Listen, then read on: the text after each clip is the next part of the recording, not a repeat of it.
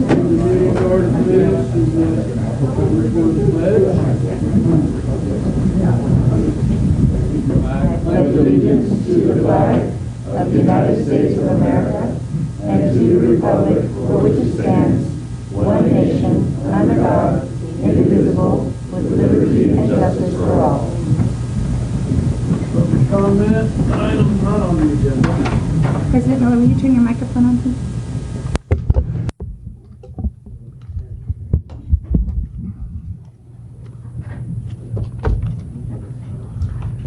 Good morning, Michael Hillweld, resident of Division 1. I'd like to request that item 14, the reorganization of the board, take place before the closed session rather than after the closed session. Okay. I appreciate your consideration of that. I have no problem with that. We don't answer public comment. Oh, well. Morning, board members of the public and staff. I'm Mike Pasner, owner-operator of Indian Springs Organic Farm, farming with NID water for 33 years. I watched Monday's strategic planning workshop on the computer and came to Tuesday's session. I did not come away with renewed hope. The first thing in the mission statement under values is a safe and sustainable water supply. We continue to spray Roundup glyphosate on about 300 miles of irrigation ditches. Monsanto Bayer has been successfully sued 5 times for huge amounts of money for harming people. There are now 43,000 lawsuits against them. Rem says he'll continue using Roundup as long as it's legal in California. That's dishonest. NIDs continues to waste taxpayer and ratepayers' money on the Centennial Reservoir and Power Project. This project only makes sense if we sell our water in Centennial is on the agenda. Should I not address it at all now? Public comment, things that are not on the agenda, please. Thirdly, I attended the engineering committee's meeting yesterday. We discussed water loss, and it was a great meeting. A tape of that meeting and all committee meetings should be kept in perpetuity and not erased after 30 days. The recording system's in. Let's use it. These committee meetings are where the rubber meets the road. They are the public's opportunity to either get our questions answered and have a discussion, or watch Rem shrug his shoulders and not answer us. They must be recorded and kept. That would be value number 7 in the mission statement, transparency. To sum it up, quit poisoning our land, water, wildlife, and people. Defund the crap dam, it's worthless. Tape all committee meetings and keep the tapes. And by the way, where's the hydrology report? Thank you.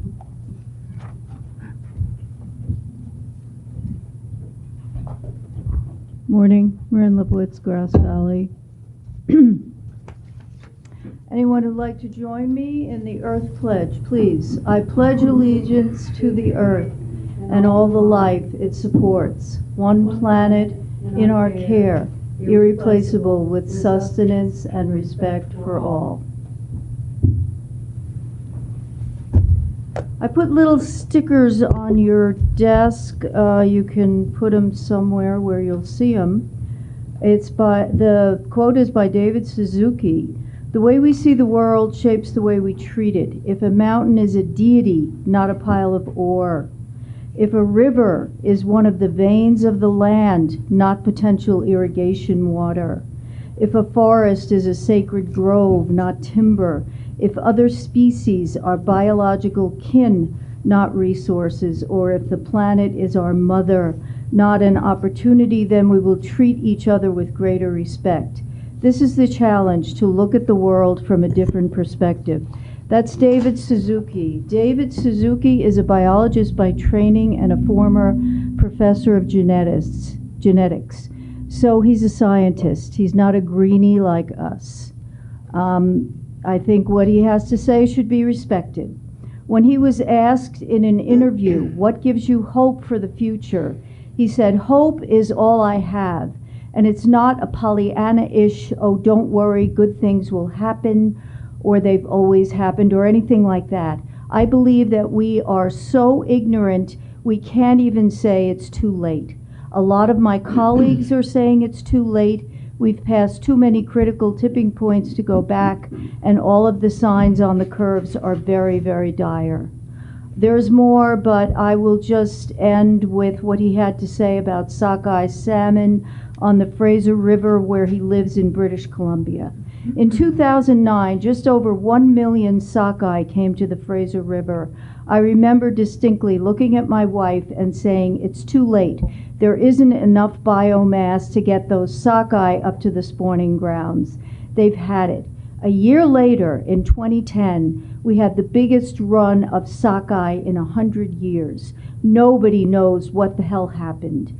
Nature shocked us, and we still have a federal committee trying to figure out what the hell is going on with Fraser River sockeye.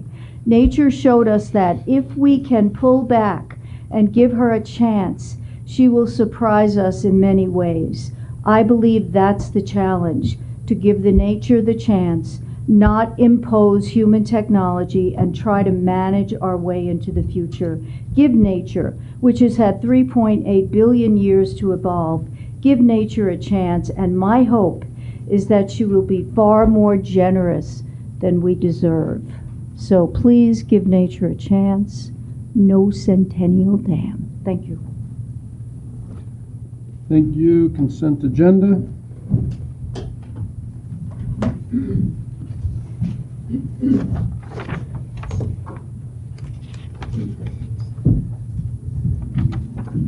I'd be happy to move the consent agenda, but there may be board members who wish to pull items. Mr. Chair, I'd like to pull just the one thing on recreation rates, only because I have a question for the staff. Otherwise, I'm happy with moving the balance of the consent agenda. Well, the Roll call, the alternative is Roll call, to please. answer the questions and Roll then vote call, on them. please. Division 1, What is the motion? The consent agenda aside from the Minus- item you mi- Oh, pulled. aside from the item. Minus Okay, item well, 4. no, okay. Then, yes, thank you. and can I confirm, Director Heck, you were my second? Mr. Secretary. Yes, I was your second. Thank you. As long as it's understood we're pulling item 4. Thank Thank you. Okay. And on Division 1 as an aye. Division 2? Aye. Division 4? Aye. Division 5? Aye. Division 3? All right. Monica, you have the podium, please. Thank you, Monica.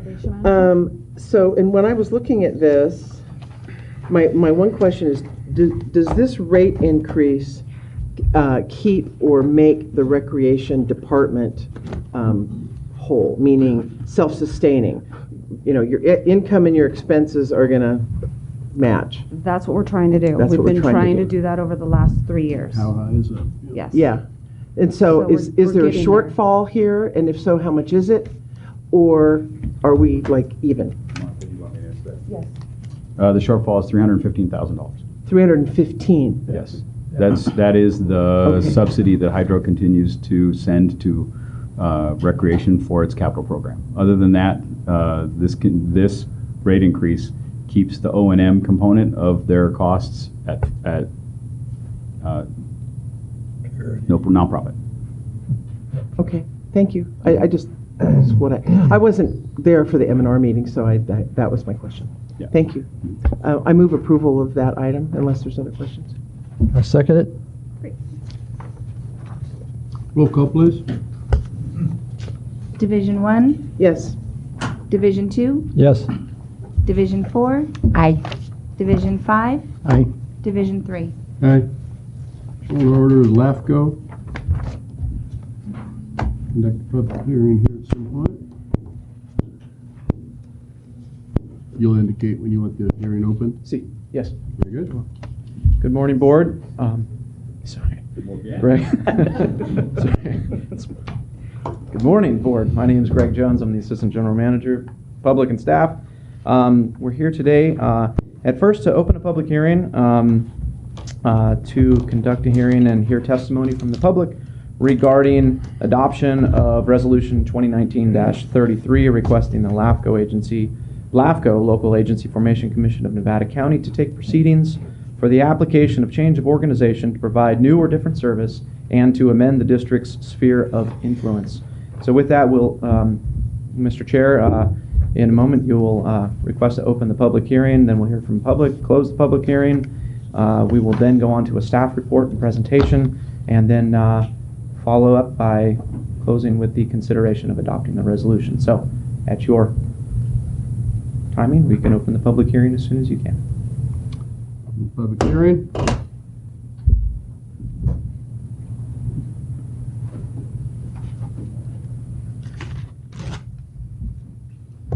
Morning, Peter. Good morning.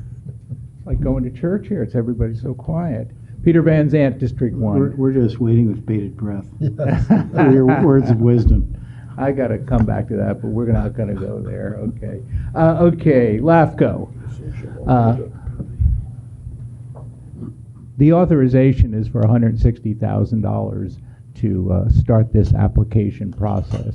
I don't think, and people in this room don't think, NID has that much money at this time. But that aside, it's an important one, but I think that's a... the other issue is that we, the public, the governor, does not know what PG&E is going to look like when this mess is all finished. They've come to an agreement on the damages, good for them, but we don't know if they're going to be available, if there's going to be a bidding process. So spending money up front to achieve something that we don't know is achievable kind of falls into this category of wouldn't it be nice if. However, there's a lot of barriers to get to that if. The other thing about LAFCO is it's not a multi-year process. It goes fairly fast because you, NID, will have to do the work up front, and then they will review it, and they'll go through the boundaries to do the power part of it. So if PG&E becomes available bit by bit, I think you can complete the LAFCO if you need to. I don't support that, but that timeline is not critical. The LAFCO is not critical. And, you could be sitting around here for, 2 or 3 years before PG&E is settled, and you could use that $160,000 elsewhere. So, thank you. As a supervisor, I appreciate that input, Peter. Excellent point. Good morning, Michael Hillweld, resident of Division 1. I strongly oppose the LAFCO resolution at this time. From my observation of the budget process for 2020 for NID, I don't believe NID can afford the application and exploration process. The staff report states that the funds will come from the management consultants portion of the 2020 budget. I'd like to know what projects are being deferred in order to fund this activity. It appears to me, from what I've heard both in committee meetings and at this board, that the staff has high priority deferred maintenance needs throughout the system that would be better funded with $150,000 that you're looking at allocating to the LAFCO process. And Did you answer Mr. Hill's question? I'm curious myself. The 2020 budget was created. We were aware that this expense existed, and it was put in the 603 account, so it was accounted for. So it's not being taken, it's a valid question. It's not being taken from another project. Okay. You asked the question, then went on. I was curious about the answer. Thank you very much for the clarification. So it's part of the cannibalization of the hydro revenues that are being brought in to balance the overall budget. At a recent board meeting, the chairman said that the district's current insurance carrier had advised the board that NID would not be able to secure insurance coverage for the electrical distribution system. That is correct. If the board has received this counsel, I believe it should be the end of the conversation on this proposal, because it's a deal breaker. I understand the frustration with PG&E. I'm a PG&E customer. I've experienced the quality of the service they provide. I support a publicly owned utility, but I do not believe that NID is the best alternative. I believe the priority for NID is to get itself on firm financial footing on the business lines that are currently in place and not add any. There are alternatives. I understand the Grass Valley City Council last night considered one of those alternatives. So I'd like you to reject the resolution for the application to LAFCO. Thank you.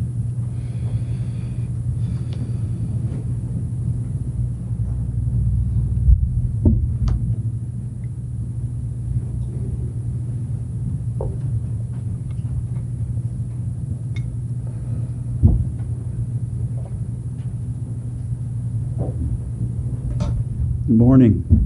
I'm Don Conan from the south end of the county. Been buying NID water for 40 years.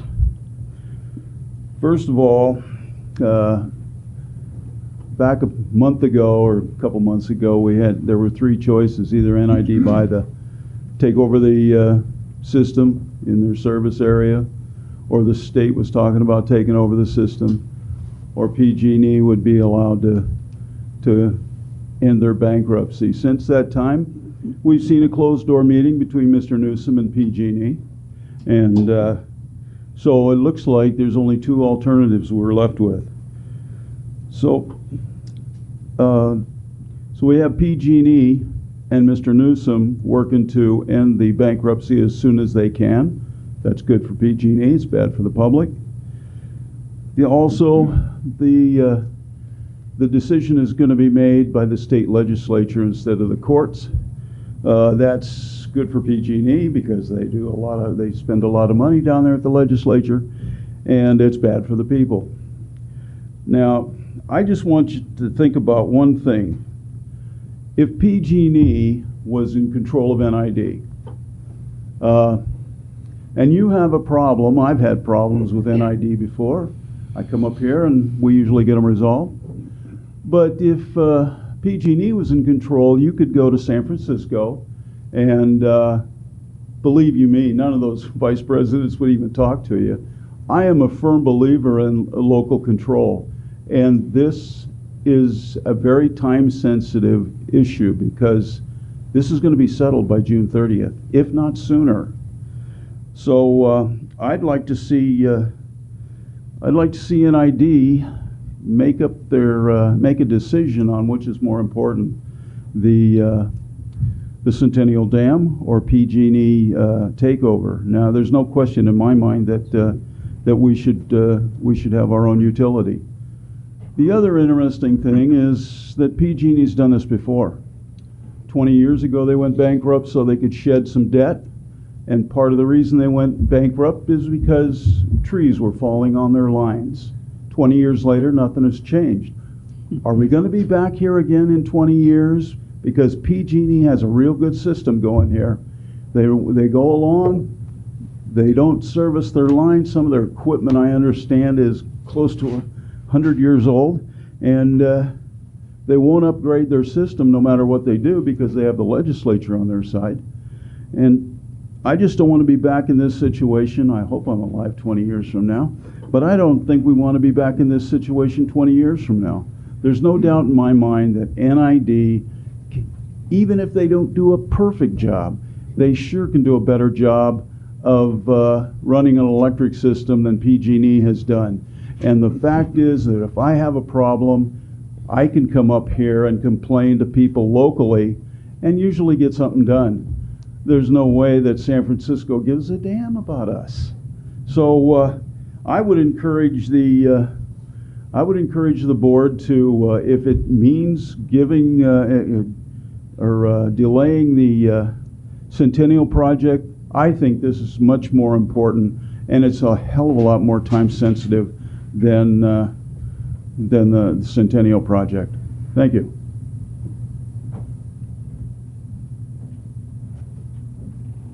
Any written correspondence? Close public hearing.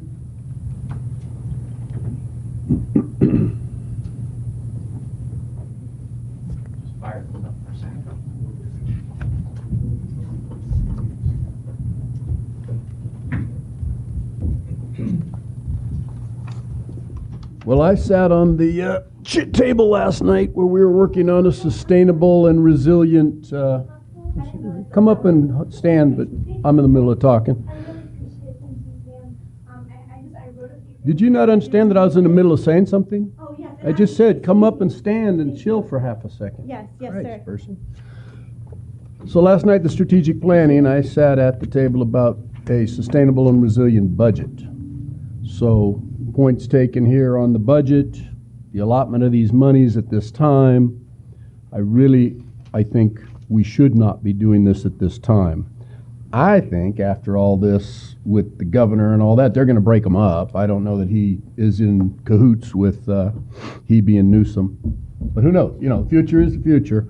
I think you wait on the liability issue, which again, it was mentioned here and it has been clearly stated, and I said it day one, it's a fatal flaw with regards to not being able to insure it. So imperfection, exactly. If you're not perfect, suddenly you got $1 billion. We don't have $1 billion to pay. They're paying $13 billion. I mean, points are all just on top of themselves, but we should wait and see how the state breaks them up and then enter the 4A in a group with the city, keep it local. I mean, keeping it local has a logic. They throw a wet towel on all of Northern California, they being PG&E, and that's not a agile or discreet answer to anything. They're being punitive. But it's not our business. We've not done this.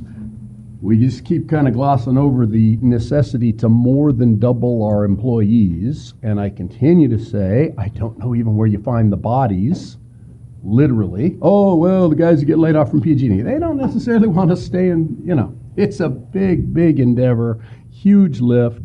Centennial is our business line. And I think securing our water into the future is where we should be putting our energy. Agree to disagree? Sorry, I had closed the public hearing.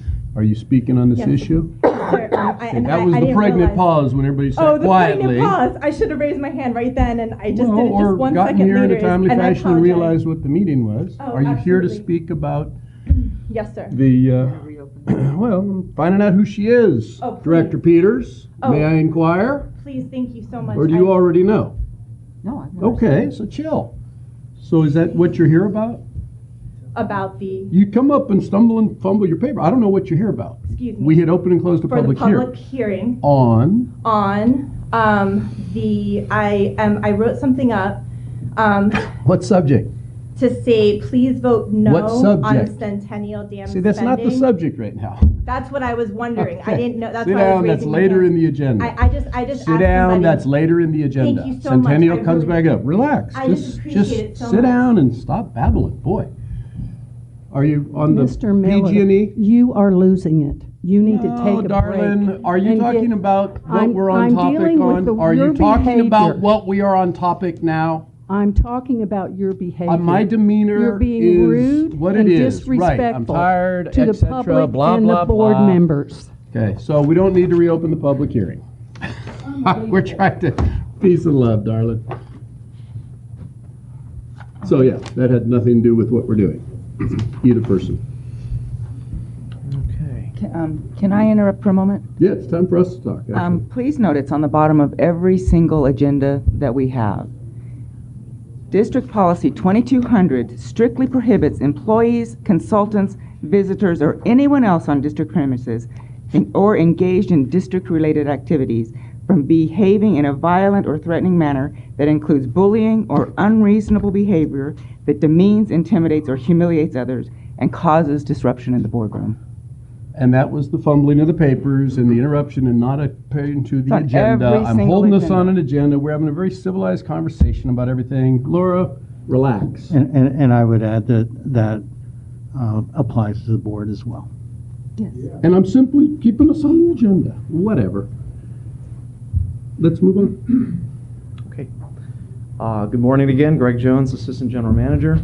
Here today to talk about the LAFCO resolution of application to provide new or different services to the district and to amend the sphere of influence.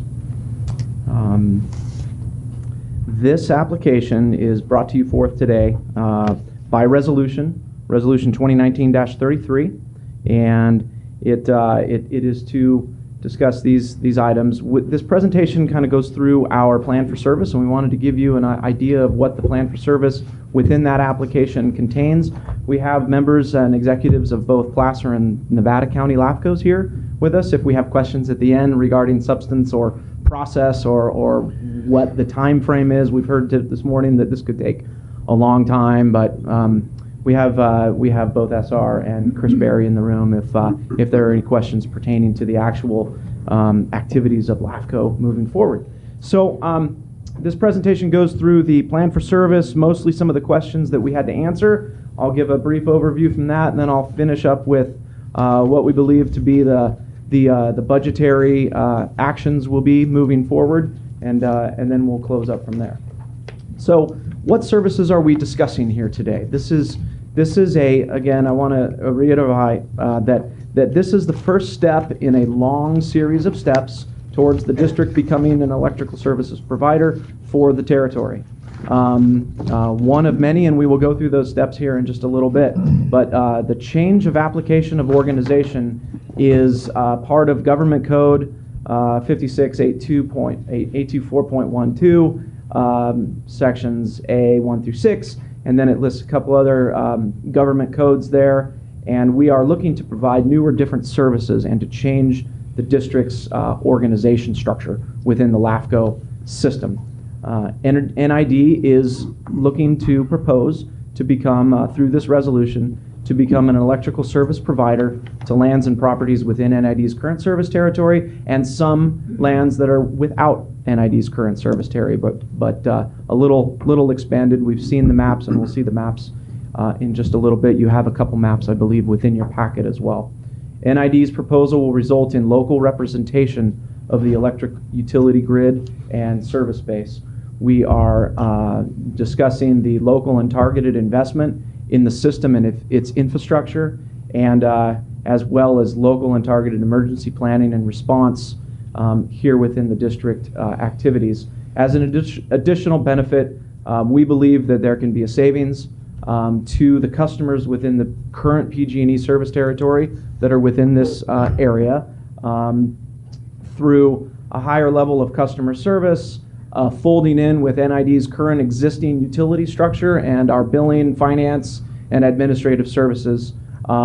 We are a nonprofit organization as a municipal facility, an organization, and so we are believing that we can save the customers in that regard without paying out shareholder dividends. Thank you very much.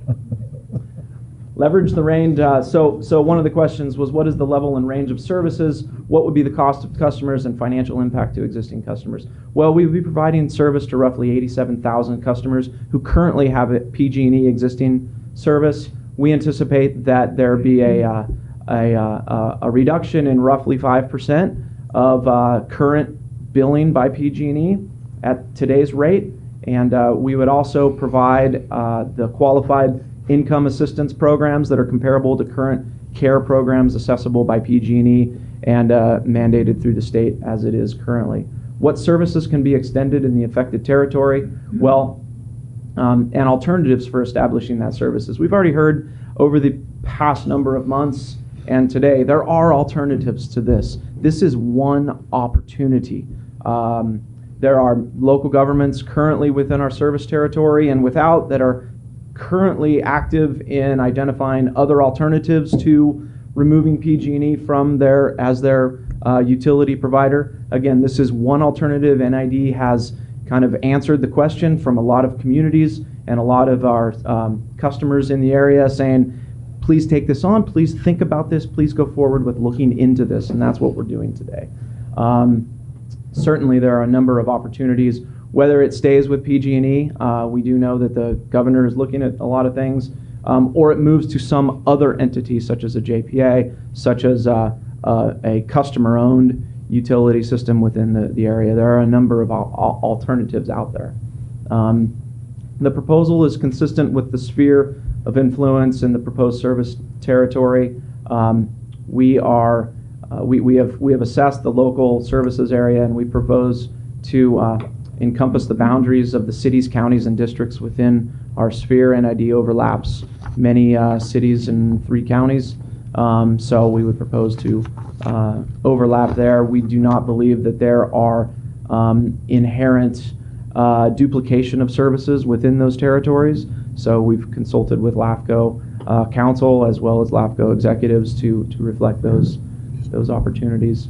What would we do? What would we kind of improve? We all know that there's an opportunity to improve multiple aspects of the electrical distribution system within the area. We would do some immediate improvements. Some of them are outlined in the plan for service. A high level overview. There are separation switches that are available. We've identified that in some of our financial planning or in our financial planning. There's the Penryn and Leakin substation improvements that we've identified through our financial analysis as we've been looking at this. We believe that there are roughly 54 smart node installations in the roughly 0 to 5 year placement of this.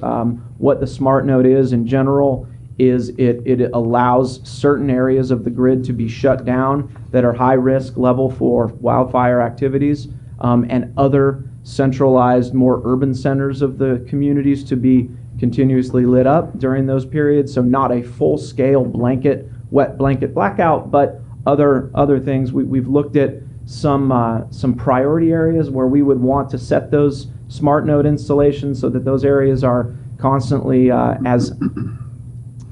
as full of power as possible. So those were first responder areas, hospital, critical care facilities, government facilities, schools, and the like, gas stations, convenience stores, places where mostly centered in the urban areas, and that we would look at and say, oh, those places need to be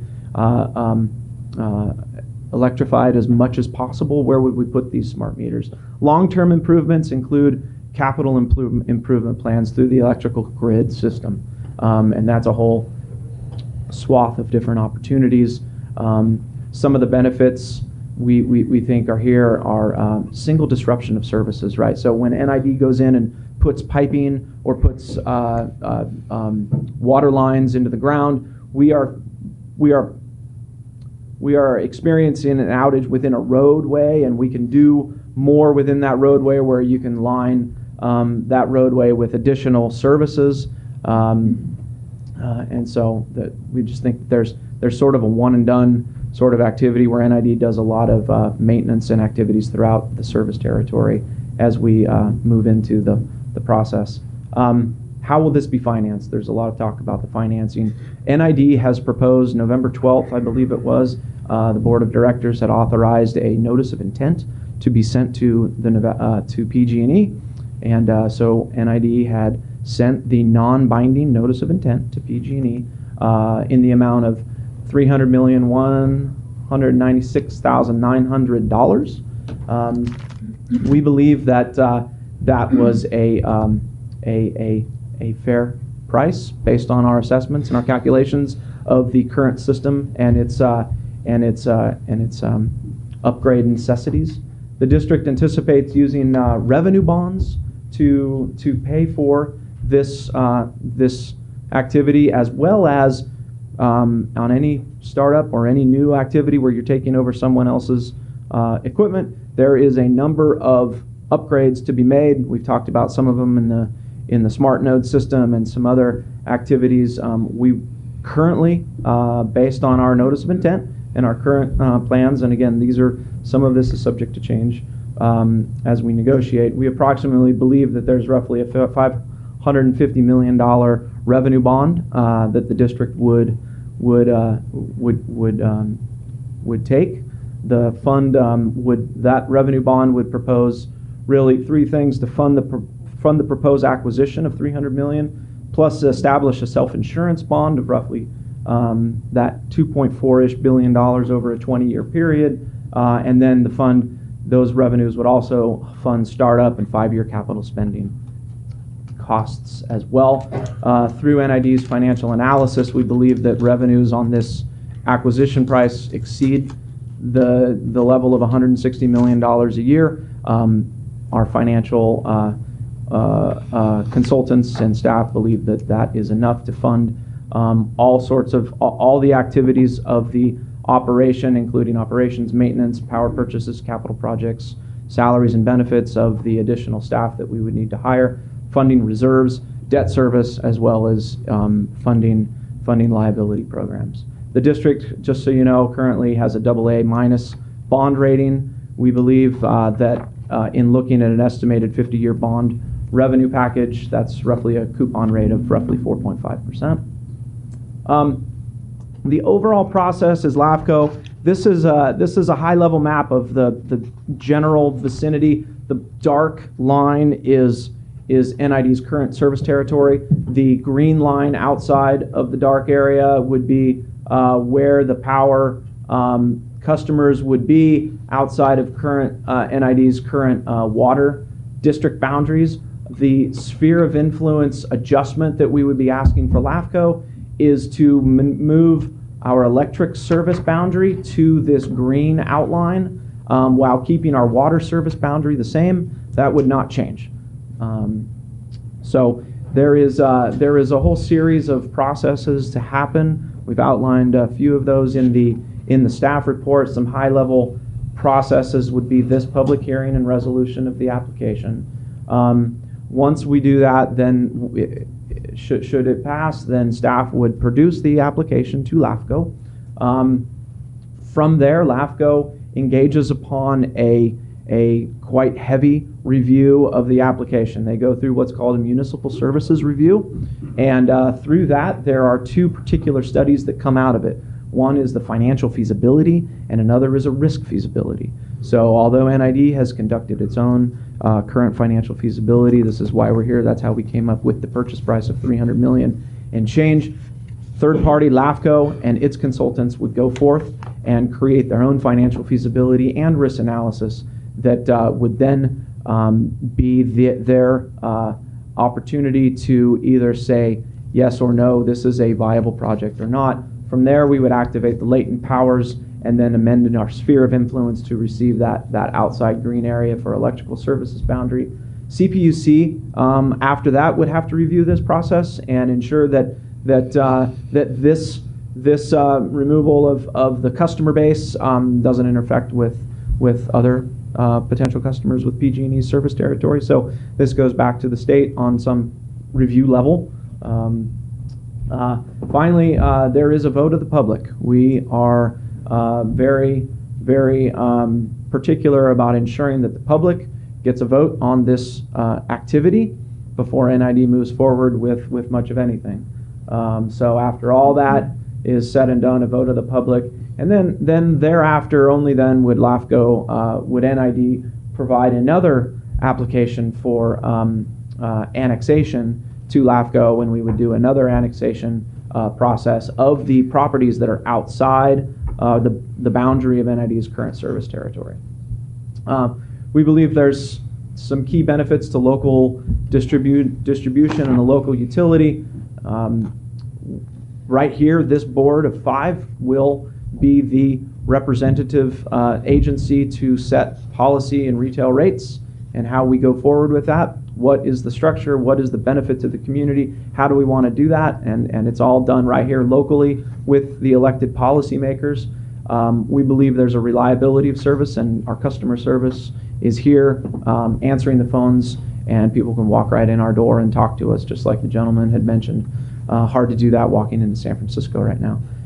We believe there's a reduction in utility leakage from the local economy. What that specifically or simply means is that if indeed it is the $160 million a year, that is going outside of our community. That is going to Wall Street and investor-owned utilities right now. If we can keep that, a percentage of that and a majority of that here in our local economy, we believe there's a benefit there to the community. NID is not for profit. We are not doing this solely and for profit. It is all the revenues and all the funding is invested back into the infrastructure and the system locally. And distributed because of the economy of scale on a management level to NID's management. It's part of this financial discussion. Staffing, for sure. Has been, so don't make it sound like it all goes back to the community. Right. Staff has to manage and actively run it. Yes. So there are risks. Really? For sure. Really? There are. What might those be? Insurance, number one. 2.4 billion over 20 years. Has there been a settlement that low in the last couple of years here? Not that I'm aware of. Okay, sir. so it's going to take us 20 years, and we're still not going to have enough to cover it. So Big risk. Big insurance, risk. insurance is a big risk. Financial Little flaw. bonding capacity, as I've said, we're AA negative. We've been in contact with our bonding agencies thus far, and we've been in contact with them. There are discounted rates and discounted programs that are currently available through PG&E customers. NID would commit to carrying those forward or carrying some version of those forward, and so that we can get those taken care of. And of course, then Director Miller staffing. There would be a recruitment of candidate pools. This would increase the staffing capabilities and needs of the district considerably. There's the local unions to work through as Of well. those 250 employees, don't they have to be technically capable?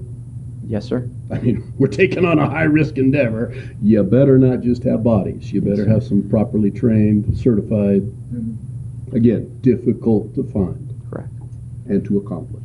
Some of the mitigations that we've identified through these risks are self-insuring and risk pool, identifying other entities that have gone through and that are actively seeking purchase of distribution facilities of PG&E, such as San Francisco, such as South San Joaquin Irrigation District.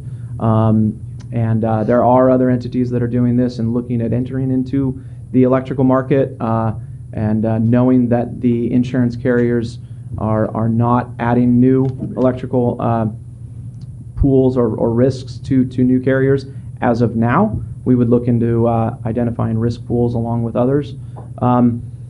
Ability to set rates, disadvantaged income customers. We know there are a whole host of disadvantaged communities within our service territory. We would be reaching out and identifying rate programs to accommodate accordingly.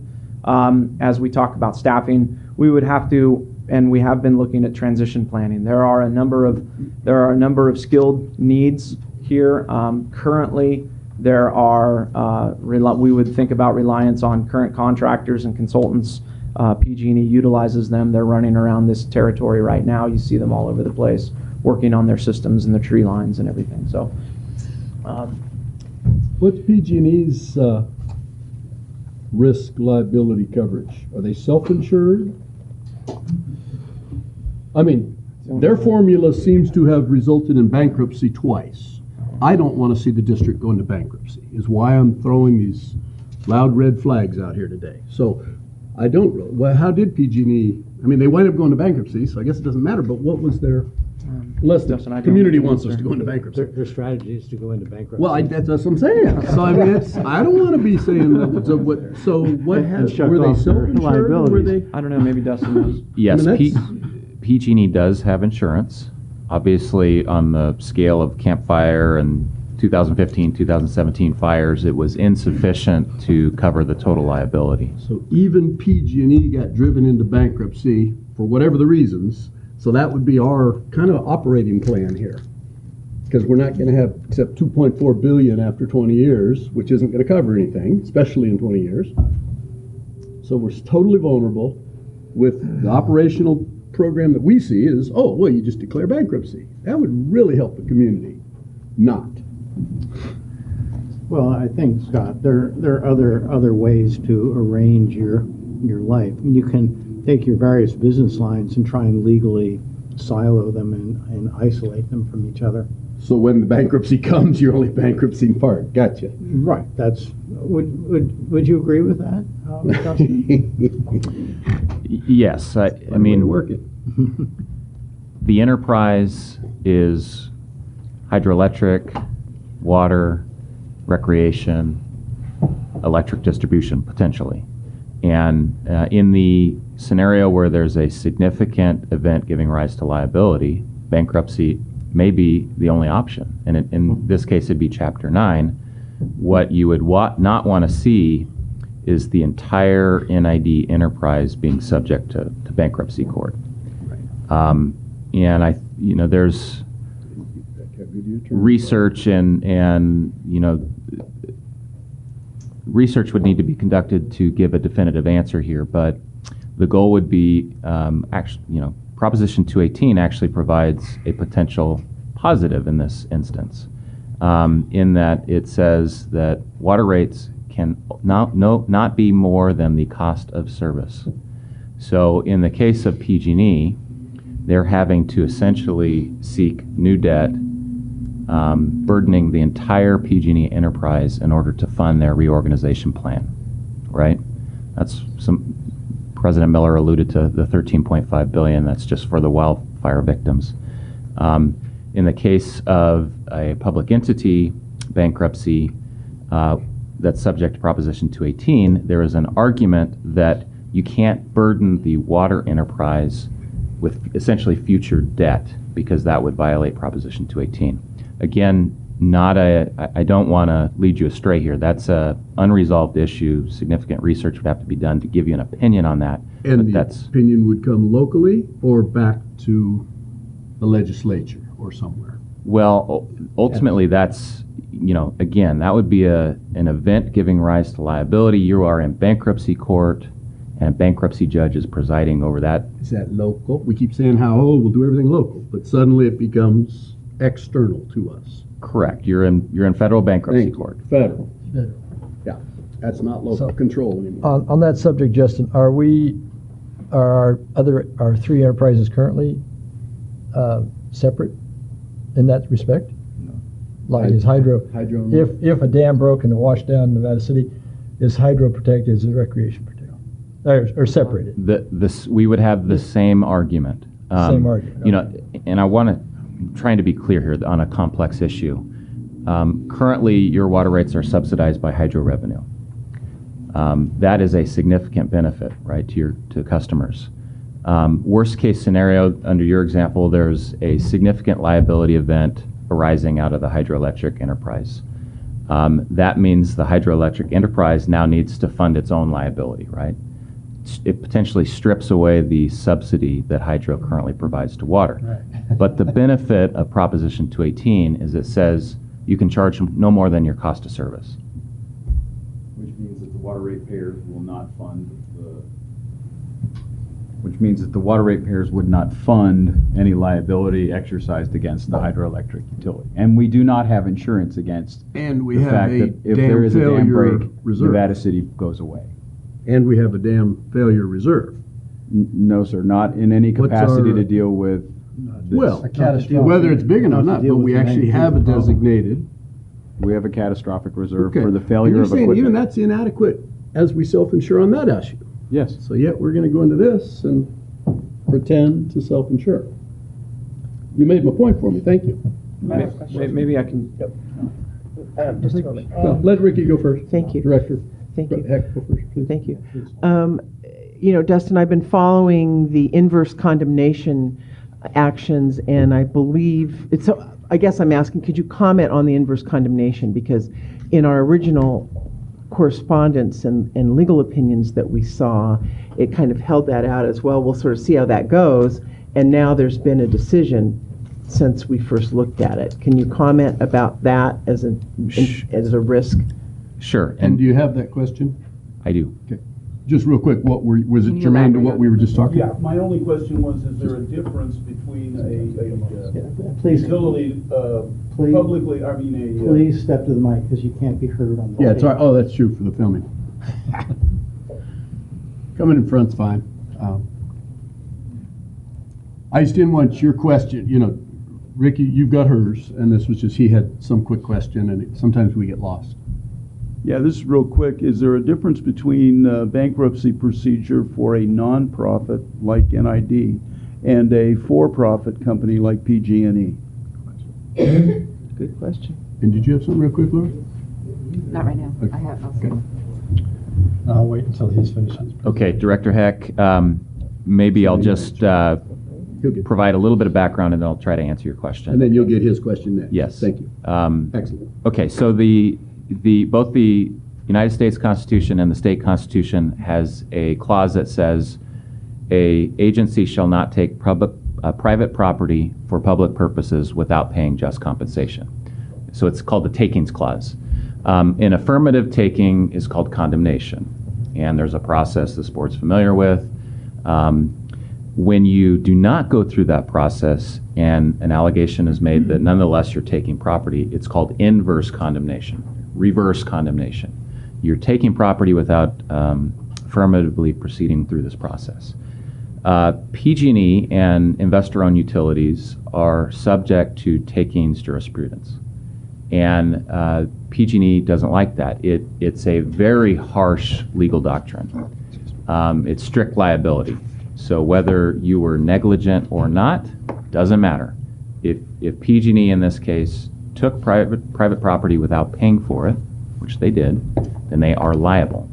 There is also an attorney's fees clause. So it's a very harsh, victim-friendly piece of law.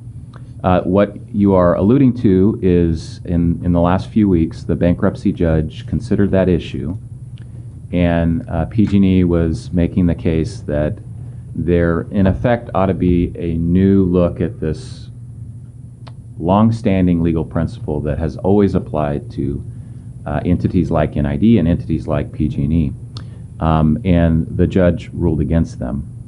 Now, I should point out this is the bankruptcy judge. He's in effect the trial judge. He certified that decision for immediate appeal to the Ninth Circuit. There is a process where the Ninth Circuit can then immediately refer it to the state Supreme Court. One of PG&E's key arguments is the law on this subject is exclusive to appellate courts. So in our state court system, you have trial courts, you have appellate courts, you have state Supreme Court. Appellate courts are, good lawful authorities. They can issue precedent that then applies to cases that come later. But the Supreme Court is still the law of the land. And the Supreme Court denied review in these prior appellate decisions that went against PG&E's interest. So PG&E would like to have the state Supreme Court weigh in. So again, the district court ruled against PG&E in favor of the victims on this inverse theory. That is now in the Ninth Circuit, and it could be sent to the state Supreme Court. So there may be more to come on that issue. Does that answer your question? Yeah, it does, except that then, the following comment is, so presently, the theory of inverse condemnation as it relates to public utilities harming innocent victims applies. So that, this is another area, I've got many concerns and other questions that will come later, but I really wanted to get your take on that, because currently we would be then under the law as it exists, wherein inverse condemnation applies to us. Yes, and an important clarification, we are under that law today with our existing business lines and enterprises. Right. And you would be under that inverse condemnation, the harshness of it in any future business enterprises, including electric distribution. Understood. It just seems like the risk goes up exponentially with a utility, an electric utility. So that was, and I remember having this memo that said, well, maybe it won't be so bad, if they act favorably on the inverse condemnation issue. But it seems like, oh yeah, it's bad, still bad. I mean, stated very simply. Yeah, what you're referring to is there is some legislative recognition that, boy, this is a very strict legal doctrine here. And maybe there are some downsides. It's more of a policy type discussion. Frankly, as I mentioned right at the outset, these are constitutional principles. Right. So it's tough for the legislature through a statute to change the Constitution. And so I have questions about what the legislature could really do to meaningfully change the law on this. But it is a discussion that's ongoing. Yeah. Okay. Thank you. Did you want to? No, I was just going to point out that the district already faces this risk, as we do operate transmission lines and have electrical assets operating in the forests of the Sierra. Yeah, I get it. with SDRMA covering our liability. Not in the billions of dollars. Not the glove, but we have an But we don't insurance need it. carrier for those things at this time. Correct? Yes. Isn't that what okay. Yes. Make it sound like we're uninsured there. So, No, if I just may- not sufficiently insured. Then we should look at that. Okay. Did you want me no to insurance. answer the gentleman's question? Yes, please. Thank Okay. you. Your question, sir, was whether there's a difference in the bankruptcy procedure, nonprofit versus for-profit. The answer to that question is no, but there is a distinction in the bankruptcy process depending on whether you're a public agency or not a public agency, a private entity. And that answer is yes. I'm not an expert in bankruptcy law. We have retained folks that are, but at a very high level, the PG&E is in Chapter 11, business reorganization. If it were a public, the same events, same significant liability, but a public agency, you would be in Chapter 9 of the Bankruptcy Code. So it's a totally different process. I'm told that it is much more flexible. Chapter 11, frankly, is pretty friendly to the business entity. I'm told from the bankruptcy experts that Chapter 9 is even more friendly to the public agency from that perspective. Is Chapter 11 what Trump pulled all the time? I do not know. They always say, oh, he just would bankruptcy and then do again. But Probably. Presumably those It are is a business. frequent, that's that somebody model mentioned that's that out there. I just the don't early like it. 2000s PG&E bankruptcy, it was also Right. Chapter 11. Model that just doesn't seem right. It's not like we're saying, it's funny that we're talking so much about it. It's not like if, it's like how are we going to navigate the bankruptcy? Seems to me. I'm speaking in hyperbole again. So if I may finish the presentation, and then we can open up to other questions and then public comment as well. The comparable offers you see on the slide here are Thank you for the your other, patience. yes sir, are the other entities that have submitted a similar notice of intent or an actual offer to PG&E to purchase and take over their electrical distribution systems. The San Francisco Public Utilities Commission is by far the highest dollar amount with the largest price per customer at roughly $6,667 per customer, $2.5 billion offer. South San Joaquin Irrigation District was the lower one of the four entities that we know of to date who have actually submitted an offer to purchase the utility assets at roughly $2,900 per customer. NID falls at the lower level of the four, so we're the third one down, roughly $3,532 per customer as a cost.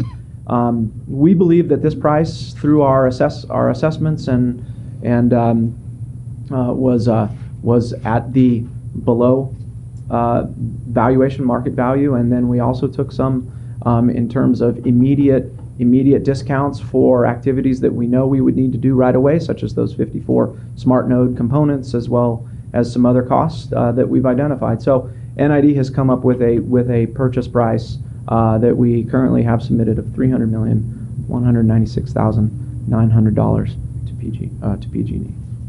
That ends my presentation. Now we have jumped into the realm of liability and risk and bankruptcy. Open to any of your other questions. We have staff here. We have LAFCO staff if their information is necessary.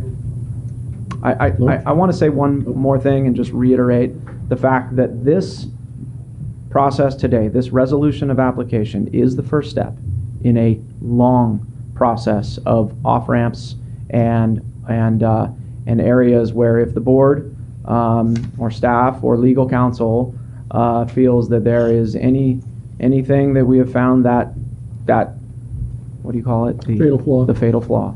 That there are all sorts of different numbers. You've seen that notice of intent. There are many subject tos and whereases and there shalls. And on that discussion, does each step cost $250,000? So the application itself is a good faith deposit to LAFCO of $10,000. That will come out of the 2020 budget as well. At this late in the game, December 11th, we don't anticipate the full application being submitted until the first part of January. So that is an initial cost to the district. We do believe that the two studies that the LAFCO is going to have to contract out for, which is the financial feasibility study and the risk analysis study, which is in their municipal services review, is going to cost the district. The district is going to have to pay for those feasibility studies. In some of the studies that we have already done, we estimate currently that it's roughly going to be about $150,000. We don't know that for sure because they haven't gone out with a request for proposal or those factors there. But some of the other feasibility analysis, some of the other consultants that we've worked with in the past looking at this is roughly about $150,000. We do, as Rem said, we had anticipated that in the 2020 budget out of the account number that you have seen in your board packet, and so it is budgeted, it is set in there, and so I guess that's the answer to that question. So again, Laura's waiting, but your off-ramps, I think we all are. do they all have cost? I mean, do we keep paying to get to the next off-ramp to decide to take the off-ramp? Probably. I don't think so. Right now, it's Laura's been waiting. Thank Okay, you. go ahead. No, Okay. no Mine's on the sufficient. same subject, but go ahead. Exactly the same thing. Oh, is it? Do Yeah. you want to go ahead? Hey, and do Just that? curious forward. Okay. I got a lot of questions. Chair, go I got ahead. many, Yeah, many Chair, questions. go ahead. Okay. You all Um, got our turn. Okay, so my first question, first of all, I applaud you for coming up here and presenting this, Greg. It's not an enviable position. But my first question, on the staff report, it says, as required by law, the public hearing for this meeting was noticed at least 21 days in advance. Right. I sign up for every notice. I don't recall receiving a notice, and I'm in the district. Yeah. Yeah, How was it we noticed? noticed Yuba County through the Appeal Democrat, 22 days, November 19th it was published. The Union published it November 15th, which was 27 days in advance. The Auburn Journal and the Gold Country Media published it on November 21st within Placer County. How was it published? In the newspaper. In the newspaper. I mean, but because I searched published, I searched notice in the. It was a legal notice, Legal those notice. kind that have the back- print that's in the back. about, you need a magnifying glass to read it. Okay. It's in the back of the paper. Yeah, it was a legal And a notice. law degree. I have And a law copies degree. of them. We do have the copies, Good, and we pay okay. for it, and so they, yes, so Okay. in the 3 counties. That's good. Thank you. Yeah. And so you say that it would take a majority vote to pass this. On page 4 of the document, it says it would take a majority vote of after the staff Correct. goes to the voters. Is that a simple majority or a supermajority? Simple majority of those voting, not of the total population of the community, but the simple majority of those voting. So 50 plus 1 of votes That cast. cast. Correct. And is that stipulated? You said because we want to make sure all of our voters, but isn't it in law somewhere that we're required? That's a required step that we have to go through. It's not just because we want to get people's opinions. It's a legal requirement. That is correct. And there may also, emphasize may, there may also be another election, again, if we get to this point, concerning the district and any debt issuance, any new debt issuance. That would be something, obviously, well down the road, and the board would have to weigh in on. Can you say that one more time about the debt service? Is that the bond? That's my next question. If you issue debt, it's possible that we may also seek a vote of the customers for that debt For the issuance. bond issuance, yeah, the debt issuance. Okay, because that's my next question on page 5, or page 2, number 5. How will this affect our current debt service ratio if we have to go out and borrow all this money up front? This $500 million or something, $550 million. How does that affect our Marvin? debt service I'll have ratio? Marvin ask that.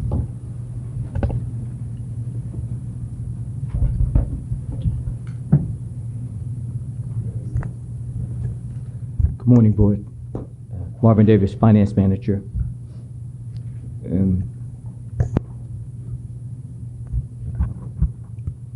Our current debt service ratio is about 3.74, and this is the estimated ratio at the end of 2018. 19 or 18? 2019. Because I thought it was 2 point, The 3.74 is our estimated debt service ratio by the end of 2019. This is our estimated ratio.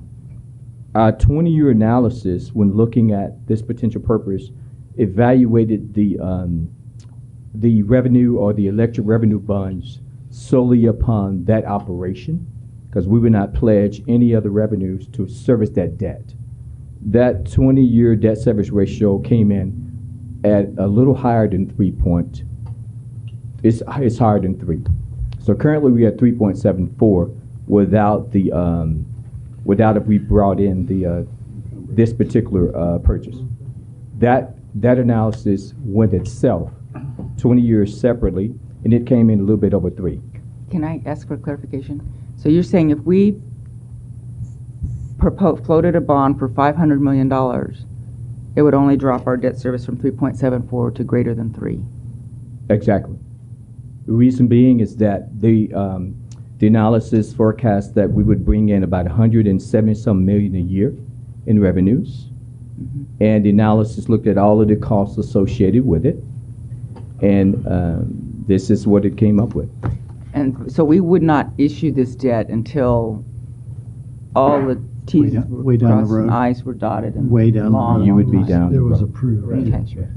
Okay. And there is even a possibility that, depending upon how we would structure the debt, as Dustin alluded to, that possibly the debt service coverage for water would increase. And the reason being is that we would propose creating an internal service fund where all of the salaries of people that are currently in the water department, in the water division, they would go into an internal service fund and they would be allocated across the 4 different operations. So all of your administration, management, IT, even engineering, even some maintenance will get split into facilities. So all of those salaries would go into an internal service fund, like a city structure, and they would be allocated out to the 4 divisions, depending on reasonable allocation basis. That's what I was trying to highlight with Greg a moment ago. Yes, so, thank you. And I also created this pretty little chart, and this is just so you can get an idea of it. And this is a normal structure. This is a structure that I have administrated before for cities, and it's reasonable as a sharing of cost. Because in reality, you would not double your staff, because you're not going to double all your overhead IT admin. Everybody's going to share those services. So you're dwindling down to 250. Yeah. Basically, what you're saying, Marvin, is that taking on this business line gives you an economy of scale. That's what it's going to. That's what it's going to amount to. It's going to be an economy of scale. You're not going to create a whole different administration overhead.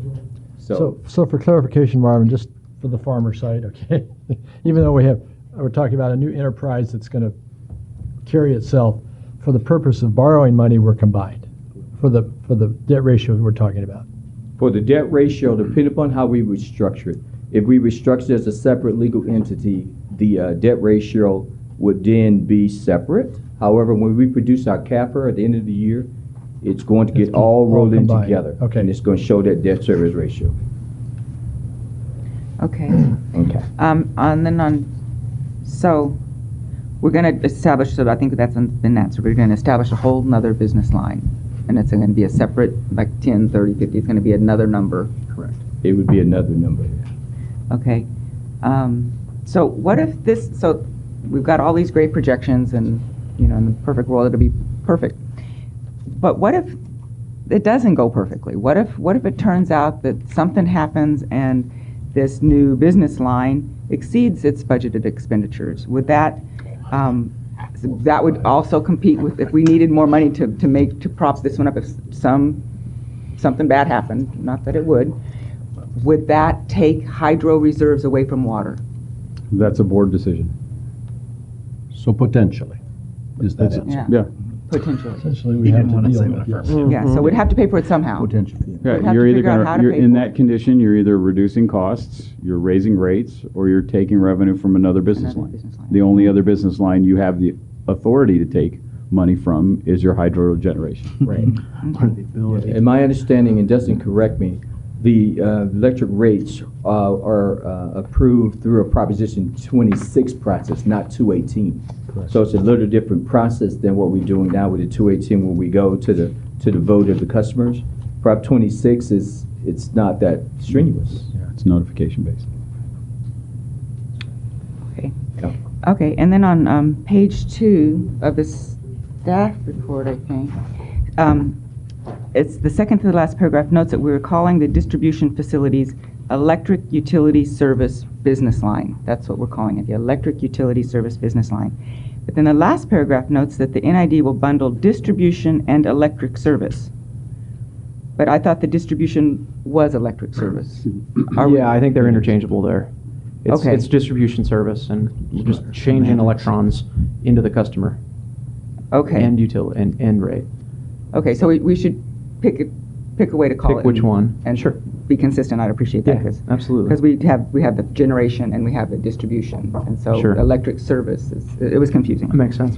Okay, and then on Exhibit B, sorry, I've got some questions. On Exhibit B, page 3, paragraph 3, we say we're going to get 5% savings. We anticipate that by providing this, we're going to get a 5% savings over charge. The customers will receive a 5% savings. And I think that's speculative because the reasons that you gave, they gave 3 reasons, because there's no shareholder dividend and there's more efficient integrated administration and there's a holistic approach. But realistically, how much revenue do you think has been generated from these particular facilities, these distribution lines in Nevada and Placer County, that they were able to pull excess money to pay dividends? Don't you think that PG&E pays their dividends out of a completely separate line? I don't think that by separating this that you're going to realize that dividend, that whatever 5% of that dividend that they're paying their shareholders. Is that making sense? We're confident that the financial models that we got from our consultants reflect appropriately that there is a 5% underage that can be achieved. It's actually larger. We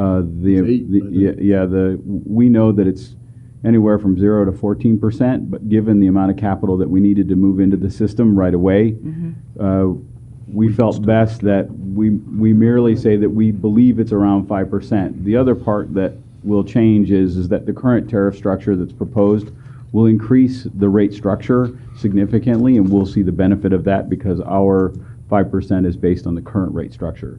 There is a significant amount of profit inside of the PG&E calculation. We're using a lot of that, or a good portion of that, to execute the capital up front and securing a 5% essential discount. Now that is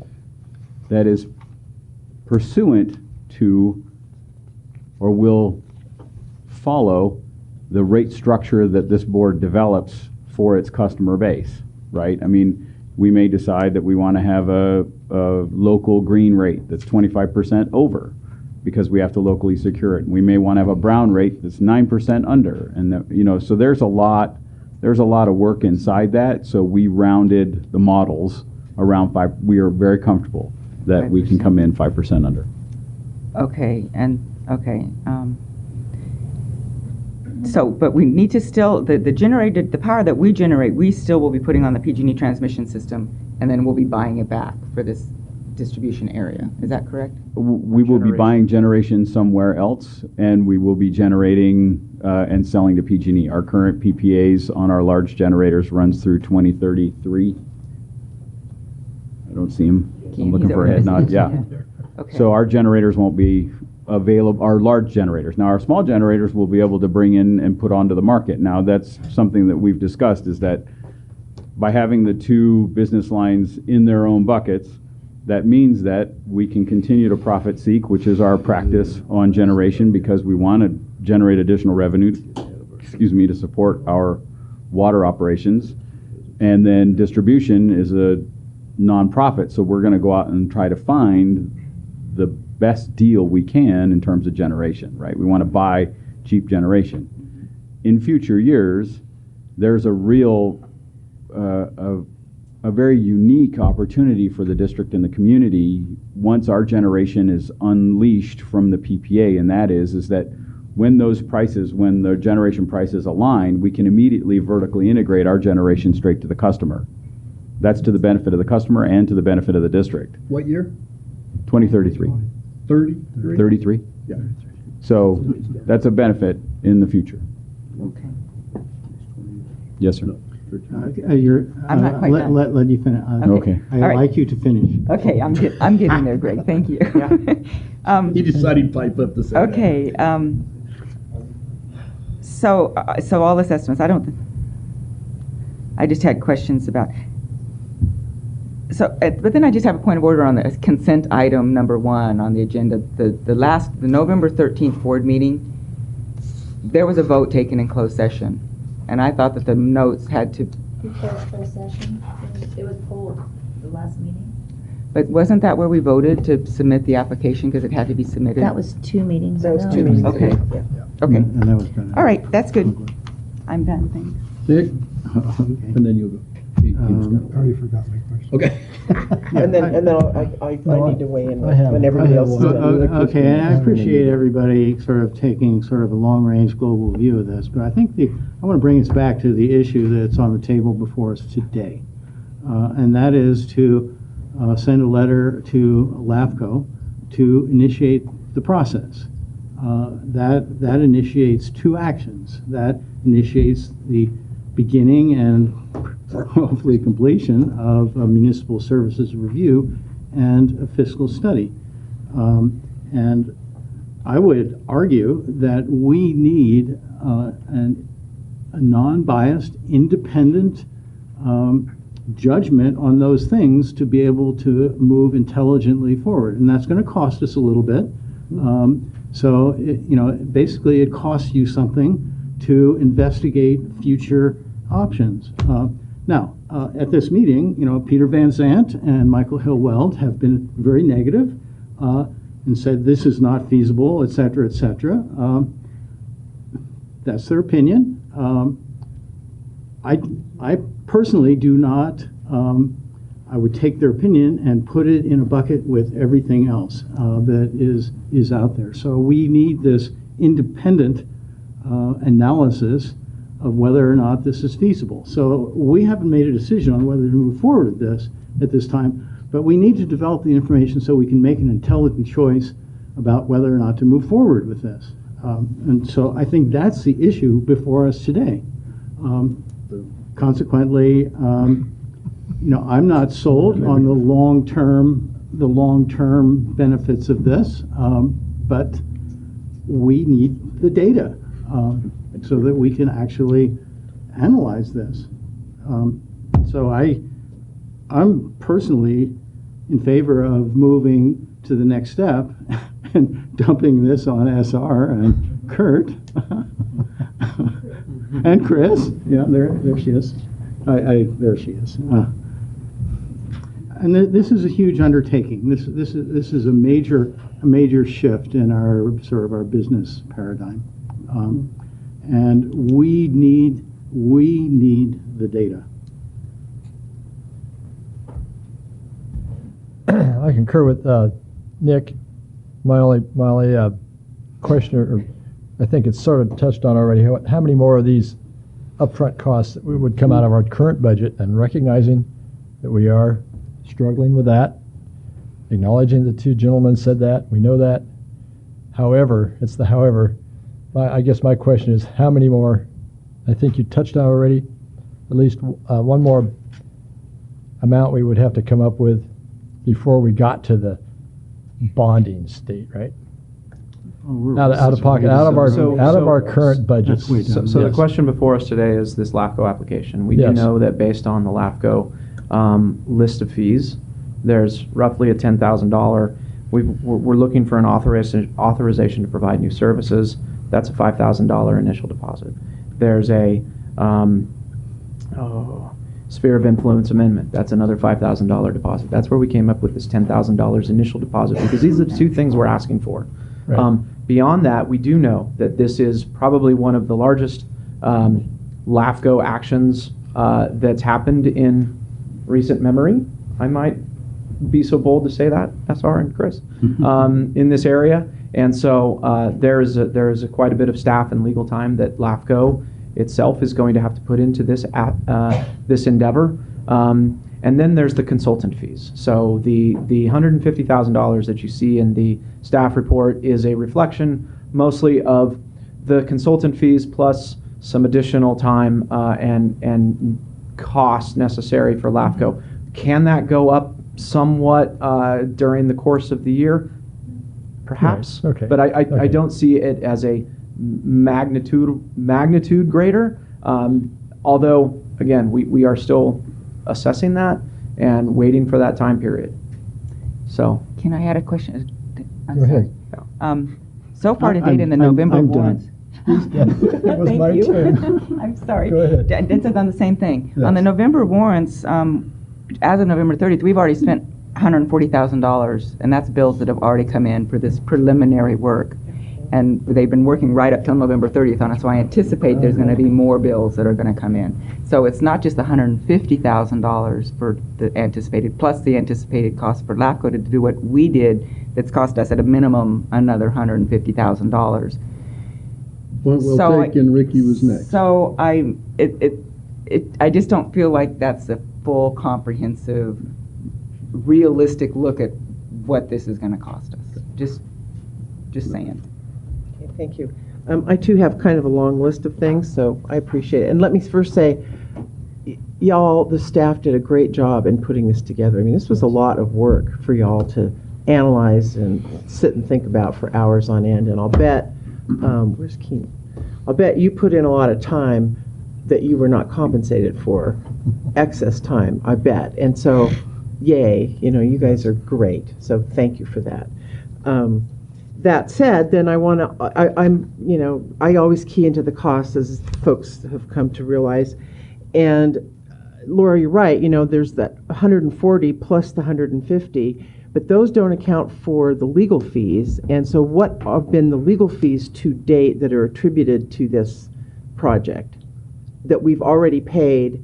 And I don't imagine this 150,000 estimate takes into account future legal fees. Those are just for the MSR and so on. So the project has been billed against as the invoices have come in. I don't know what the invoices are for legal yet, but it will go against the charge code. But so we don't, so am I hearing you say we don't know yet what the costs are? Dustin, you want to weigh into that? No, what Rim's saying is we don't know the numbers as we sit here right now, but we can get them. Yeah, because we're billing against an account, so it's being tracked. Understood. So, but the stuff that we have paid is in the warrants. And is it that part of the 140 in Yes. the warrants? Yes. The legals? Mm-hmm. Well, I don't know. Yes. It was EES and Well, those are consultants. Manesi. Those are consultants, and so those are in the project. And then any legal billing that we have paid is charged against that project code. And then do we also pay legal for LAFCO in addition to the studies? No, it's a fee. It's part of the fee. It goes there. Part of their administrative. It's part fee. of that $10,000? Yeah, And right. it covers their legal? That's an initial down Oh, payment. wait, I'm seeing people back here, SR kind of going, wait. So the question, We don't pay for their lawyer. Well, we do pay for their lawyer because we pay our LAFCO fees, but the question is does the LAFCO fees pay for LAFCO legal counsel? The answer is yes. Chris, or SR, I'm sorry. Yeah, Yes, please. Please, thank you. And please introduce yourself. Good morning, board members. I'm S.R. Jones, Executive Officer of Nevada County LAFCO. The question was, we have a deposit towards fees of $10,000. That's 5 and 5. That covers, that's an initial deposit. LAFCO fees are based on actual cost and by time and materials. So the charges will include my staff time, our legal counsel staff time, and then in the future, any consulting fees for producing the independent reports. Okay.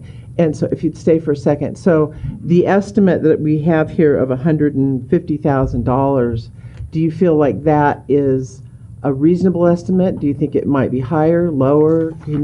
What's your sense? Because my sense is when you put up a deposit, you start the process, and then the costs go up, no matter what. That's just sort of a rule that seems to happen in life. Correct, correct. Right. I think the 150,000 is a reasonable, is reasonable. I can't, at this point, we have not done RFPs or anything like that, so I can't say whether that it would be higher, actual cost would be higher or lower at this point. If you had to guess, what would your guess be? If I had to guess, I would say, I don't think I'd want to guess. Yeah, okay. Well, thank you. The 150 was reasonable. Yeah, she said it was reasonable, but That's her guess. that's, yeah. And in that 150, is that do we also have the cost of the election in that 150? No, and how much does that cost? So again, this is a long-term process. We believe that this 150 is the 2020 budget number. We've been told by LAFCO staff and council that this MSR review can take 12 months, take 10 months. We believe that some of that activity will carry over into 2021, and so we'll be budgeting that for then. I don't have that number, and we don't believe that public vote would be probably until 21, if I had a crystal ball, but we're guessing, and we've assumed that this is going to take a little bit of time. Well, we had, before when we talked about this, we had discussed, sorry, I got distracted. We had discussed that we were REM was trying to shoot for being on the 2020 ballot, which would be in the 2020 budget if in fact we were going to try to do that. Is that no longer the case? Probably not realistic. There was exactly my point. It was a try.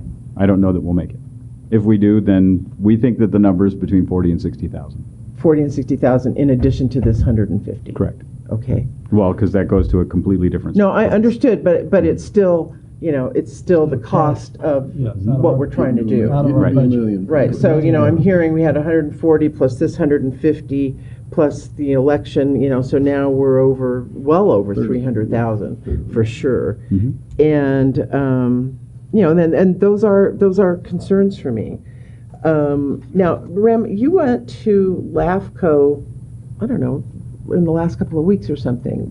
Was that an official action? Because I'm confused about, we're voting on whether to make an application, but yet you already went there. So what was that LAFCO meeting about? So we were asked. That was an informational Yeah, section. we presented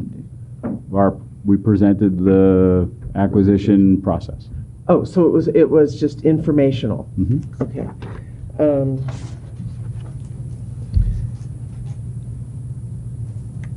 One thing that we haven't heard yet, and Tim left, and someone alluded to City of Grass Valley taking some kind of action last night. Do we know what that is? I'm just interested. Next to the podium. Okay, well maybe anyway, maybe we when can get, she, when I'm finished, maybe we can get back to that. Go ahead, We can get Mr. back to Hill. that. There, to my knowledge, there's a council of mayors. Additional opportunity on the floor to use PG&E's assets and take them into a customer-owned utility as opposed to an investor-owned utility based on mayors, and there's roughly 50 mayors throughout PG&E service territory that is signed on to that currently. I believe last night's city council meeting was to sign them onto that letter to the governor or PG&E or to the bankruptcy judge. I'm not sure exactly who. Okay. And then when we took our action to vote to at least submit our original offer, or what do we call it, a notice of intent? Or I think of it as I have a different. NOI. Yeah, NOI. We had included in that resolution for you to specifically reach out to partners, being the cities, counties, and PCWA. And I'd like to know what kind of reaction we've had from those potential partners, if anything. I would be happy to discuss that with the board in closed session. Okay, because one of my big concerns is, NID may well be the perfect entity to do this, and I really believe in local control without question. But as our attorney stated, and my feeling is this is not an endeavor that we should take on by ourselves. And so unless we have somebody who stood up and said, hey, I'm with you guys, I'll cost share, I'll whatever, it's really hard for me to think about this moving forward. So you can't tell us whether there's anybody interested or not? Was there an inkling? Was there an inkling, or? I'm sorry, I will not discuss this. Sounds- We have sounds NDAs good. that are in place that I. Oh, can't speak okay. for. Okay. Then in the various steps that were outlined, there's also an environmental review mentioned, and is that something that we would have to add to this cost basis, this environmental review step? Are you referring to the staff report? Yes. Second page? Oh, I don't know, it was on one of these, where it laid out the steps. Well, I mean, you know. The steps were laid out in the NOI, and that is one of the steps. Yeah, it was in the NOI, that's right, okay. That's part of the application process, is determining what the environmental review on something like this is. Right, So would we be doing a full CEQA on this, or? Mitigated negative. we don't believe so. So I want to clarify Yes. something. There is in your resolution a finding that should you approve this resolution, that action is exempt from CEQA. Moving down the road, whether there's a discretionary decision that has the potential to affect the environment, the CEQA trigger, that's yet to be determined. This is just the service This- area sphere of influence. This is just a CEQA determination as to this potential resolution As of to just application. this singular resolution. Because- Understood. I get that, but then somewhere down the road, especially if we're expanding our service territory, I would imagine that will trigger a CEQA review.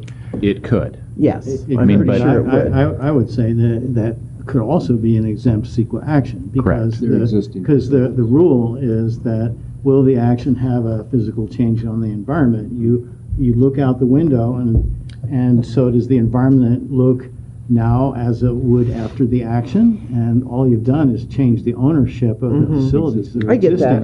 that, but that And doesn't mean that's that statutorily there exempt. wouldn't be a group that would insist upon some sort of CEQA. Well, they probably would. Yeah, but, so that's what I'm saying, is that I also think that is, I'm just looking for cost, you guys. I'm just trying to, Right. not like gloss over something. There's a lot of moving parts here with a lot of costs associated with it. But that is not necessarily one of the costs. And then, have you taken into account our bankruptcy counsel fees for this?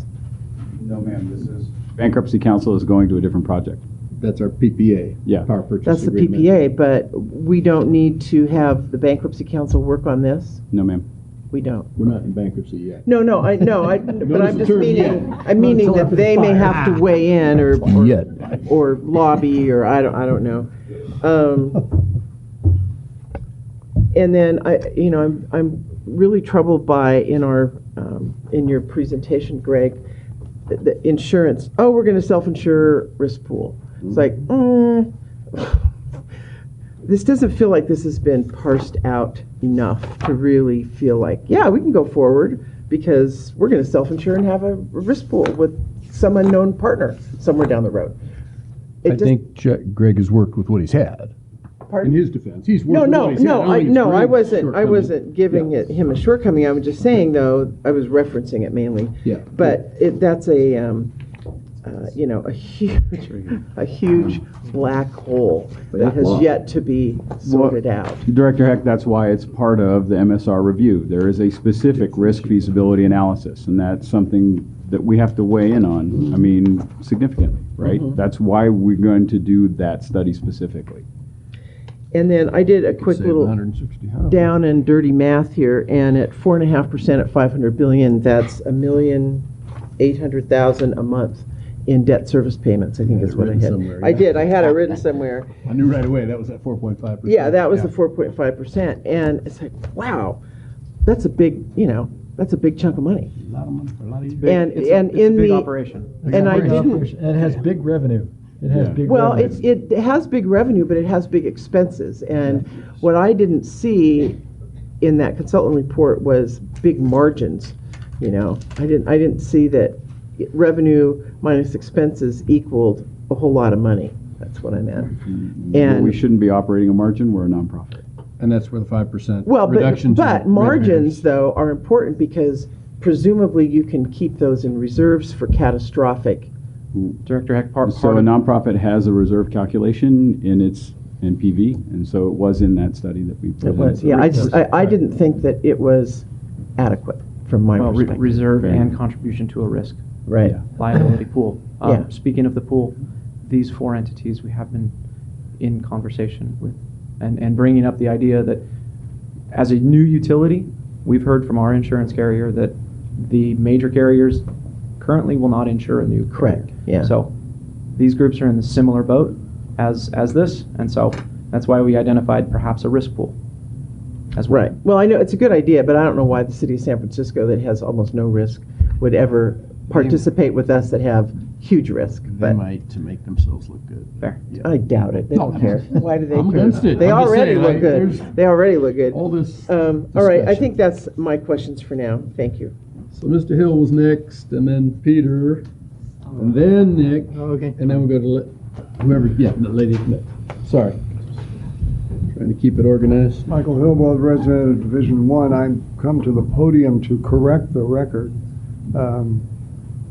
Director Wilcox said that I said that the project was not feasible. If you go back and look at my remarks, I said nothing about the feasibility of the project. It may or may not be feasible, and these kinds of conversations will lead us to a decision on that. What I did say is I don't think it's prudent. I think that the highest priority for the district is to get on a firm financial footing for the existing business line. If and when you achieve that, that would be the time to look at adding business lines. But in the meantime, I think that the human and financial resources of the district should be focused on that. Thank you. And, Mr. Hill, you had maybe the answer on the Grass Valley Council. You seemed to say you knew what went on last night. According to the article I read online in the Union, they authorized the mayor to sign a letter to the group that's being headed by the mayor of San Jose concerning converting PG&E to a publicly owned entity. Thank you. Thank you. Peter Van Zant, District 1. I too would like to just correct my input. It was that we don't know if there's anything for sale from PG&E, and this is quite a financial leap. I would also point out from the report that that list up there doesn't have any overlap. We're not in danger from that list of somebody coming in and trying to take over potential power customers overlapping our water district. The other thing that's kind of confusing, and maybe it's me, but I believe that the public found out about this project after a closed session on November 6th. There was the 5 points that came out, and this was the launch. What I'm hearing today is been a lot of work put into this, and I either assume that this board authorized this project. It's big. We're not talking pennies. We're talking thousands, tens of thousands already spent or committed. Now, either you did it in closed session to authorize this launch, or And/or the the staff circumstances took of the world. We were looking at a community, we're just actually happened to be doing some groundwork with regards to having a community-based energy provision. And then all these fires happen, and it's like, oh, well, we got all this data, and that's how it, so it wasn't exactly one or the other. Just, I hear what you're saying, but the answer is we were looking at it for a different reason. The board gave direction. Kind of like, not a JPA, but In August. what is a CCA? Community choice aggregation. Oh, We were so looking you're at- playing off of that? And that's that, what- it played right into that, and then when this came up, yeah. Okay. So Thank that's why that was that. Okay, Yes, sir. still expensive. PG&E is still unknown. And then I think Nick, and then this young lady. Didn't you?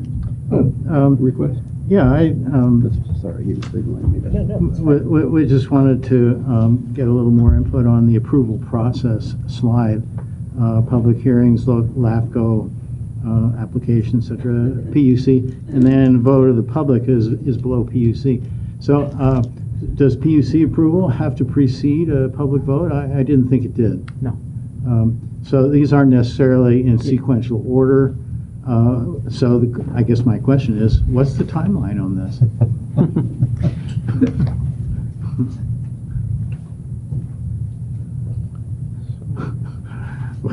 Or maybe you can't answer that. He needs his iPhone. I can't answer Where's iPhone? specifically the timeline, sir.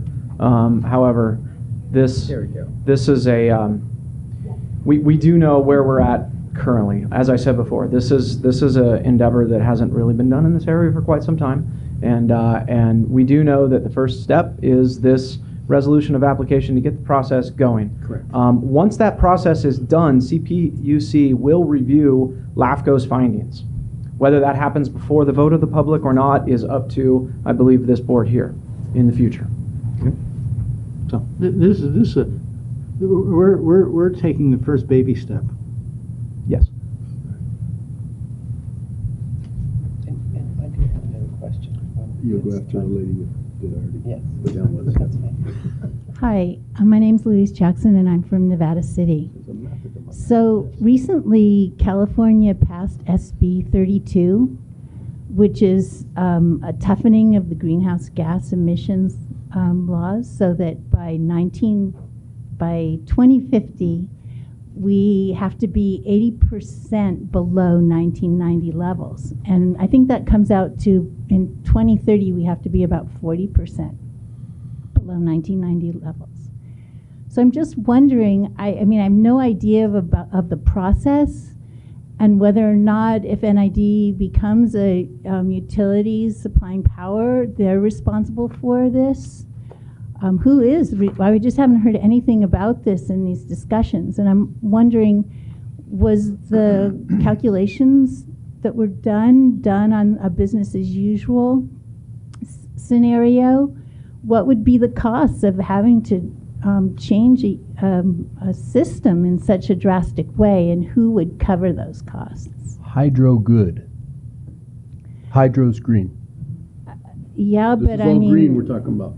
We don't have fired generation, except when emergency shutdown, we have to fire up the diesels. But this is all hydro electricity that we're talking yeah, about. but it's still a decrease below a 1990 level. So there's going to be a change that's necessary, and I just wondered if it was factored in and if the NID would be responsible.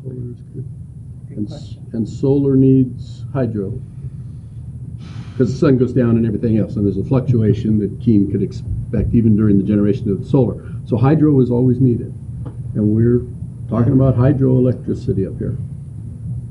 So it's green. Next young lady, yes ma'am. Hello, thank you. I just wrote up something and it had my name on it. My name is Rachel. Oh, yes, To the mic. I don't want to bully. I have more copies here. I'll give it to the board. Oh, okay. Thank you. I'll make more copies.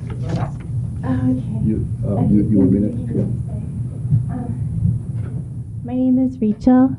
I live in Grass Valley. I'm sorry, I'm a little nervous. And actually, my mom is from Sacramento. She grew up in a military family, so she grew up partially there. But she just told me how she remembers coming up to Grass Valley for Girl Scouts when she was growing up. So thank you for opening this for public comment. I just wrote up something small outlining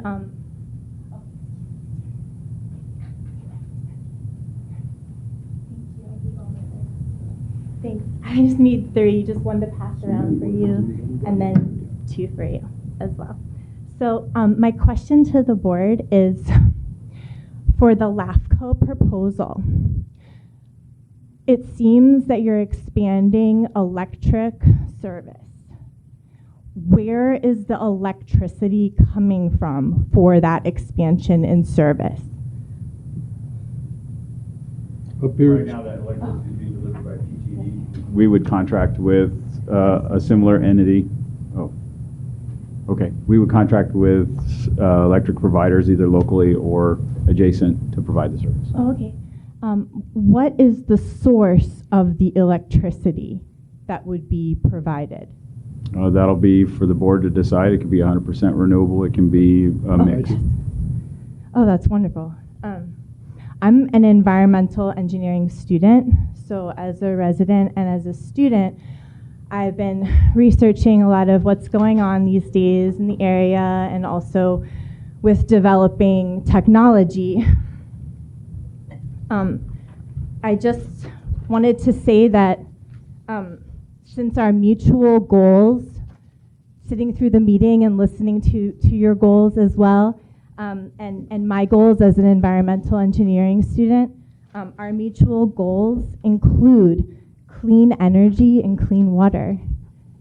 And with so many highly skilled people and so much data available, other profitable investments in sources of energy generation and electricity distribution could include watershed runoff mitigation and energy storage, wastewater purification and energy generation, bio-solar energy systems and environmental architecture, geothermal, wind, and even barometric energy research and development. I know there's a lot of third-party contracting going on these days with all the research and development going on and with all of the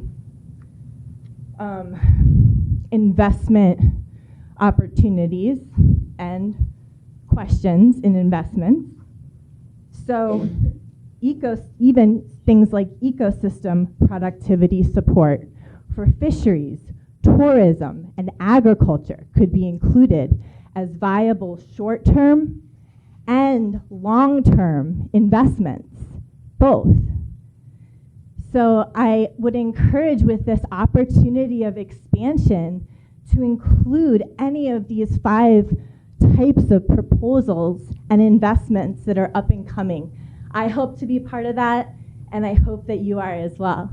Thank you so much for your work. I really appreciate it. May I quickly respond? Yes, please. And yes. So just some of the the facts of the situation. We currently produce enough electricity in our existing system to supply 65,000 homes. We could add to that.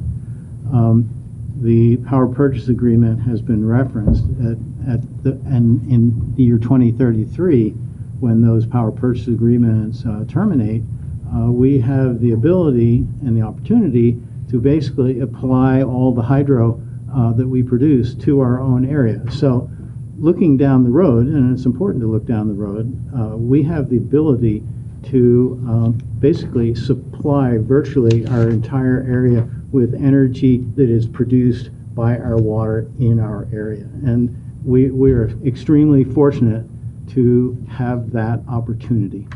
It does seem that way. I'm really glad you brought that up. Our water is such an amazing natural resource, and there's so many different ways that we can use that natural resource to produce energy, as you're saying.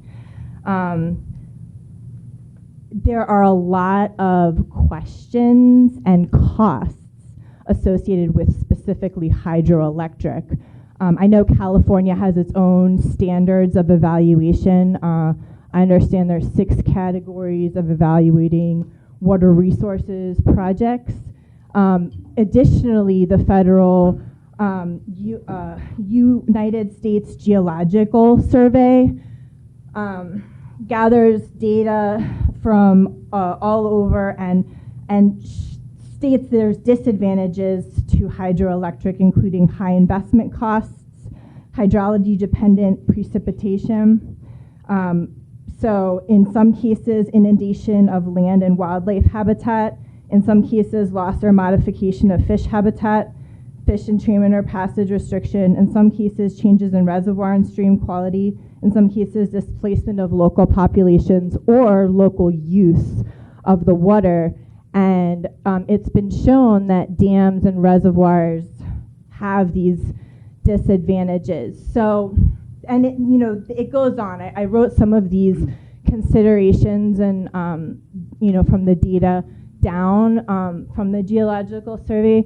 But I'm just here to say there might be, all of these other ways that we could, work together to create. And so I'm just wondering, I know that there's been a financial feasibility study conducted for hydroelectricity after sitting through this meeting. Has there been a financial or any other kind of feasibility study done for any other kind of hydro profit generating investment?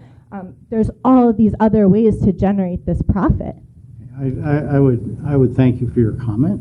I would also observe that the issue before us is whether or not to make an application to LAFCO to start the process of doing the municipal service review and the fiscal analysis, and that's the issue before us. All of this other stuff is very interesting, and I'm sure that you've learned a lot about this in school, and we will be able to look at all of those issues down the road, but that is not today.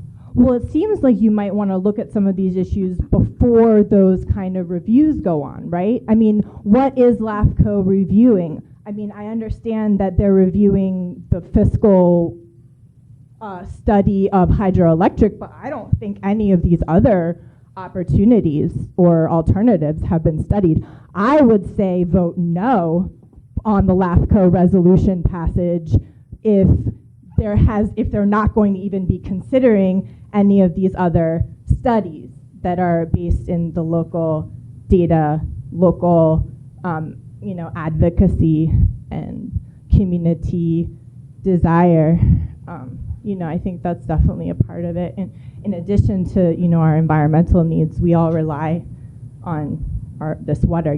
I thank you for your work because I used NID water watering the fruit trees, watering the roses on the property that I live on. So thank you for your work. Has there been any feasibility studies, and will LAFCO, if people do vote, to bring that next decision-making process point to, pass LAFCO to review this? Greg, you want to answer? Or I think you're talking about alternatives. Greg can answer. Yeah, You're asking a question. yeah, because as you're saying, LAFCO will have an opportunity to review this, but what will they be reviewing? Can we include these alternatives? Thank you. Thanks so much for your work. Thank you. The item before you here today is not about generation, it's about distribution. So, it has a feasibility of the distribution system and the movement of electricity to residential and business customers, not the generation. Not the generation. Half of the equation. Thank you. Laura? Thank Correct, you. Peter? Yes, thank you. I had one question that I forgot to ask a little while ago. I noticed that when I did I added up the people in each of the counties from this table, from the substations, people that would be served, and if this moved forward and was adopted and everything happened, there would be more residents in Placer County, more meters and customers in Placer County than in Nevada County. That's correct. And that I wanted to know the relationship of the Nevada County LAFCO and the Placer County LAFCO and how that transition would occur, because it's my understanding, I'm not 100% sure, but it's my understanding that if this did go through, Placer County would become the county of primacy for Nevada Irrigation District. SR, would you mind answering this question? They addressed it before, and LAFCO decided they didn't. Or maybe Chris could answer it. I think they decided. The answer is. They said that they were just going to leave it alone. There is a primacy. I'm requesting that the executives of both LAFCO, Nevada, and Placer answer this question, because I do know that they have been in conversation about this very same idea, and I'd rather have you hear from them. That'd be great. Well, first of all, I'm still SR Jones. I'm going to introduce my colleague. Go ahead. I'm Chris Berry, Executive Officer with Placer LAFCO law says that for every district that has territory in more than one county, there is a principal county, and that principal county LAFCO is the LAFCO that will make decisions about spheres of influence and about annexations, etc. In this case, Nevada LAFCO is still the principal county LAFCO for Nevada Irrigation District. The principal county is determined by the amount of assessed valuation within that is in the district's boundaries that is within each county. So if the annexation, if after the we go through the process of considering the district's proposal to provide this new service, if after that there is an annexation to include additional territory, then as Director Peters notes, that would probably change the status for Nevada Irrigation District. But even though this Nevada LAFCO would be the primary LAFCO for the request to provide the new service, Nevada and Placer LAFCO have a very close relationship, and we actually have a memorandum of understanding to cooperatively work through a lot of these proposals that affect both counties. And so we would expect to assemble an ad hoc committee of commissioners and staff from each of the LAFCOs to oversee the review process and be a place for both LAFCOs to interact. Chris, do you have anything to add? No, just that we're kind of unique in the LAFCO world because we do have a tremendous amount of districts that overlap. I think about a quarter of our districts overlap with Nevada LAFCO, and almost half of our districts overlap with someone, another county, other counties. And we do have a very good working relationship. We've transferred projects. I've been up here 14 years. We've transferred a number of projects back and forth. So, and we have actually another district we took over. That sounds bad, but it became a Placer County district.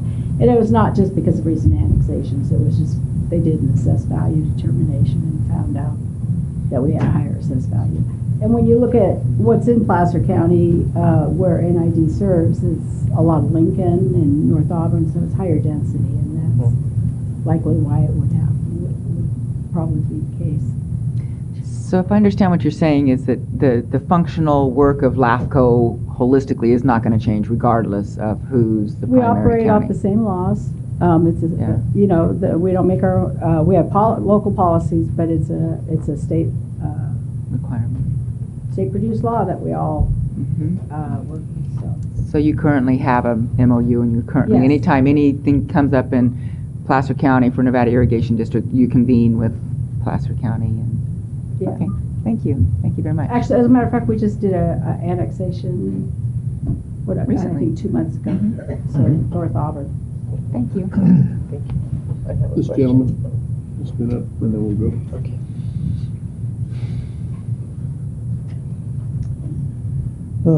Don Conan. PG&E is scheduled to come out of bankruptcy June 30th, 2020. And you're talking about a public vote in sometime in 2021.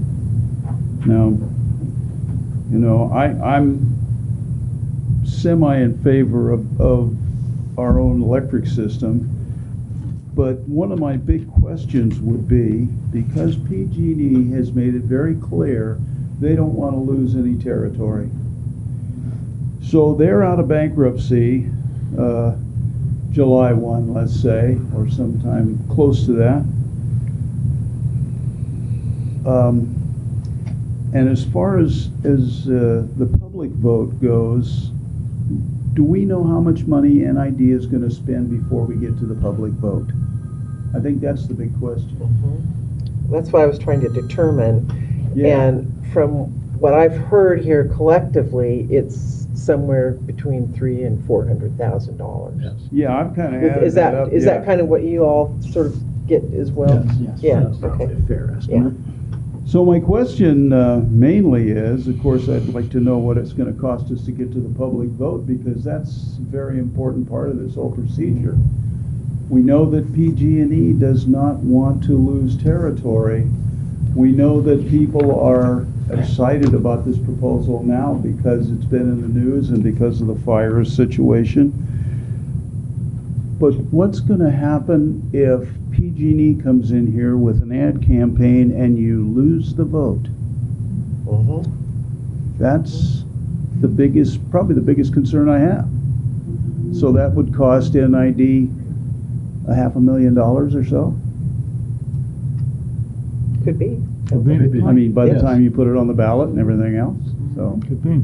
That's a big concern, and It is mine too. I wouldn't want to be sitting in your seats because you're either going to be heroes or villains, one way or the Or other. both, depending All on. at the same time. All at the same time, it's great.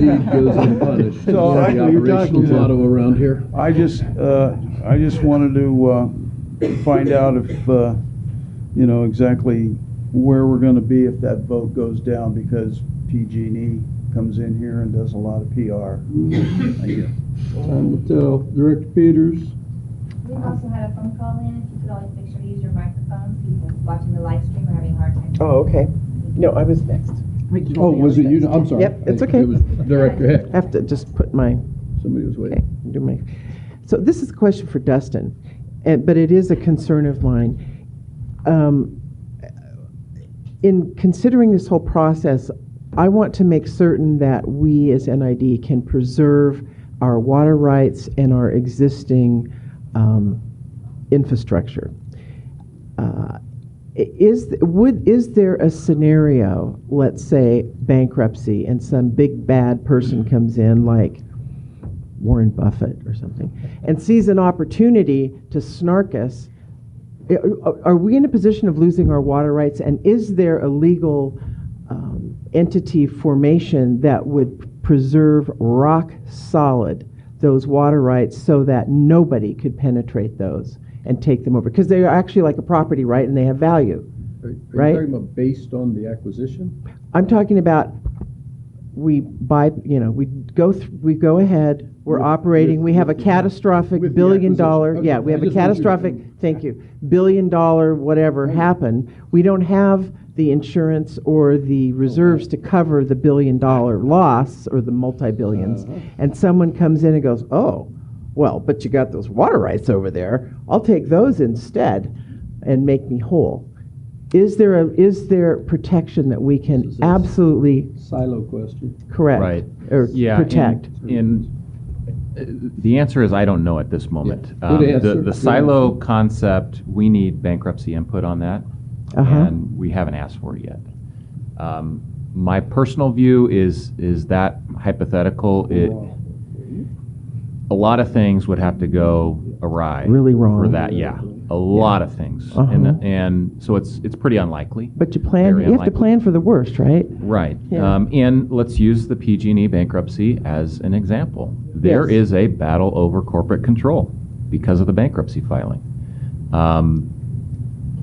And a fight over in a sense, Assets, yeah. assets is what they're Protecting battling our over. assets, So is it possible that, one difference here is Chapter 11 versus Chapter 9. Understood. So there, you don't have this competing shareholder group like you do in the PG&E example that would be vying for NID assets.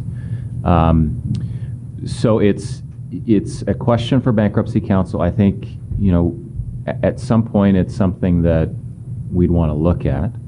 My personal view is, a lot of people complain about Proposition 218. It's cumbersome. It's, a lot of complaints, but this is one of those scenarios where, boy, it sure can provide a lot of protection. So it's a yet to be determined kind of answer. We don't really know. yeah, and I would say, again, to put maybe folks at peace, but your water rights are property rights. That's right. And there are outside interests that don't like that, frankly, about California, including folks in Sacramento. So this is even taking it outside of this discussion about a potential acquisition of PG&E's distribution assets. There's always this perspective about, maybe the property right aspect of water rights is not a good thing in California. So it's always a narrative that we need to be careful of and, provide a counterpoint. Okay, thank you. People behind you. Hi, Kurt Lorenz. One thing I haven't heard in this discussion about a possible annexation is how this proposed annexation of sphere of influence, in this case, would affect the representation districts of the 5 of you sitting here. I'm presuming if you push out the area that you are responsible for, the boundary, that becomes a new, at a minimum, a redistricting issue for election purposes, and I'd like to hear how that would work. Thank you. So the answer is yes, it would. And coincidentally, later on this agenda are some items that, cleanup items, where prior annexations that this board has approved need to be designated to the applicable division. So assuming there were annexations for this process, we would do a similar thing at time you consider the resolution where you designate that parcel to that division. Because remember from some prior meetings in recent past, this is a population census-driven analysis. So depending on the population centers of the new territory. And coincidentally, we just elected not to realign until every decade, whenever 2020 census. So we're about to do one anyway, which might correspond, but it's all the timing. So we have not realigned for some time, independent of this. And so we're about to, after we all decided to wait till the 2020 census. Kurt, is your question also, would there be an expansion of the board? Is that part? No, okay. Just realignment. Assuming the districts would all change. Yeah, And we're looking at that anyway. They're out of alignment at this time a little bit. Yeah. So I think the answer is yes, they would, and that would be part of the redistricting. It kind of all coincides anyway with the 2020. Now, it sets up kind of a funny situation where part of your district has electric service only, and so you're representing electric service customers in the green areas and electric and water service customers in the other areas. So here comes the map. But you're absolutely correct. It would require redistricting. Podium, please. Karen Hull, and my question is on the wild card of the liability in the case of a catastrophic fire. So going back to the green map, I would like to understand what percentage of the geographic area is in that category. I assume 3-4 is high risk and 1-2 is in low risk. And I'd like to know based on the geography, not on the population, and then secondarily, what percentage of the population is in that high risk area that would be served through this acquisition. If the node map existed, the little nodes would be a map that would show that. CAL FIRE in general identifies in our service boundary currently roughly 1,200 feet and above, and in forested areas. So we're really talking sort of the Highway 49 corridor up into Nevada City, Grass Valley, up in this realm. So as we get a little lower than 1,200 feet, we're in grasslands, lower elevation vegetation. So really, it's the 1,200 feet up to the high elevations of Scotts Flat Reservoir that we run into those high severity risk zones identified by CAL FIRE. Thank you, Greg. What percentage of the population supported this? I don't know. The I don't have that answer. density is yeah, that's what she says. I don't have that answer.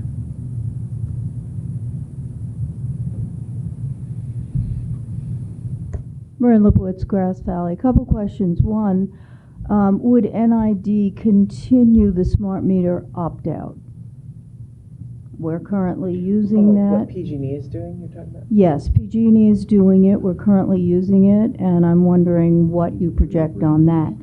And then the second question is a burning question, pardon the pun, but PG&E has been criminally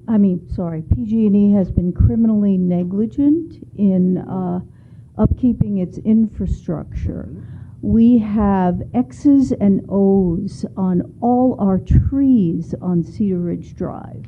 I don't know if they're ever going to get down to clear cutting all those trees, but that's a pretty ambitious project.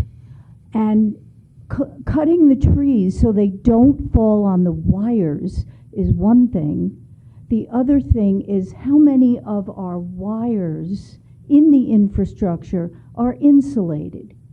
From a public point of view, when I look up, I see bare wires. And I want to know, what's the cost of making it safe? Or are we going to be in PSPS hell?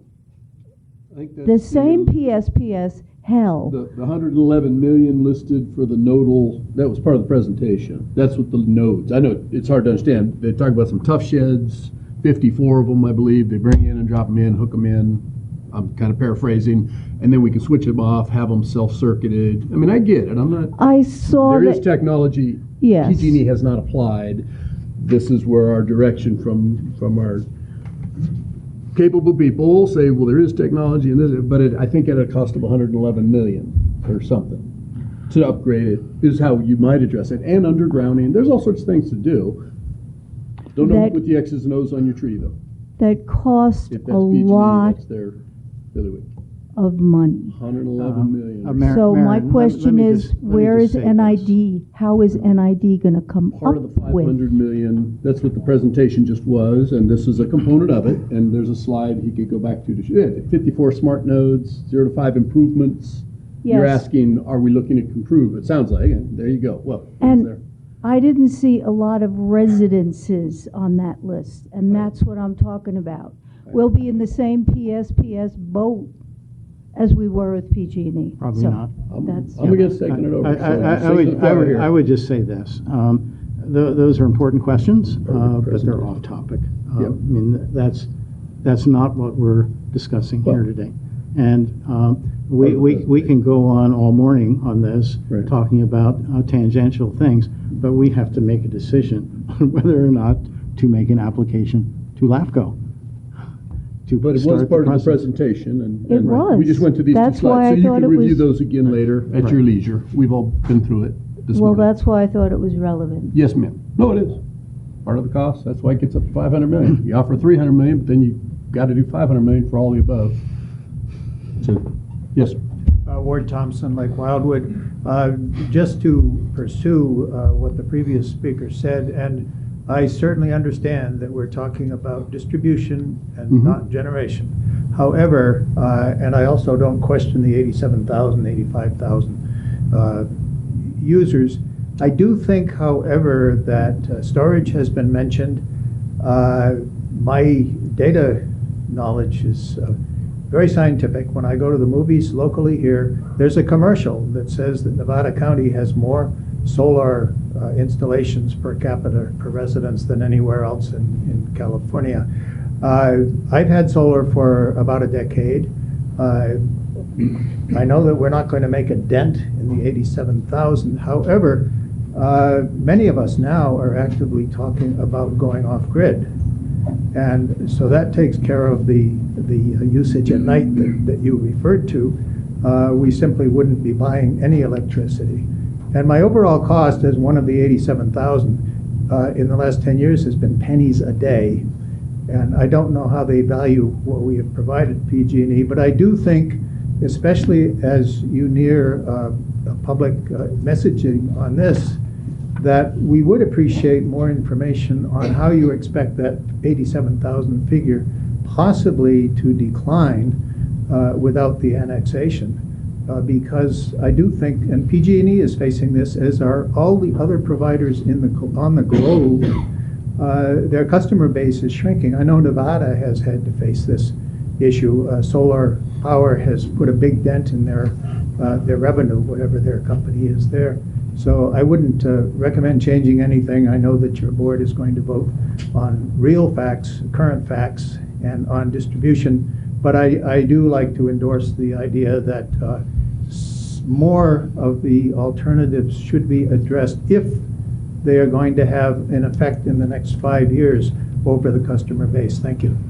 Well, I've had solar for 20 years in my place. I pay about $200 a year for electricity. And yeah, they changed the peak, off-peak.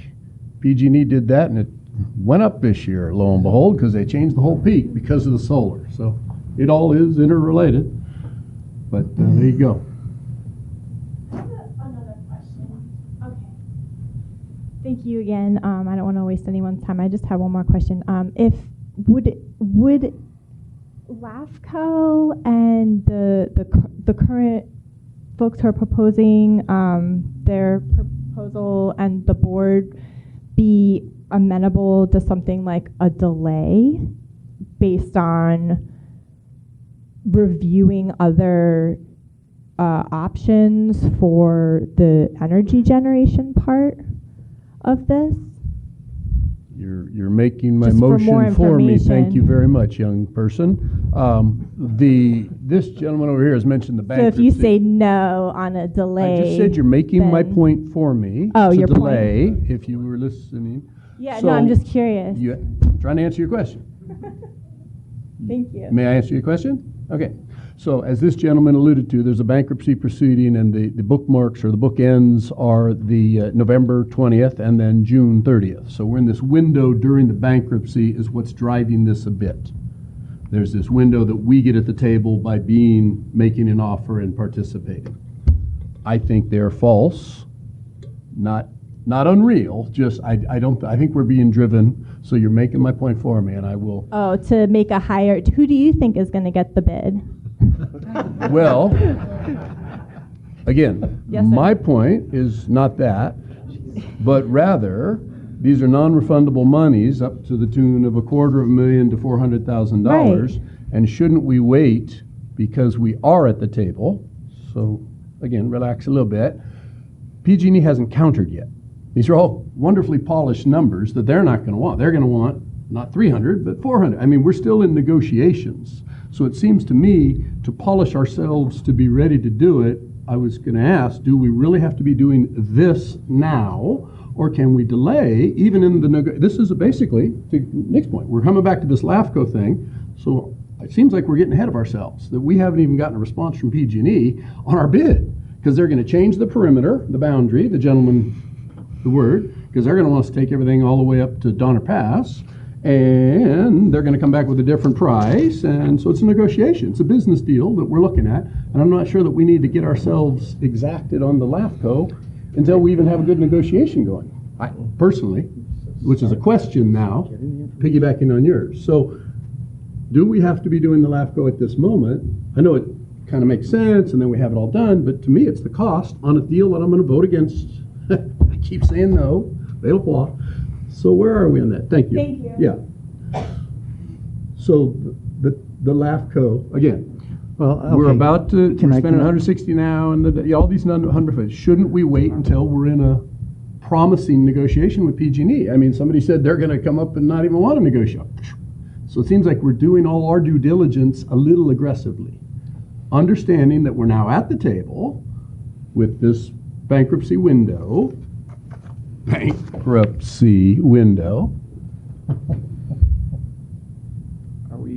Are we ahead of ourselves? Are we still taking public comment? No, I'm asking you a question. No, I think I we're- answered her question and am piggybacking and asking you a direct question. I'm sorry, I missed that What was question. the Okay, question? shouldn't we wait till we have a PG&E counter? I mean, we've made an offer at this point, or we're cannot proposing answer an that offer. question for you. Can always stop the So this LAFCO is a process. business negotiation, and we haven't even had a counter from them. But yet we're going to start doing our LAFCO and showing that we're all ready to do it. It seems we could delay the LAFCO until we at least have a counter, and then we would counter, right? I mean, it's just negotiations. It seems like we're ahead of I understand the windows and the bookmark, or the bookends as to why we're getting into the table or being in the room, but we're kind of spending money. They may come back with I may get more votes to say no when they counter us, and then boom. So why'd we spend all this money when we weren't even there yet? again, the question is, are we driven right now to have to do the LAFCO at this time, or can we wait a couple of months? The delay aspect. Simple question. I think that's an answer for the five of you. No, I'm not gonna I'm asking answer if that. there's a constraint. This whole process is a little, okay, we had this window between November 20th and June 30th, correct? There's no constraint. Okay, so we don't have to be doing this right There's now. no constraint. We could vote now, No, I no know. today, and not derail anything. Right. But we'd save $250,000, $300,000. For now, yeah. I'm just, give it a minute. Without getting outside the bankruptcy, and apologize to LAFCO. I mean, I don't know if it compresses them at some end, but boy, it just seems like we haven't even had a counter to our offer, or have we even made our offer? We have. We've made our offer, okay, but we're waiting for their reply, Correct. presumably, yeah. So I would kind of go, like anything else, don't replace the roof until somebody counters your offer and wants you to replace the roof. Or, I mean, that's a, Catastrophically. well, I mean, this is different apples and oranges, Different but you know what I mean, it's just a management negotiation. It seems like we're getting ahead of ourselves in our own negotiation. We start committing monies, we'll feel obliged to go. So, and Nick, I'm probably blocking Nick. Nick Go had a ahead. question and Mr. Norton had a question. No, you're not that big. I could see around you. So the answer is we don't have to do this today. Go ahead. Well, I believe that, you know, this we've been investigating this. I believe we should get started on gathering the data that we need to make a decision. And that's basically what the LAFCO process is doing. Consequently, I would move that we adopt Resolution 2019-33 and request LAFCO to begin the process of producing an MSR and a fiscal analysis. That is critical data. And we need an independent judgment on that. So that's my motion. Do I have a second? I second the motion. Mr. Norton, you've been patiently waiting, thank you. While you consider this at the 11th hour here, I have spoken out before that I am in favor of local control of our distribution systems. I think it's a great idea. I don't think it's a good idea for NID at this time. NID has extreme budget problems, and they should be tackling that, focusing on that, and getting that under control, not going off in new directions, spending more money that they don't have. Get that budget under control, get a sustainable budget for the future. That's got to be the focus. Spending money in other directions, unless you can get other partners on board to help out here, I think is foolish. Thank you. Thank you, sir.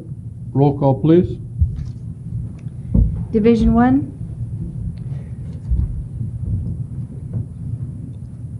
I support local control, absolutely. I want us to have a partner. I absolutely believe that the state of California will come up with all kinds of different alternatives and ways in which this will be looked at that we don't know and no one's really thought about yet. I too am really concerned about the money, and I'm concerned about spending $300,000, $400,000, $500,000 to investigate something that may never happen. So I think we have time, and my vote would be no. I believe we can do this and move this forward with LAFCO 3 months from now when we have more information. So my vote is no. Division 2? Yes. Division 3? No. Division, Actually, Division sorry. 3 Division would go 4? last. Thank you, sir. Division 4? And thank you for taking. No. Division 5? Aye. Division 3? No. Thank you, board. Can you read that back? What was the final? I didn't hear Laura's vote. So there were, Division 1 was no, Division 2 was an aye. So what's the total? Oh, 3 to 2, no. No. Mr. Chairman, we may be taking a brief break. Well, I've had a request for a break. Yes. Two requests. Can we be back, Yes. can we back at 11:30? Oh, yeah. Do have tennis.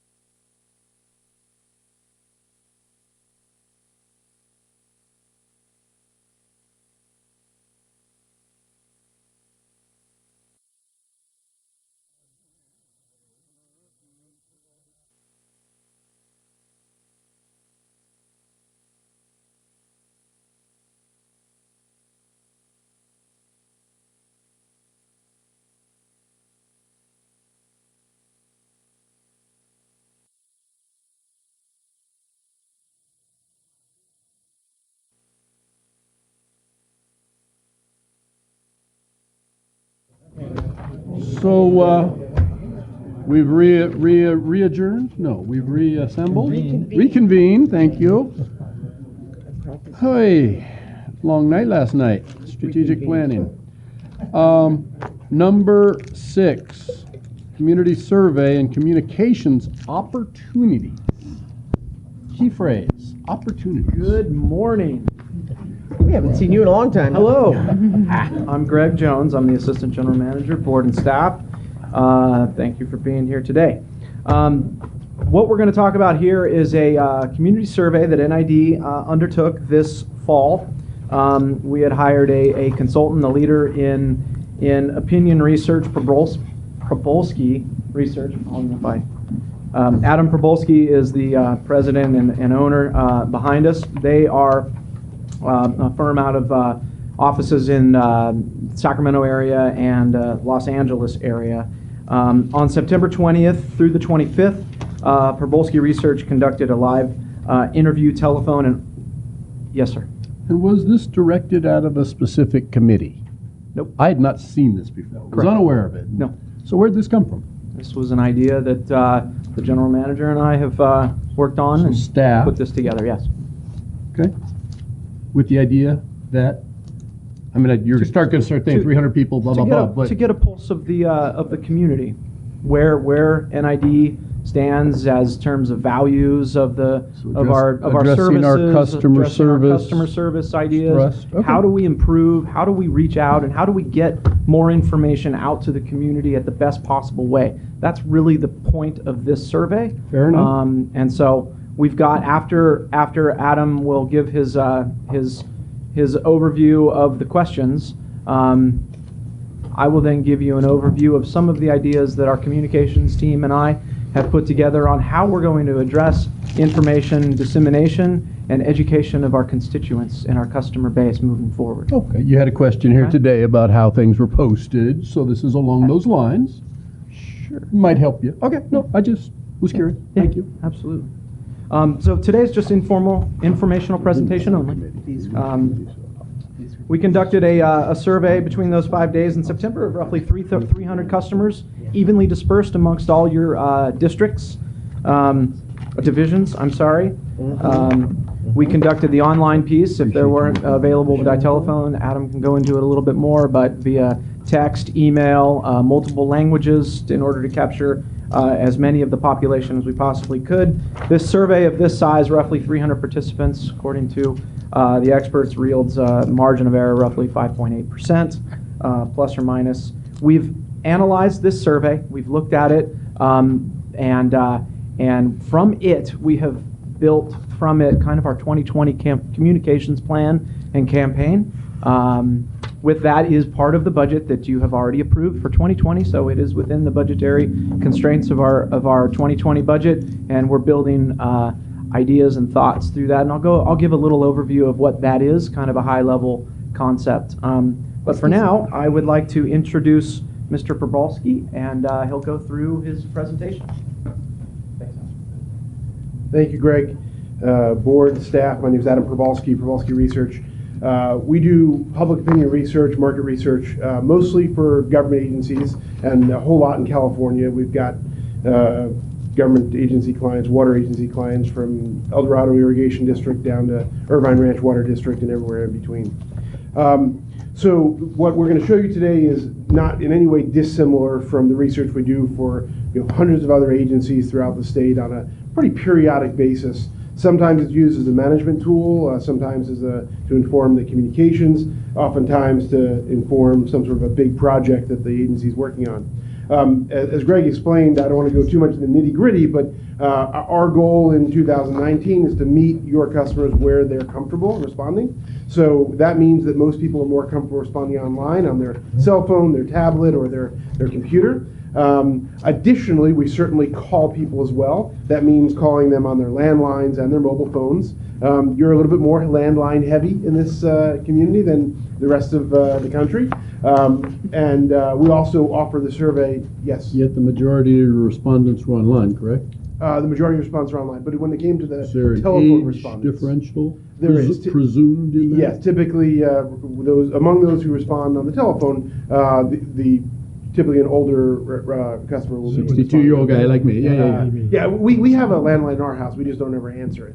Aunt Rachel calls, but we don't. So you have a predominantly youthful opinion here, perhaps. Is why I'm asked. So No, I have a broad view of things. I don't take offense. of the No, 300, yeah. and you said most of them, and it tends to be younger people that are online. No, actually, let me be clear. Was there a way to look at that? Yeah, all the numbers are broken down by age and gender and division and all those different things. Let's be clear. I didn't glean that in the Grandma is packet. much more apt to respond online than she is on the phone, actually. Okay. Grandma's on her Facebook at 10 o'clock at night. She clicks over to her Gmail, fills out the survey. So it's very wide, far and wide. This is representative. And just to give you an example. So these all seem to be summaries, though. I never saw that distinguished. Yeah, in so the- okay. there's a much more robust document with those That you details could in have- it. okay, thank you. And I'll get into that a little bit later. Okay. Just to give an example, it can be kind of jarring to think, wait a second, we have a big district here. How could 300 respondents kind of give us a perspective of that? Just to give you an idea. person would have been a better term. Okay. In California statewide, you might poll 900 or 1,200 people to get a very clear picture of what the state thinks, a predictive understanding. So 300 in Nevada Irrigation District, very robust. Again, offered in English and Spanish, yes. So of the 300, was that 300 people that actually picked up their phone and did the online thing? And how many people did you have to go to get the 300? Great. So those are 300 completed surveys among your Okay. customers that were Uh-huh. appropriately proportioned by demographics.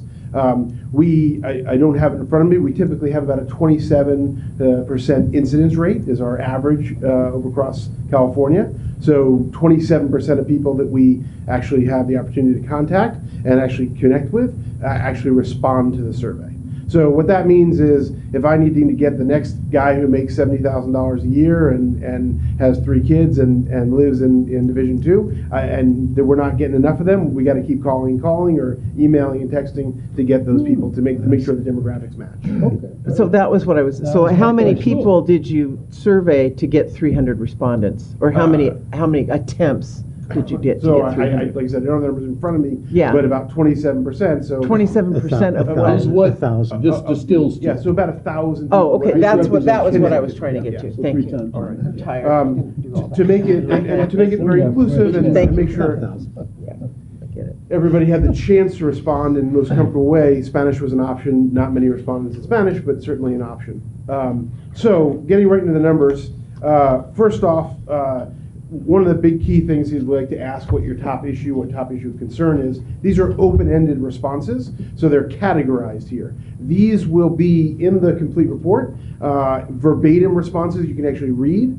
Additionally, you'll be able to see who that person is, not by name, but by gender, by age, by division. So you get a sense of the experience of this person when they say, my biggest concern is homelessness, or when they say, I'm very concerned about taxes or something like that. So these are just categorized. What the key thing I'll point out on here is, certainly environmental is on there. Certainly water and drought is mentioned by a person or two. Water is not high on the list of the biggest concerns. That's one thing to be noticed here. This building, you're kind of focused on that. They're not necessarily.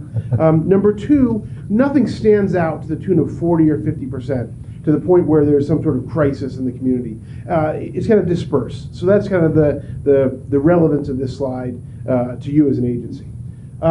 So we asked them next, what are your top 2 sources of news and information? We want to get a sense of how your team can communicate with them and reach out.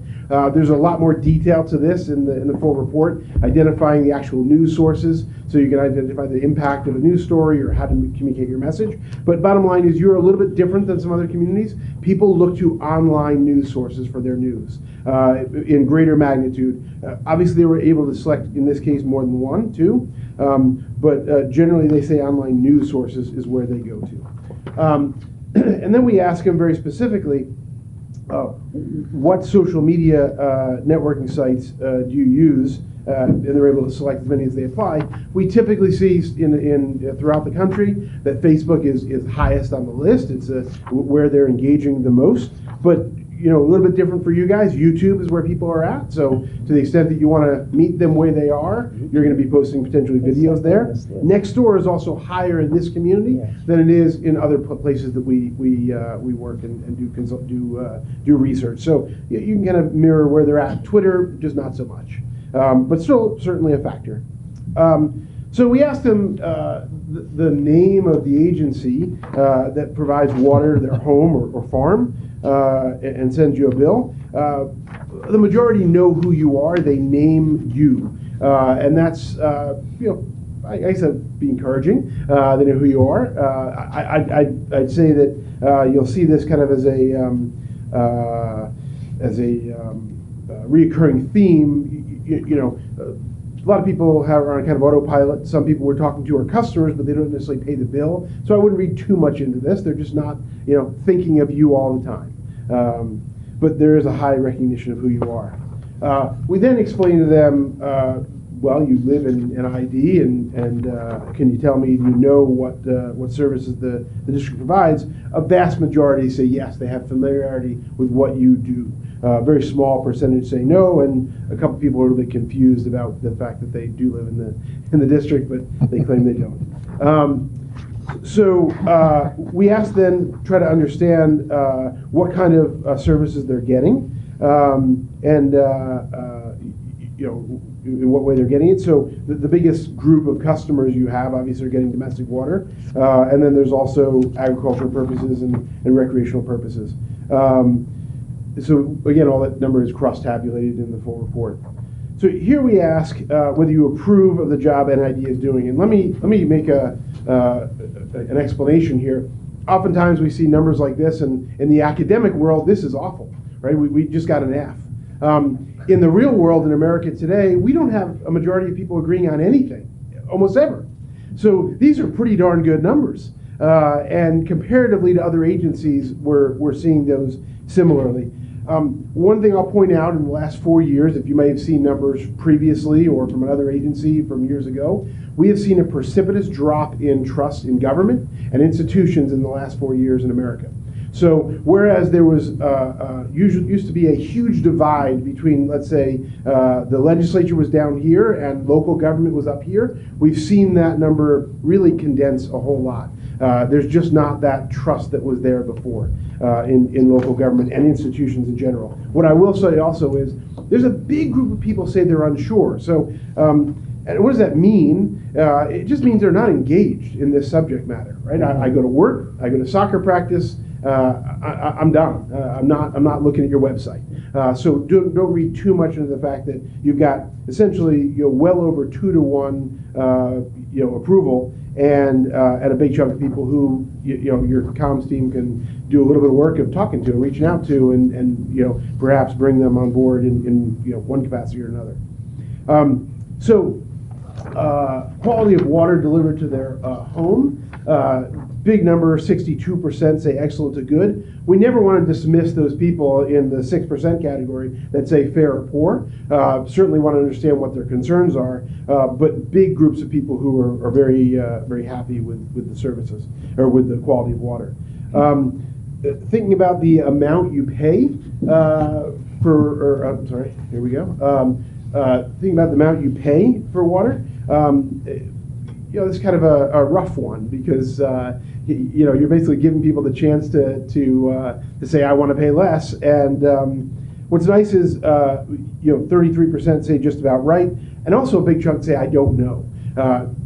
I don't want to dismiss the fact that they're paying a $40 bill or a $140 bill, but to a lot of people it's just not that big of a factor in their overall life, so they're just not thinking about it. So you put those people together and the several people who say they want to pay more, and it's not such a bad number. And I think also keep in mind when we start putting dollar amounts to things, numbers start to typically get better for public agencies. So when we say, you typically pay $60 a month for a water bill, people kind of like their defenses go down and say, oh, okay, I'm paying just right. So we didn't give any more details. We just wanted to put it out there and get a big, broad perspective. So is there a good value of the water they're receiving? Plurality say yes. A chunk of folks at 13% say it's a bad value, and again, that big group of people who aren't engaged say they just don't know. We asked them, we followed up, we said, why do you think the tap water is a good value? What is it that motivates you to say that? How do you think that? That's among those 41%. Good quality, good taste, it's safe, there's quality versus price. Some folks that say they're getting their water from their well. It's mandatory, it's convenient, some various things. We've got open-ended answers that you can read through, but just kind of that broad general, we're happy with it, it's good. Among that group, that 12 or 13% who say they're unhappy with the value, a big group of those, half of them say it's about the cost. And then there is some concern over taste and standards and things like that. We typically look at this sort of thing as homework and say, okay, let's read through these, find out if there's something we can actually address. Some of this just might be part of your Q&A online that says, how much do I pay for water? Here's the average, and people can start to understand the perspective. Why does my water taste bad? Well, most people don't think it does, but here's ways that we may be addressing that, things like that. So reliability of water, this is a great number to hang your hat on. 70% say that your water service is reliable. Very small people say it's unreliable. Again, never wanting to discount those people, but a very robust number in saying you're reliable. Reaching out to you from a customer service standpoint and trying to get help from you as an agency, most people say they just haven't contacted you in the last year. But though among those who did, they've called. Your internal records probably indicate these same things. A group of people who've showed up or sent an email. And we asked them then, among that group of people who reached out to you, are you satisfied with the service you got? Again, 60%, big majority says they were. A group of people say they weren't, 22%, 23%, and that's cause for some further discovery. And we can identify not only where those people are and what are their concerns they might have. So we'll be able to provide that. Staff can look through that and maybe address it.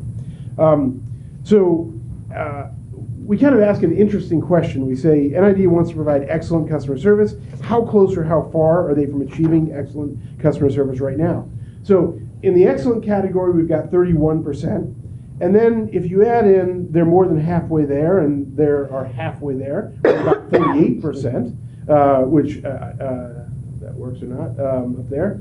And in the less than halfway, far from providing good service, they need to start from scratch and rebuild. That only makes up 9% of your customers, and a big chunk just don't know.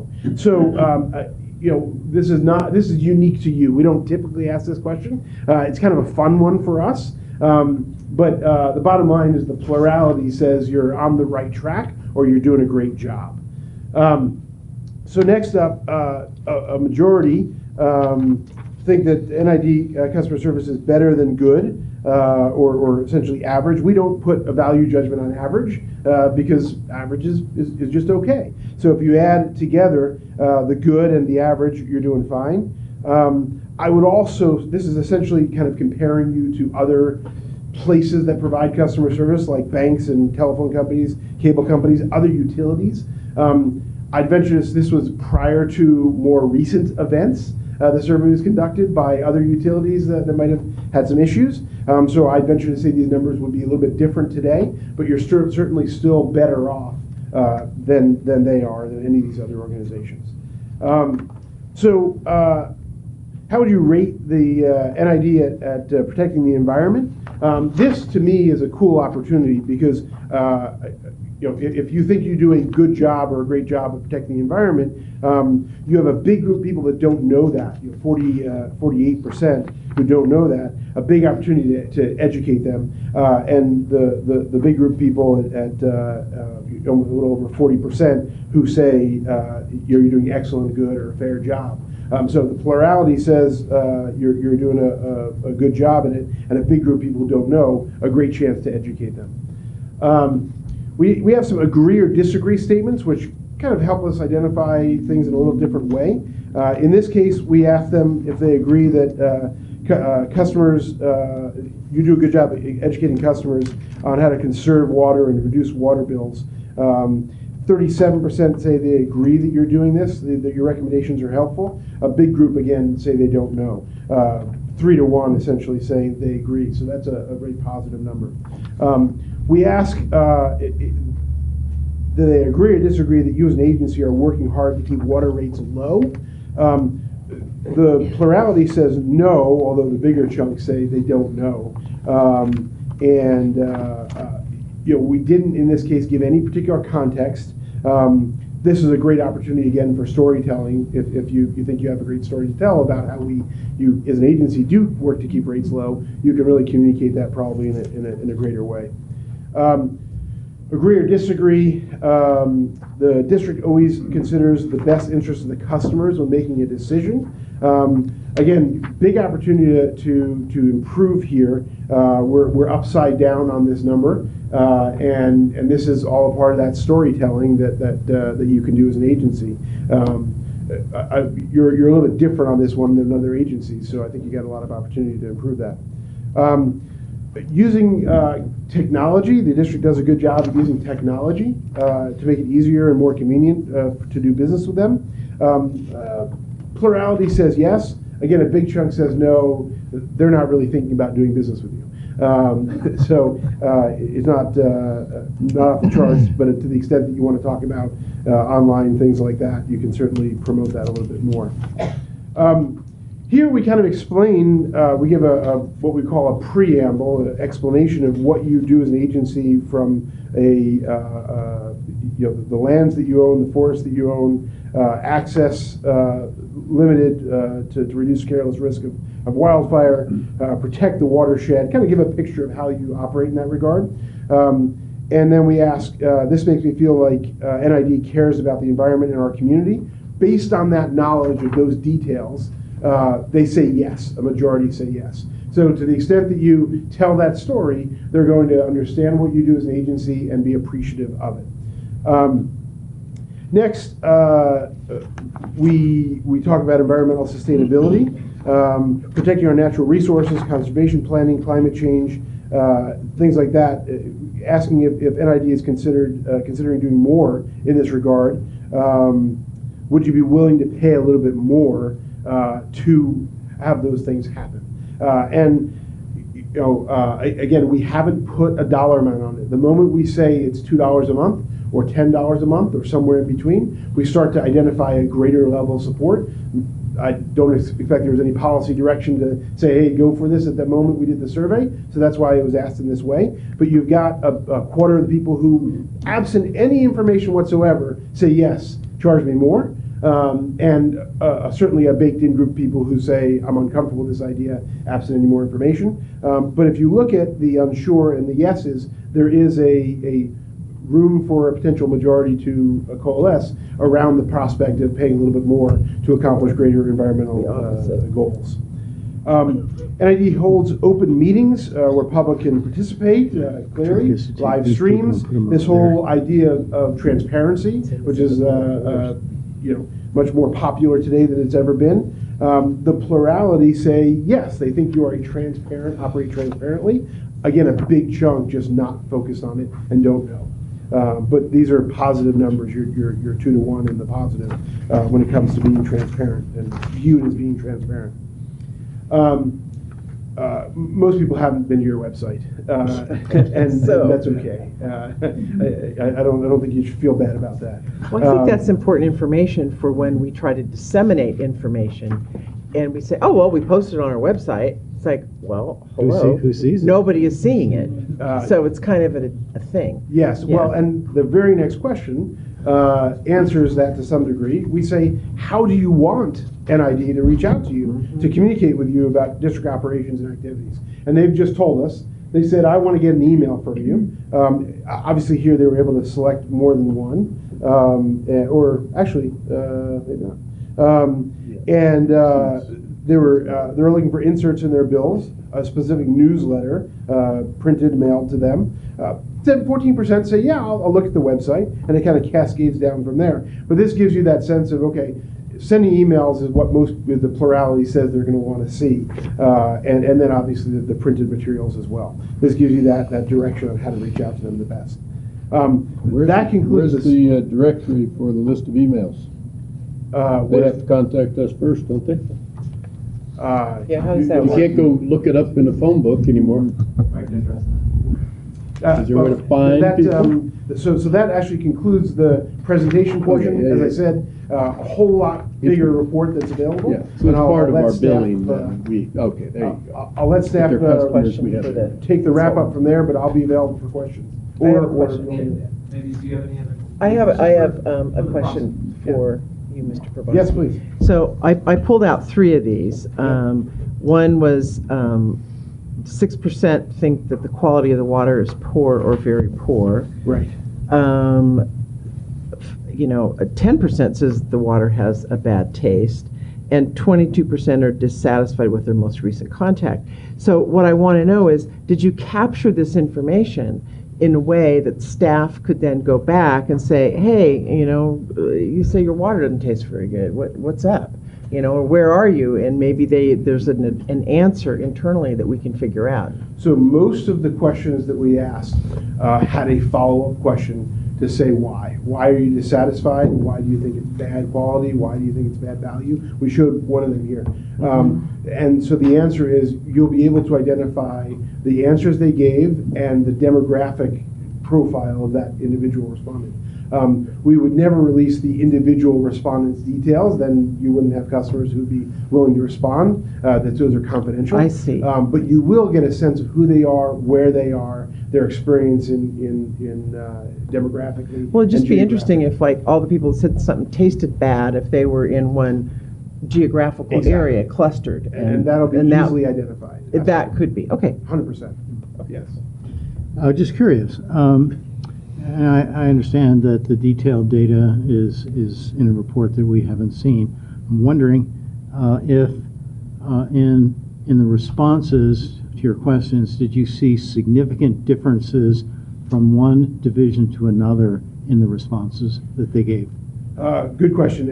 And so we did not see a whole lot of that. I would have probably called it out if we did. But in the more complete report, all that is very clearly detailed. So just to give an example, approval in Division 1 is at 54%, and the lowest point is Division 2 at 44%. So 10% difference, not remarkable for our purposes. Everything's pretty consistent. We didn't see big differences in responses based on any of the things we looked at. One of the things, by the way, we look at is respondents by mode. So how people respond either by telephone or online, and then landline, cell phone, and how they onboarded the online, email and text. One thing we sometimes see is people online being a little more free with their negativity. We didn't necessarily see a whole lot of any kind of big differentials. Oh, interesting. Yeah. That's a polite way to say it. Very interesting. All right. Thank you. Thank you, Adam. So, Greg Jones again, Assistant GM. I'm going to answer your question regarding the emails. And we have been collecting customer emails. Customer service has been requesting people's emails to update their profile with us in our database system. So we've been asking people to give us information. We also collect emails when we have, if you've noticed, if you've gone on to any of our recent tabs on the website lately, there are sign up here or put your information here in order to receive updates regarding a particular project or a process or a program that we're talking about. So we are collecting emails. We've got a lot more to go, but we do have a large number, and we've started to dabble in the email push sort of process. And to be honest, we have received great response from that. You could tell through Google Analytics who opens what, how long they've stayed on a page, how long they've read it, what they've done with it, if they forward it. So there's a lot of behind the scenes Google Analytics and IT mumbo jumbo that you can assess based on internet traffic. Yeah. So in the future, potentially, we would be sending these public notices and letting email people know that we were holding a public meeting for. Well, there's a So- legal For LAFCO. representation. So when we use the term notice, that's a legally defined term, and we are supposed to do it in the manner described. In this particular instance, the public hearing we held earlier, it was a newspaper notice. Spelled Only, out it says you can specifically. only do it in the newspaper? No, it says that's the minimum requirement. All right. So you can go obviously above and beyond that. Mhm. And I'm sure, I don't know this for sure, but I'm sure we posted it on our internet website and that there was other efforts to notify the hearing. But the minimum legal requirements are defined, and it'll vary depending on the circumstance. I'm hoping at some point we'll get to a point we can strive above the minimum. I'm sorry, I didn't I understand. couldn't, I didn't I hear said I'm the word. hoping at one point we'll be able to strive to go above the minimum. Yes. So the second portion of this presentation is really what have we learned from it? What are we doing? And what are we planning for 2020? I've got about 4 or 5 slides here. I'm just going to go through them. Again, this is building into our 2020 communications budget overall. But this survey helps define opportunities for the district to talk about what we're doing, to engage the community on our activities and everything that we are doing for the community. So this is just a tool. Some of the top key pieces, and Adam alluded to all of this. Top news sources, Facebook, 57% use, and they take 51% of that as their news source. We do have a Facebook page. We engage somewhat. We've just recently started to do it. It is a monster to really contain, but we have started. There is an NID Facebook page out there. We know that the 30% of the respondents utilize the union as their main source of newspaper, and then other sources, UBANet, KNCO, KVMR, etc. What have we learned? This unsure segment, there was a lot of those gray boxes in unsure. We, our communications team, have looked at this and really thought, these are some great opportunities. This is where we should be spending some real pointed communication activities and addresses to the community and our constituents for 2020. So even though 50% approve of the job NID is doing, 32.7 are really unsure. So how do we address them? And if you see this, when you see the actual numbers behind this, you can tell which division, which demographic. So these are all broken up by division, demographic, and so we can take that data and really help target our communications, marketing, campaigns, and discussions. While 31.7 say that NID is doing a good job of protecting the environment, 48% are unsure. We are doing an amazing job at this, and 48% of our constituents are still unsure. While 37 agree that water conservation is recommended and helpful, 51 maybe don't understand what our recommendations are or have heard about our recommendations. They're unsure. 39 say that NID operates transparently. 43 are unsure. Again, another opportunity for education, talking about the 6 public meetings a month that NID has right here in this room. 56% are unsure and say that NID works hard to keep the water rates low. 56% are unsure. We have a large opportunity to talk about our rates and why we are doing what we're doing on transfer-ins from hydro and keeping our rates low for decades. 62% are unsure and don't say whether NID considers the best interest of the customers when making decisions. 62% are unsure. I think we can change that. 37% want info via email alerts. There you go.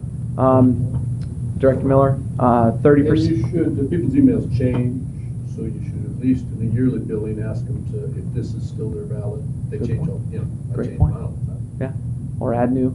31% say they want water bill inserts.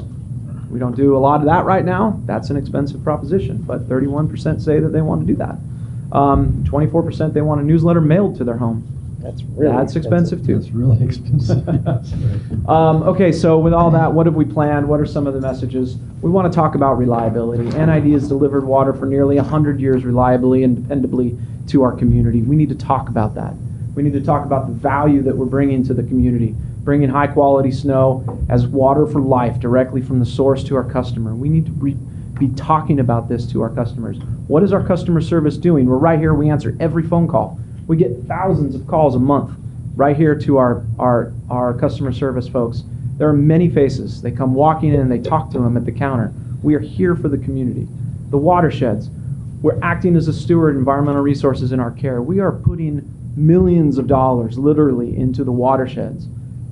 We need to be telling this story, and people need to listen, and people need to understand what it is this district is doing for their community. Transparency. We're a public agency. We're always open. We're here. We're our customers. You're our community. We're in the grocery store. What we have planned. We're going to capture learnings from this survey in communications. We're going to implement a strong brand for all internal and external publications. You've seen some of that new branding strategy and awareness. We're going to be building upon that in 2020. We're going to transition to more user-friendly website with greater accessibility. We've already got ideas and thoughts on that. We've budgeted it. We'd like to move that forward in 2020 so that people can really get a hold of our website and utilize it to their liking. We want to retain and increase the use of Facebook. I think it's clear in here that people are on it. We need to be careful with it. It is a tool for good and for not so good. So we need to be very extremely careful on utilizing that and staff time in it. We need to retain our newsletter, our Waterways newsletter, which is our newsletter that goes out to the community. We need to add email alerts as an attainable communication tool, and we need to be engaging in that. We need to retain the pipeline as our employee newsletter. I don't know if you know that, but the pipeline goes out monthly, and it really talks about the stuff that our staff is doing and what the successes are doing, and it focuses on community and it focuses on the staff itself, and it is a real good morale booster, and it is a really good thing for all the employees here at the district.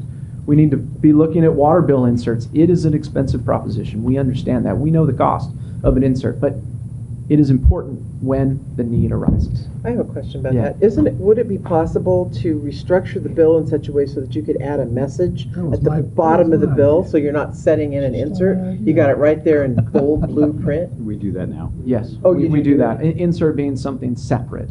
There No, I know, there is a but- message section that Yeah. we do, and we do that when is necessary. Yeah. When it's available. We need to promote email signups, so we're reaching out to folks, asking them to email. We're not selling their email addresses. We're not giving it to anybody else.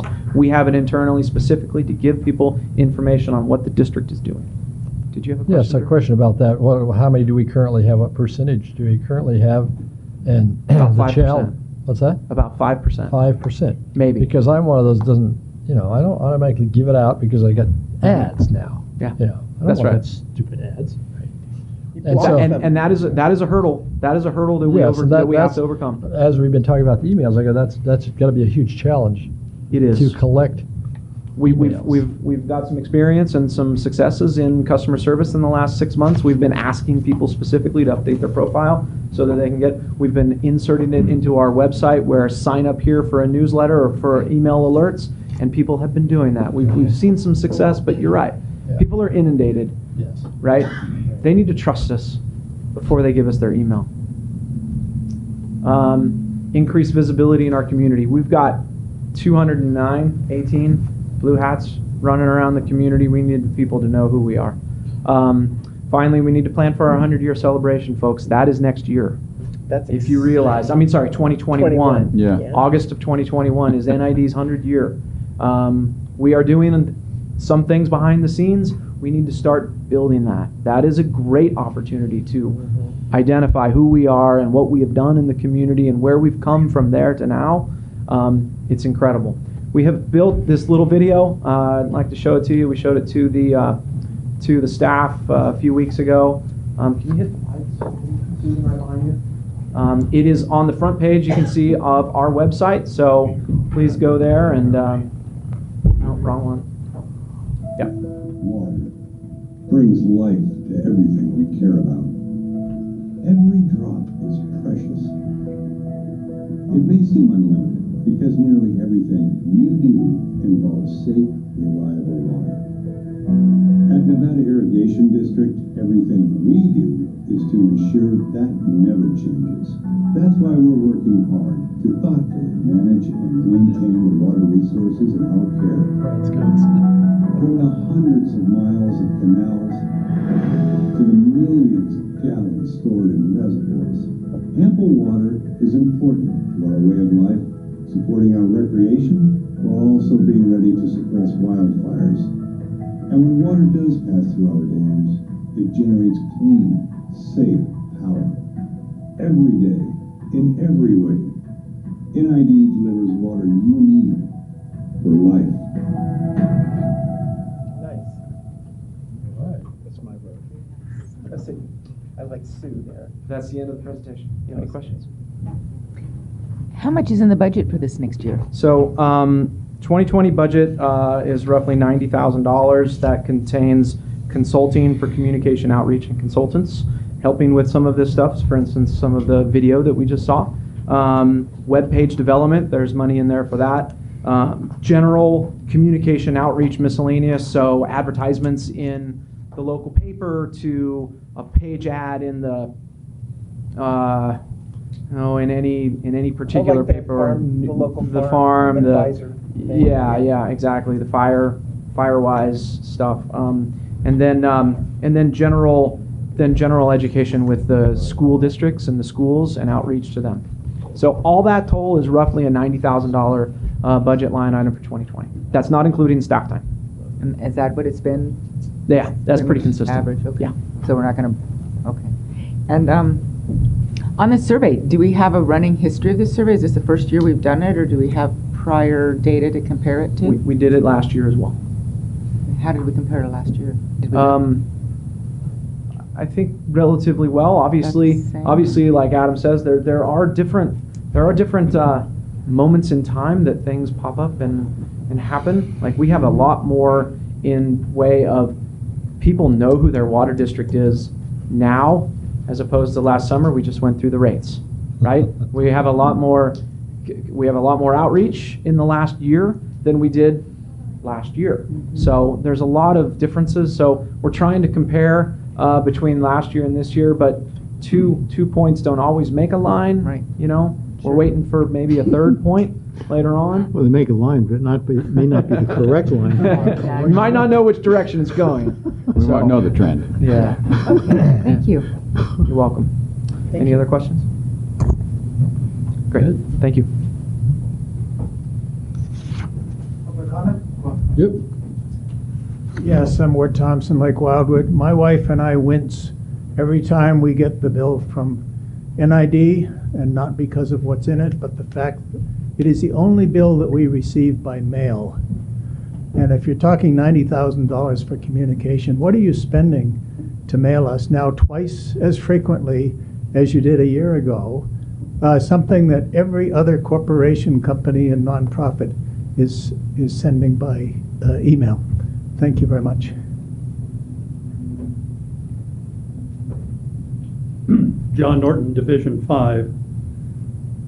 I was curious, page 6 says that 1 out of 5 respondents are in well water.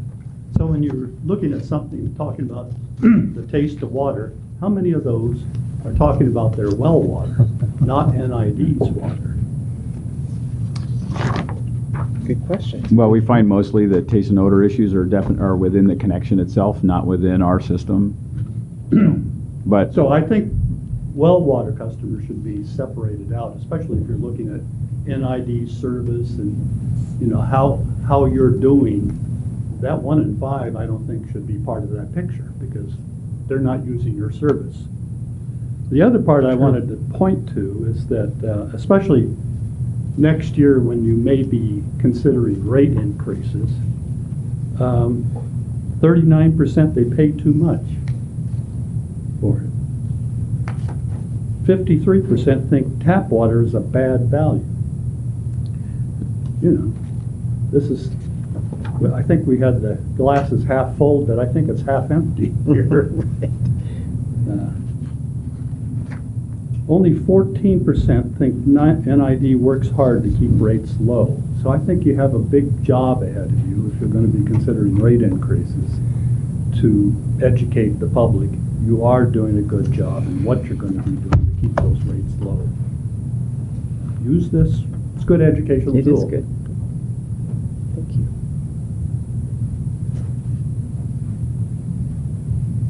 Shirley Osgood from Grass Valley, and I just wanted to make a quick suggestion. I'd like to see a follow-up question about the environmental concerns. It wasn't a huge number, but there were 2 or 3 questions about environmental things on there, and maybe a follow-up question, what are your environmental concerns, and list them out like you did on some of the other follow-ups.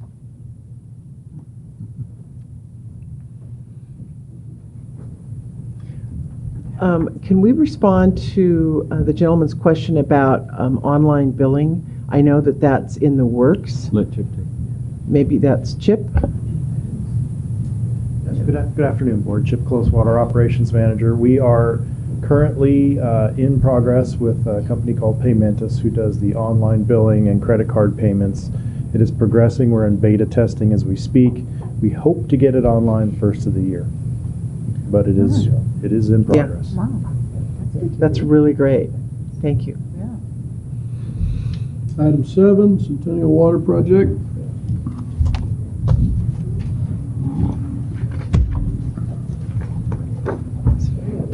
Oh, it's 12:30. I'm looking at that clock. Bring up my sandwich.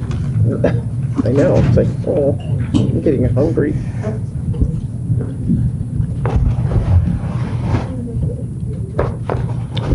Good afternoon, Board, staff, members of the public. Doug Roderick, Interim Engineering Manager. We're here today with this item to discuss implementing this spending cap on the Centennial Water Supply Project and provide a recommendation to staff. A little background in the process. Resolution 2018-26 was approved by the Board in October of 2018, which put a spending cap of $2 million on the Centennial Water Supply Project. At that time, the budget for that particular year was $4 million. The cap had put it at $2 million. At November 14th, after coming out of closed session, the Board rescinded that resolution. So as of now, there is no spending cap for this project. Related to the resolution, we still have a budgetary cap that we can't go above that without coming to the Board for additional requests for a budget amendment.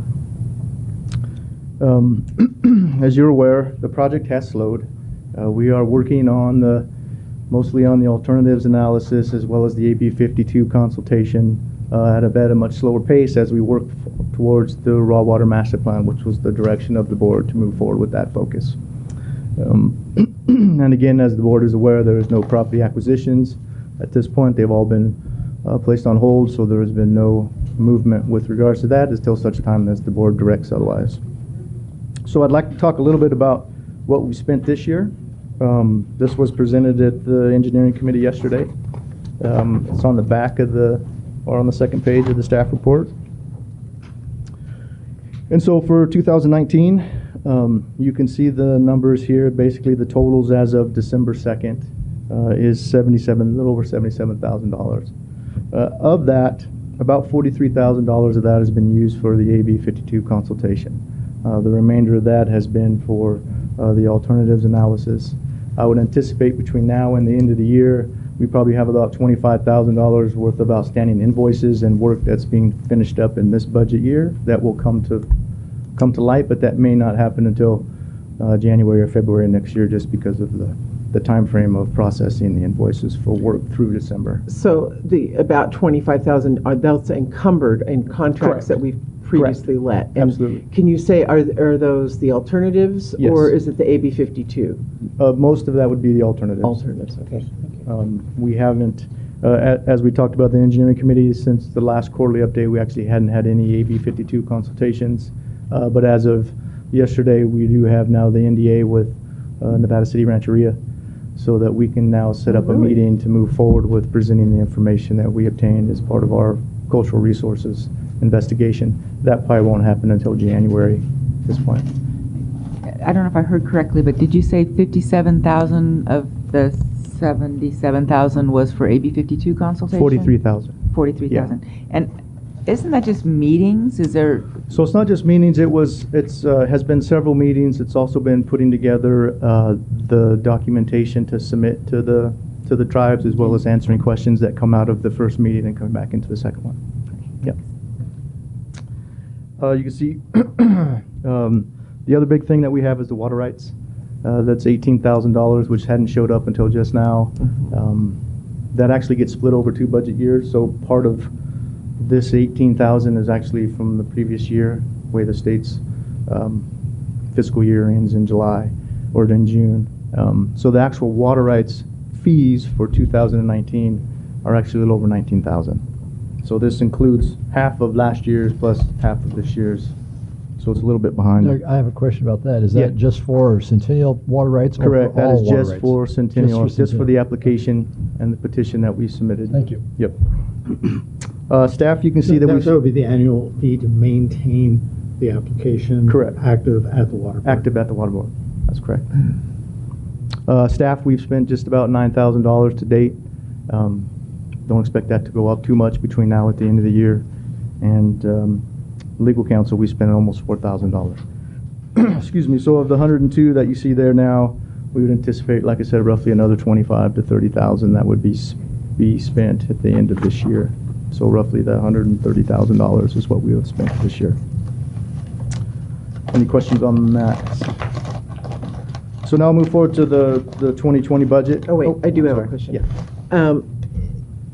And it really has to do with this AB 52 consultation. So when you say that, you put these documents together, in my head, it's like you did a study of sensitive sites or whatever that might be. And those documents don't change, do they? I mean, the sites are the sites. So the initial sites, right, when they do their first study, part of this also included some additional studies that we did in other areas that we didn't have access to in the first time when we did the majority of the work. So yes, the document has been developed. Okay. So part of that is putting that in a package to present to the tribes and answering questions with regards to the cultural resources report, and then waiting for responses from them, and then also responding back, which takes staff time to do that. Right, and so then if you look over here, the 2020 budget, $300,000 for AB 52 consultation, and I'm hearing that the studies or the documents have already been prepared.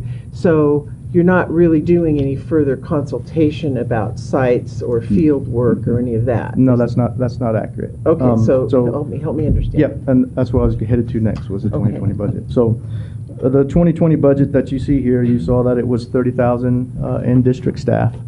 And up until this year, which showed roughly 9,000 that we spent to date, all 5 years prior to that, staffing costs have ranged from anywhere from the high of 202,000 to a low of 56,000.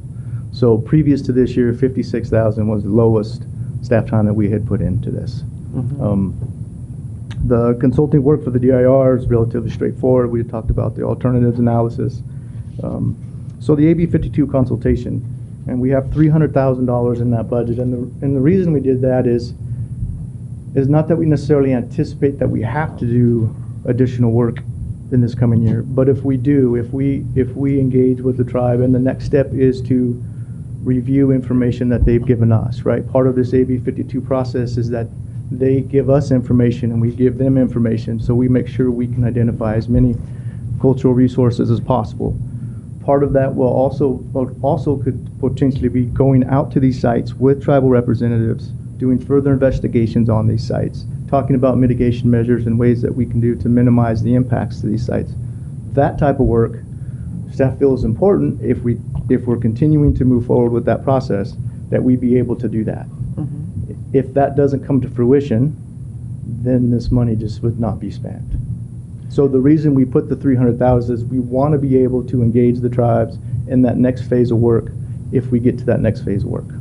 It just seems like an enormous amount of money to do what you're describing, go out and have some site visits and have meetings and so on. It just seems out of scale with what you're doing. And then my next question is it time sensitive? In other words, because of the budget environment we're in, and we just went through a long discussion about that, is the AB 52 consultation, can it be scaled to something, less than 300,000 or, So there's not a specific time scale for the AB 52 So there's consultation, not a other than we think it is time-sensitive thing. warranted and merited that we respond to the tribes as needed. So if they come to us and want to move forward with much more effort in this coming year, we feel like we should be able to respond to that and not say we need to wait and hold back.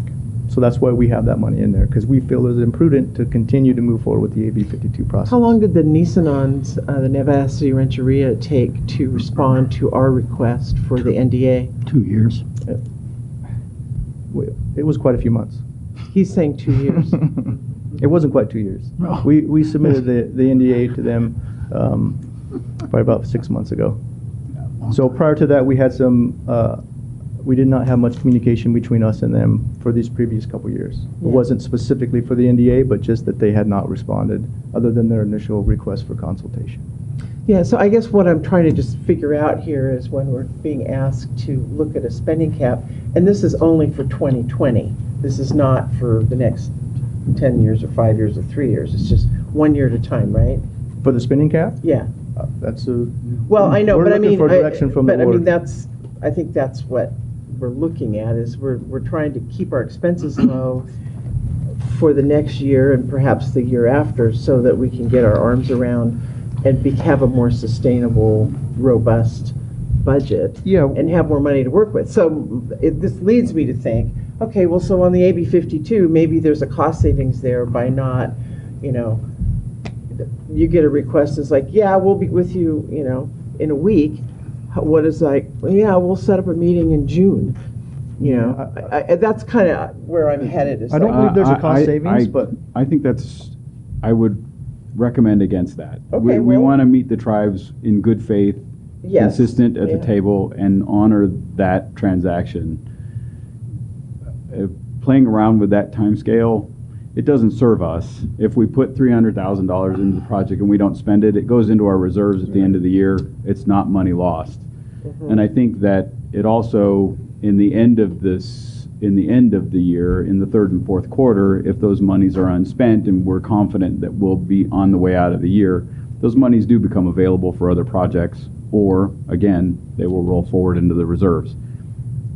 Understand that the $100,000, when we're talking about archaeological work and the level of work that some of our tribal members are interested in, is pennies. It will go very, very quickly. Well, that's why I was asking about the studies and if those were complete. Right. And so you're kind of saying, no, the tribes may well say, oh, we want you to examine this site over here. Exactly. That we weren't aware of. I see. And more in depth, right? Our work has been very surface oriented, and they may decide that they want to go elsewhere. Right. And my hand The was up time- also. the in time case you didn't see. compression. I'm just trying to. The time No, you're fine. compression It's Scott that didn't. is, Chip, we have mandated water allocations through the FERC relicensing process from 2013 that vary somewhere between 26,000 acre feet up to 50,000 acre feet, depending on the water year. Correct. When are we mandated by the feds to start spilling that water? That's my When question. So it's a little different than the PG&E, and we're moving forward. This, When they- our when they primary issue a business new line is permanent water, license. and when are we mandated? The moment that they issue the license, Permanent license. permanent license. I still don't know when that is. We don't know when. So is there a temporary license process that they So do we're first and then a operating- permanent? we're Well, so operating under our own we license. have annuals right now, and the annual license is predicated on our 1963 license.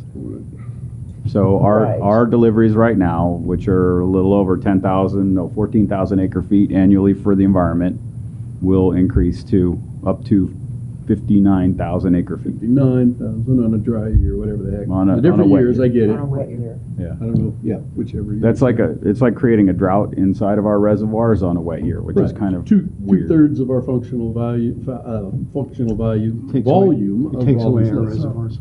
Yeah, so we don't have a date. We don't have a date. That's no. what we're concerned about. Oh, well, just delay it all out. It's So- like, but at some point No, we I get just- hit with that. I'm Right, just well, I trying And to then we're find- behind the eight parse ball. it out. Right? Right. If we lost half or 2/3 of Rollins, we're suddenly Done. in deficit. Yes. Yes.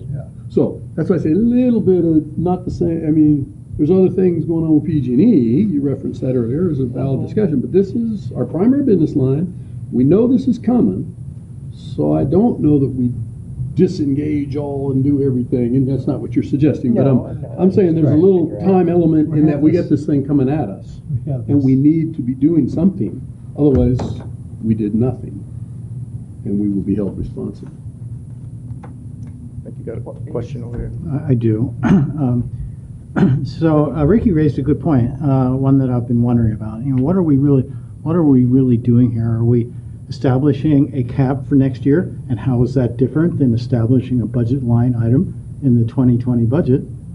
Or are we saying, let's say, just for sake of argument, one person in APC said we want a budget cap of $100,000. Does that mean $100,000? 2020, 21, 22, 23, and then you have to lift the budget cap and establish a new budget line depending on the needs at that time. So yes. So I see no purpose in a budget cap, because if it's for 1 year, it is exactly the same as establishing a budget line. So yes. And so that's you where it came from. you examine the potential needs for the project in the next year, which you should be doing during the budget process anyway. And so what I'm seeing here is that next year's budget should be proposed at 500,000, or whatever staff says, or whatever is determined to be reasonable. And then you basically look each year at what the budget should be for that year, depending upon, and that's not a cap. That's just the normal budget process. Right, and this is. So for yes, clarification, it's it an did approved budget. come from a member of the APC. That was me.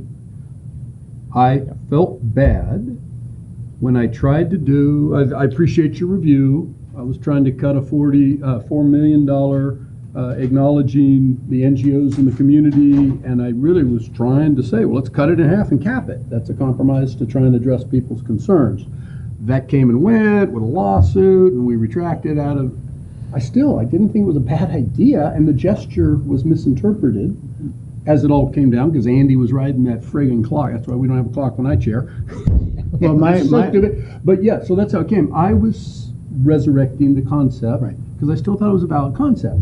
And then we worked on some numbers to just have it be reasonable, because I appreciate where people are coming from. Throughout this whole thing with the reservoir, it's not that anybody's wrong, it's that people have different opinions. Right. I think we should be proactive towards this deficit that's coming towards us by federal mandate. Right. And if we ignore it, we're not doing our jobs.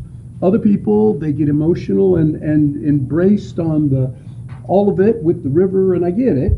On the other hand, it's an infill project. It's not a wet and wild. But, so I was trying to, again, go back to it through committee as a proper thing. So your question is, where'd it come from? I'm responsible. I understand. I was trying to do it. I understand. I hear what you're saying. I understand where it came Inexact- from, and I understand It's an inexact tool, but that's where it came from. So you asked the question. So that's your answer. what I'm saying is I don't think it's necessary, because I think it's actually dealt with through the budget process. Okay. On an annual basis. And I thought it was necessary. What I was thinking too. That was And so I thought, therefore as the to it. bringer, I'm not finished, Okay. please, thank you. Therefore, I would oppose putting a budget cap on it, because it needs to be dealt with each year on a case-by-case basis, depending on what the needs for the project are in that particular year. Now, I would say this, I'll jump in immediately here to reserve my spot on the floor. I would say that an ongoing need for spending on the project is to perform due diligence. I mean, that's been in the reports. I've said it till I'm blue in the face. It is paramount that we hold on to our water rights. Now, there could be differences of opinion of what constitutes due diligence. I heard one person yesterday or the day before say that the due diligence is spending $18,240 to maintain the water right. I disagree. That's actually, due diligence is much more expansive than that. I think that we need to show, or put in our report so that we can do it with a straight face, that the Water Board believes that we are moving forward to perfecting these water rights. And that requires a certain level of expenditure. And what we're saying to the state now is that we're proposing $500,000. We are continuing to engage in the AB 52 process. That is an essential process. They know that we need to engage in that. It's a very lengthy process. It's very time consuming. And we need to be able to engage in that diligently to basically hold our place in line. Circle has said you need to reduce your spending to the extent legally feasible without any explanation of what legally feasible means. And so I think that's actually what we're dealing with here. I would posit that we're already at that threshold. That I think $500,000 needs to be there to maintain due diligence. And I know this is in the eyes of the beholder. And Dustin, if I asked Dustin what he thought due diligence meant, I would not blame him at all for not answering me. Is there a legal interpretation of due diligence? And I've been waiting. You didn't really represent what I was coming from. I appreciate your early synopsis to get into your point. Well, I'll jump. But the reason I bristled on is I was trying to communicate in a meaningful way, to be transparent to our community. These things get taken in the newspaper and all this. No, I was actually trying to do that. So it is a gesture and a communication tool of this board to make, okay, you're saying, man, it's just unnecessary, put it in the budget. Things get buried in the budget. I've been educating my vice chair this year how it's funny how that budget just, well, it was in the budget. So no, I was actually trying to make a gesture of communication and transparency. Fine. And there you go, subject to subjectiveness, what transparency is. So let me give a little history. The rest here. of your thing's fine. Let me give a but little when you history told me here. that's where I was coming from, you were off base. That's where I was coming from. I mean, this all came from, that meeting we had at the Vets Hall.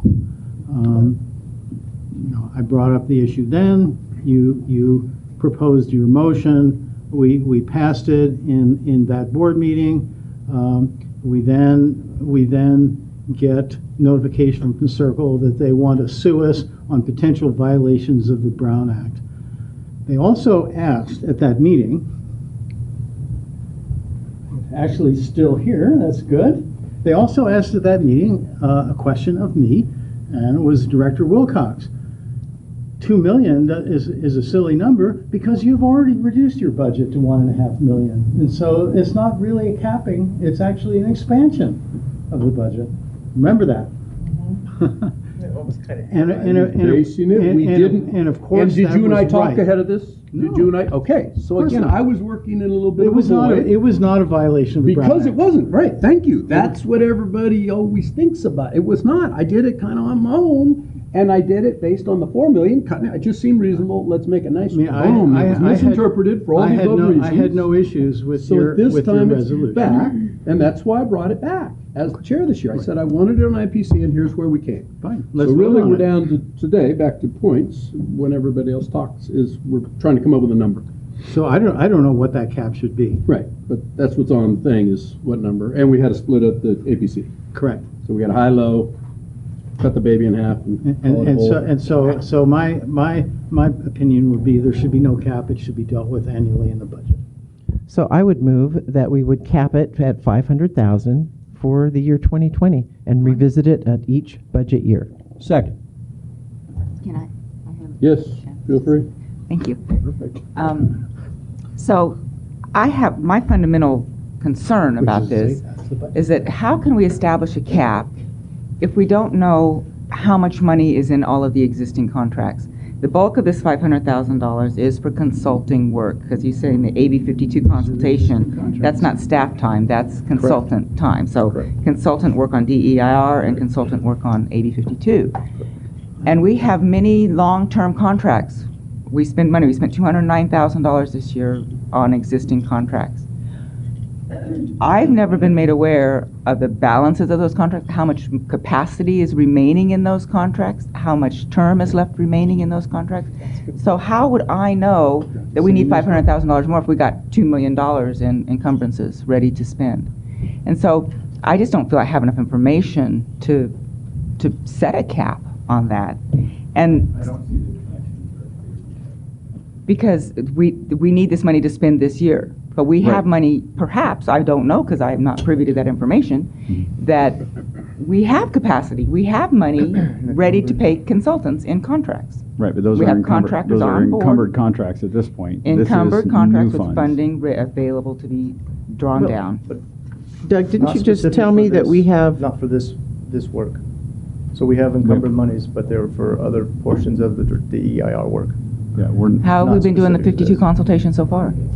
We've had that money in the budget, and we've also had an amendment, not an amendment, but a task order for E-Corps to do additional work, because it's their sub that does most of the work. So Right. it's E-Corps that does most of the AB 52 consultations. So we have money available that we can tap readily without, I don't know what that capacity is. Yeah. And so it's hard for me to say, well, we need more money when I don't know how much we have. but I just asked you a little bit ago what we had encumbered, and you gave me a number On the AB 52, you were asking. on the AP. Well, I was really talking about overall consulting, and I thought it was 130,000 is what I wrote, but maybe we misunderstood each other. Yeah, It's I like- apologize. I don't remember that question. Oh. I was trying, that's why I Did said. anybody get that? I don't remember it either. So, I asked what was encumbered. Doug, it was in the context of your table here, 2019 expenditures. You mentioned there's about 25,000 additional. Oh, yeah. You got 102 spent already. Right. So that 25,000 more that I'm talking about through the end of this year is already encumbered in task orders with the In consultants. task force. Plus you had said there was, so of the 77, yeah, so you Yeah. said 25,000. So another 25 that was doesn't show up encumbered- on this 100,000. Was encumbered has for already been. 2019. Correct. And then That was what, approved I by guess what EDC. Director Peters is asking is what has been encumbered for 2020? what's been rolled over? What's Nothing. Nothing. That was what I understood you to say. It was Correct. no, there was nothing. So what there is there's still some money, like for ESA, for example, which is the NEPA consultant that we talked about yesterday. That money's continuing to roll forward to next year, even though we didn't expend any of it this year. In addition to that, HDR does have money in their budget as part of the overall DEIR work. That's going to be rolled forward. That wasn't used as part of the AB 52 consultation because that was for different tasks related to this project. So we did not take that money and put it into the AB 52. So it's a But so separate, if you have it, separate pool. if you have money rolling over for HDR for DEIR work, why do we need $200,000 more? I mean, I don't know how much is It rolled would be- over. It would be changing that encumbered money to be able to do the AB 52 process. But we need 200,000, well, it states that in 2020, we're going to need an additional 200,000 for DEIR work. Most related to the alternatives analysis. Right. And part of that work is also the water rights. So there's 20,000 roughly that goes to the water rights, et cetera. So we have money rolling over. Correct. For the DEIR that we don't, I don't know how much Correct, but that most of is. the DEI work that's been done as of this year was for the sub, for AECOM to do some additional works at several of the existing facilities.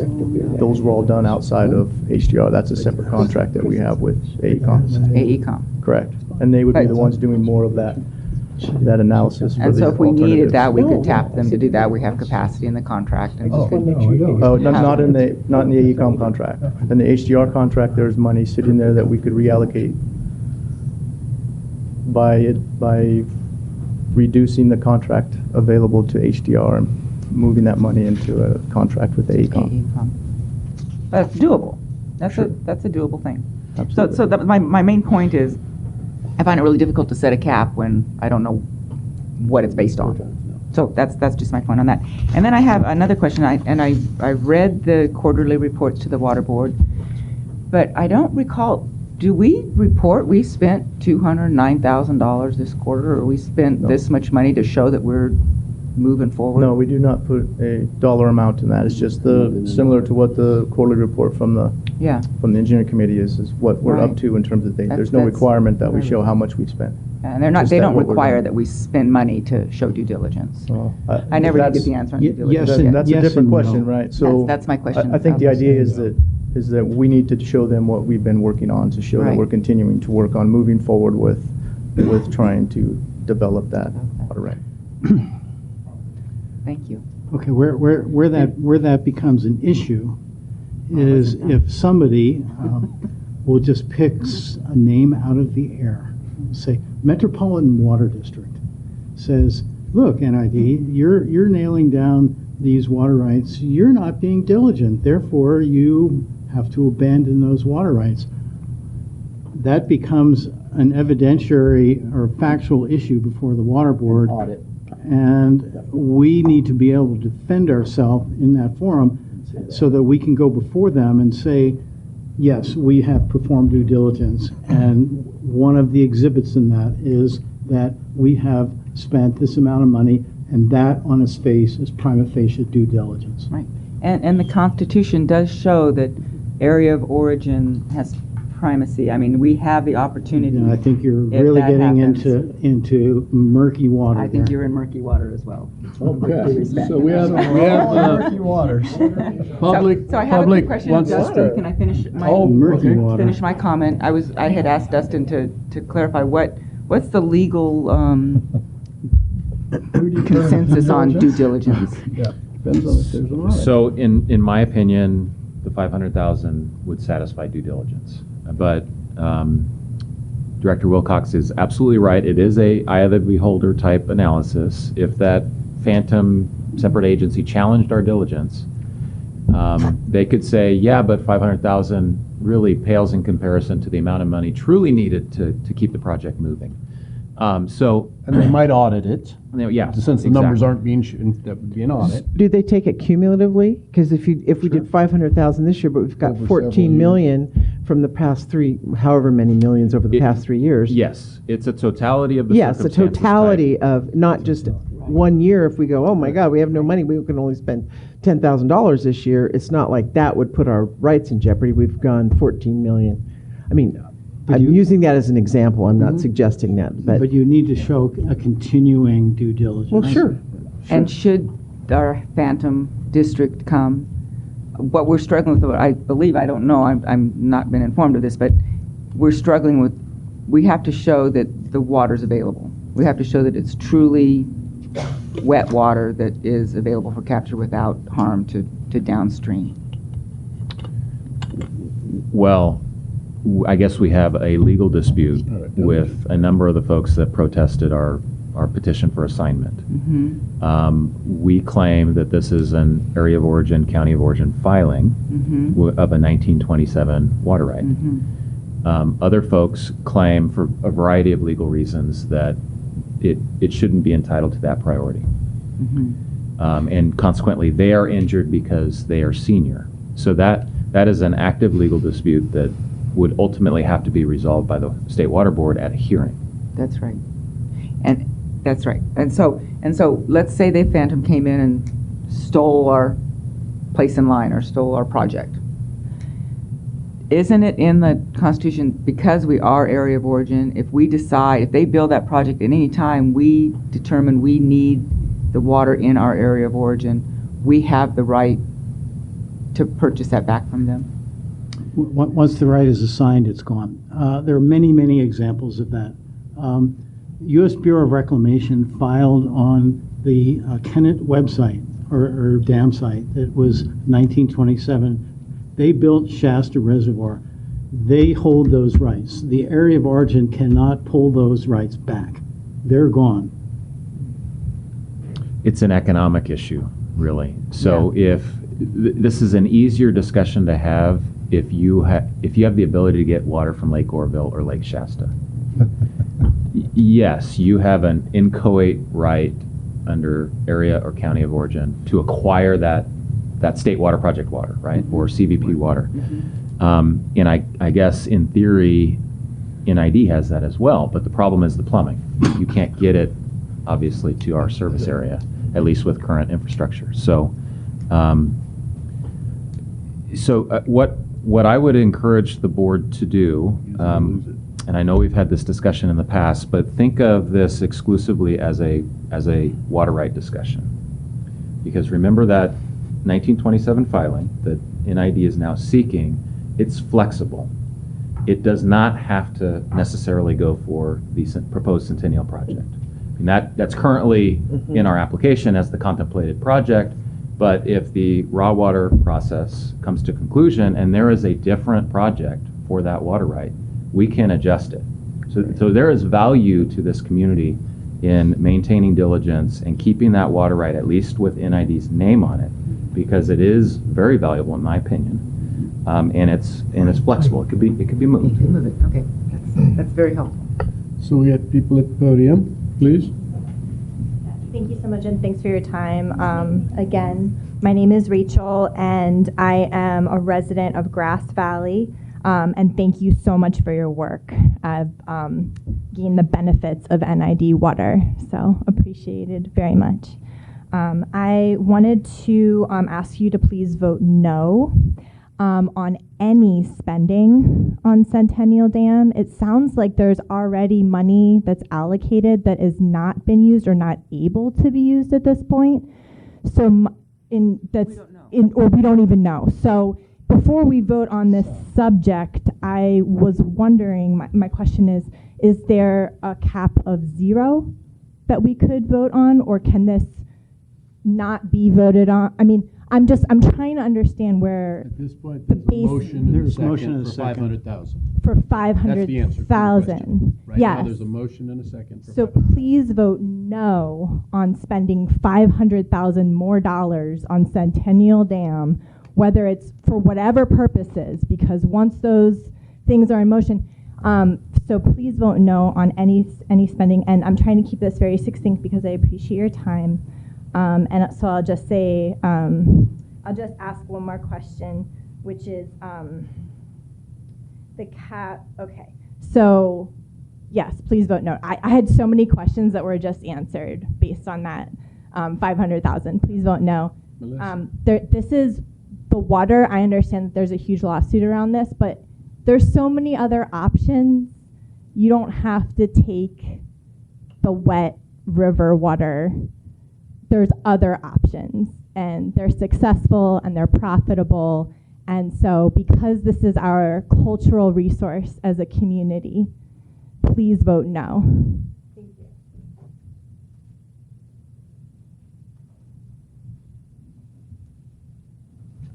Good afternoon, board, staff, and the public. My name is Ashley Overhouse. I'm the River Policy Manager with the South Yuba River Citizens League.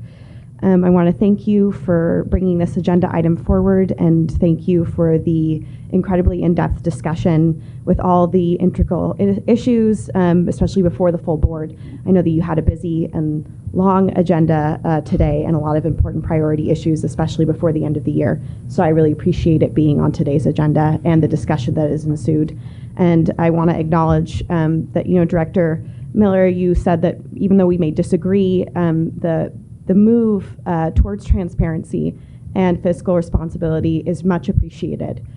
So I wanted to really emphasize my gratitude on behalf of Circle for the discussion and the time and energy and cost that it went into putting this forward today.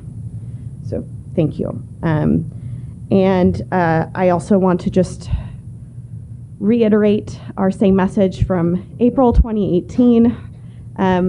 That I know Director Wilcox does not provide much detail on how you do this, but I appreciate the discussion internally and by staff to determine this, but to please cease spending where legally possible on the Centennial Project. Yeah, whatever that means. And I appreciate council weighing into that and whatever that means for NID to determine internally as prudent. So I appreciate that and considering that request when you consider putting forward this cap today. Thank you.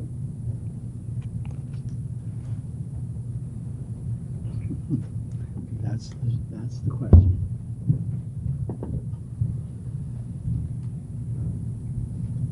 Mike Pasner.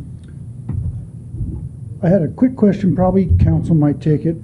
Why are we not defending a dam on Wolf Creek in order to maintain our water rights? What makes it different on Bear River? Why, in order to maintain our water rights on Wolf Creek, couldn't they say we need to build a dam there? Scott Flat, the headwaters of that? No, that's Deer Creek. I mean, why is it that it's that site because of the 1927 effort to build a dam, or what? What reserves that as a dam site versus anywhere on Wolf Creek that would have to be reserved? Where the rights are, I think. Yeah, so the original state filing identified the Parker site, Centennial Reservoir. In 1927? In 1927. But the way the state filing water rights work is they are flexible. So the place of use, point of diversion, point of rediversion, all those items that go in to build a water right are flexible. So that's what when I said earlier that the raw water process, that may come up with a project that could utilize this water right that is not Centennial Reservoir. And I don't know what that would be. I don't want to speculate as to what that would be. But that's what I meant when I said there's value, independent value in maintaining the diligence to keep this state filing in NID's name, or at least it's got our name on it, right? That way, if there is a need for it, and it could be Centennial or it could be something else, the water right is flexible enough to do that other project. Can I chime in here? Mike's got the. No, I was glad to hear what he has to say. That's interesting to me. That's what your question was? Because I want to address that point Go ahead, exactly. yes. Please. Yeah, so the original report that was done, it wasn't the Whisker report, whose was it? On the Centennial site. It was the... Who the engineer No, was that designed it? Yeah, it's on our website. There was a report done in about 1923. Tibbetts, the original Tibbetts report identified the Parker site as the highest best alternative for storage. If you go back to the original Tibbetts report, the engineering concept at that time was to build Centennial and take the water and put it into the Wolf Creek Basin, and there was at one time a water right that was taken out for a reservoir on Wolf Creek. And the idea was that because the district was founded by the very people who would, 100 years ago have been your neighbors, and provide water to the irrigated lands in Penn Valley, that was the ideal site to bring water into Penn Valley. The district did other things. We developed the upper basin instead. So instead of developing water on the Bear River in the Parker site, and then on the Wolf Creek site, we also looked at building Jackson Meadows and Bowman Lake and all kinds of things. So we re-engineered the system differently. The Parker water right has actually been built. The Parker water right actually sits inside of Rollins. So that water right number has been perfected. And we transferred the point of storage from Parker to Rollins. However, in 1927, they also filed the water right for, it was kind of an overfiling for Parker, which we're now calling Centennial, and it actually had two separate points of storage. It was either at Garden Bar or Centennial site, or the Parker site. It could have been built either place. Over the years, South Sutter Water District has filed on the Garden Bar part of that, and they dropped that filing. We consequently dropped the Wolf Creek part of the filing. So you say, why it has to be built in Bear River and not Wolf Creek? Because that water right is gone. And once it's gone and surrendered, it is gone forever. Interesting. Thank you. Just a little history. Yeah, it's history. Thank you. Good history. Really great history. From what I've heard today about the amounts and the possible dealings with the tribes, I say cap it at 200,000. This board has been really good about upping rates as necessary quickly with 2 days notice, 1 month notice, 2 weeks notice. So cap it at 200,000, up it as needed, and we won't be pegging so much money on Centennial, which we should be just abandoning altogether if possible. Thank you.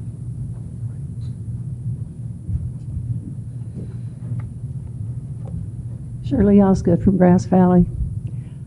Okay, I take spiders out of my bathroom and put them outside. Me too. Me too. I value trees.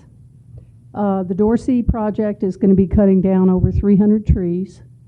And I'm wondering, has anyone counted how many trees are going to be dying in this project? Yes. So we have a motion and a second. Roll call, please. Is there an answer or not? Oh, I thought it was rhetorical. I'm sorry. That would be disclosed in the That's environmental part of the impact environmental report. document for veg management, and we've been looking at that in terms of the amount of material to remove, but not a specific number of trees. It's more of an area and a density within that. I don't really understand the legal feasibility. It seems like, but I mean, I don't know. I mean, would you want to be voting? Please vote no on this, because otherwise, how would you be able to defend it being legally feasible? I just don't understand. And don't you already have money? So thank you. That's it. I guess it's a rhetorical question, but I mean, would it be legally feasible if you voted yes? I mean, I hope you vote no. Please vote no. Thank you. Roll call, please. Division 1, Yes. Division 2, No. Division 4, No. Division 5, Yes. Division 3. Aye. So Motion for passed. clarification, that's going to come back as a resolution, or is that, do I need to do that? They've set the cap, okay. All right, so we don't have to come back for that. Great. For 1 year. For 1 year. For 1 year. Motion was for 1 year. For 1 year. It's for 1 year. Yes. That's fine. That's what I could get. Thank you. That's a budget action. Thank you. Yes, thank you. Thank you. Let's try to finish up. Number 8, Alta Sierra Tank Reservoir replacement. Is there lunch out there, Chris? Are there sandwiches? Okay. Maybe take I 5 minutes. I have to eat or I'm going to pass out from blood sugar. Number 8.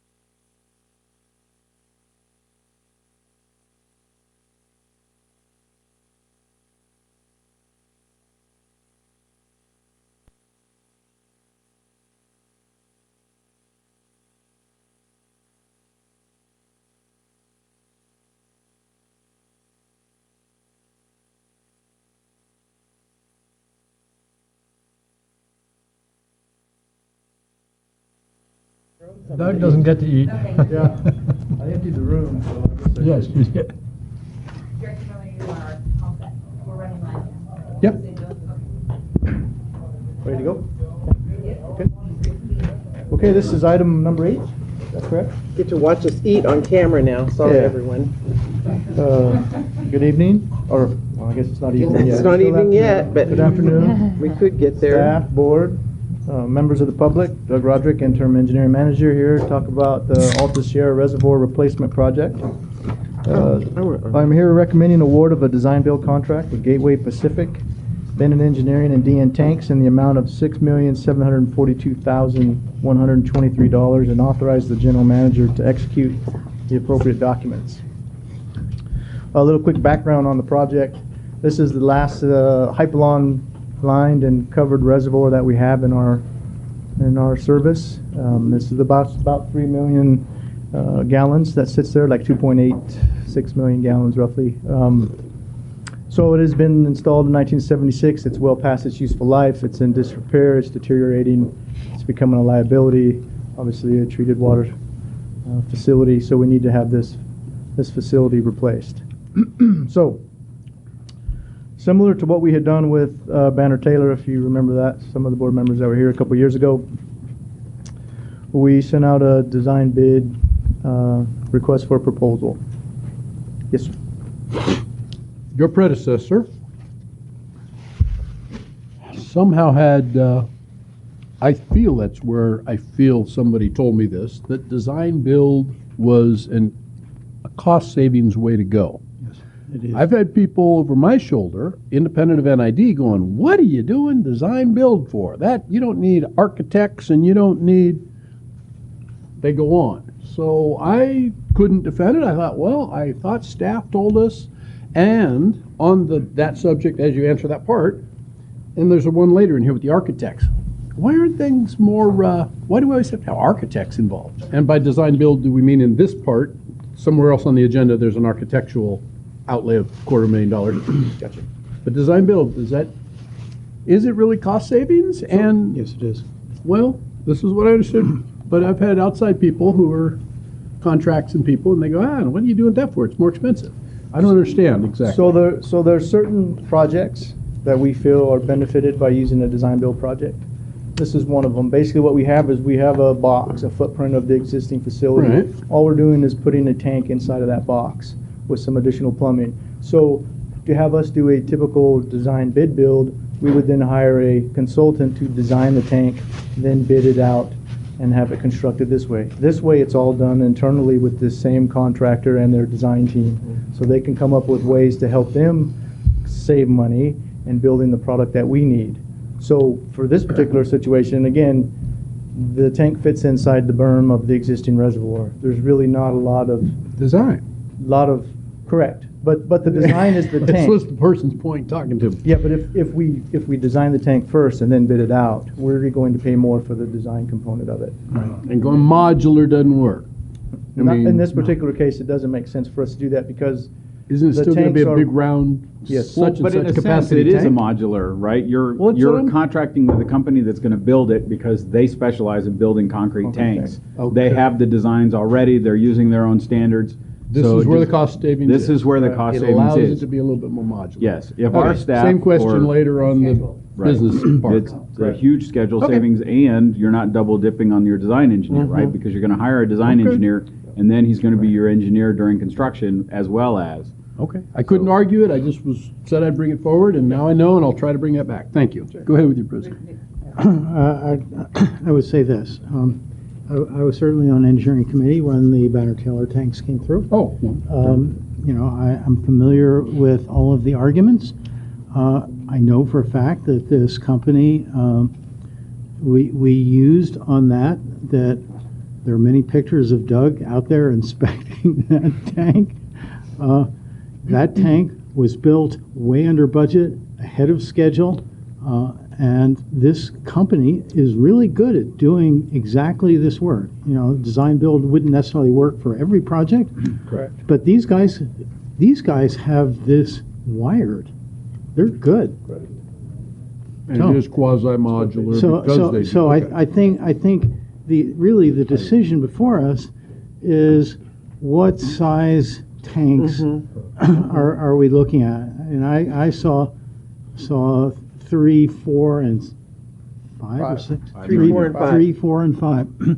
And there's enough space on the site where you could build a 4 and then add a 1 later, I guess. Or build 3 and add a 2 later. Or build a 3 and add a 2 later. And so then you have to look at the cost per gallon of storage obtained, and there's a huge savings in scale on this. So building a 5 may be more than we need today, but it will satisfy the long-term needs of the district.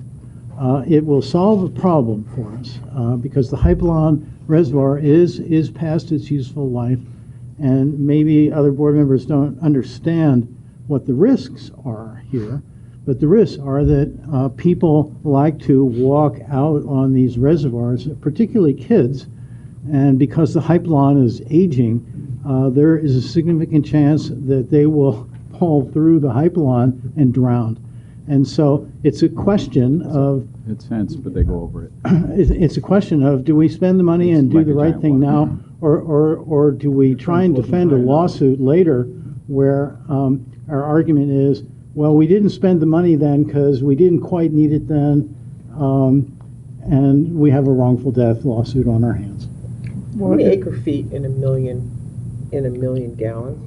So there's 1 3 acre foot is so 336,000 there's gallons. roughly 3 acre feet per million gallons. 3 acre feet per million gallons. So, yeah. I mean, when I looked at this, it made sense from an economy of scale to do the 5 million. It's like, you're out there, it's like, duh. Yeah, and this is a 100-year facility, so this facility's going to be Yeah, there. do the 5 Design life million is 100 and years. we get 3 extra acre feet of storage. Yay, that's good. Is that a motion? Well, and that's a lot when we consider that now the Alta Sierra tank is the backup supply for the Lake Wildwood system and the backbone that runs down through that part of the county. And so when we're talking about fire suppression activities, also being able to bring the the Lake of the Pines facility down with more water at Alta, we can bring the facility down for longer. Right. I mean, if you look at this, it's $1 a gallon essentially over the top. So yes, I would make a motion that we would build the 5 million gallon storage.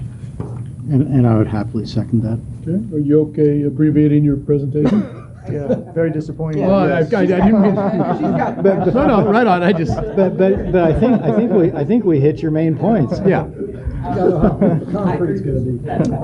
No, I agree. I'm all in concert with my fellow board members here. But Right. I just, my question is. Yeah. So you mentioned that it goes down, so water from this tank, can it come to Placer County? No. No. It's only Well, for- Alta Sierra. Well, I guess No, it it's could all, if we. That's all considered, yeah. I mean, It could if we ran. in the short term, long it's all run. within Nevada County. If we ran a pipe along Highway 149 across the Bear River, it could potentially serve portions of Placer County. But that would be a whole, I mean, the reality is that would be a whole Boy, different system. I'd bring it right next to my neighborhood. Let's Yeah. bring that pipe. That would probably involve a down much 49. bigger discussion about using Lake of the Pines treatment plant versus using Alta Sierra and Loma Rica and pushing water through that way. So for the Exactly. So I don't think it foreseeable would future, be. it's likely just going to be the. Correct. Lake of the Pines, all the Correct. Sierra area. Well, Alta Correct. Sierra Yeah, specifically. it won't cross the river yet. It won't. It's going to move right with the new shopping mall down at Higgins Corner, Okay. and that development down there. We're going to get across 49 onto the west side within the next year or so, and then like Streeter and the industrial park on that side will be in there pretty quickly. The county's very focused on getting us into that space at this point, so they can continue to commercially develop in there. But at some point, we're going to need to cross the river and head towards Auburn Valley CSD. We've talked about in our long-range planning coming up Bell Road from the North Auburn treatment plant on our way to make the connection on our way down from the Lake of the Pines treatment plant, which would need the Alta tank. You know, we're now talking about severely aged water when it gets to this point, so we're going to have to. Yeah, that was my question. So we'll have to do some work in the system to ensure that water aging isn't a problem, but.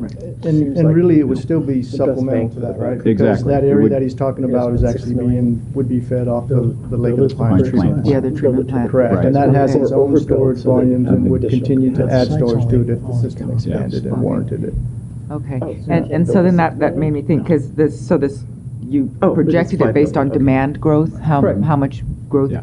What was that model, or was it from So, the 20? the demand numbers were modeled based off our latest urban water management plan, because that is the latest document that we have to plan for moving forward with these projects. 2013, That's a 2015. 2015? So we have that, Okay. and then, so the demands are based off of that information.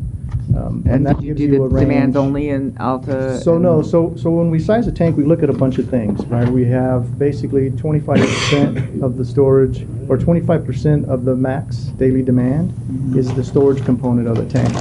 And then we have 75% of max day demand, that's the emergency component.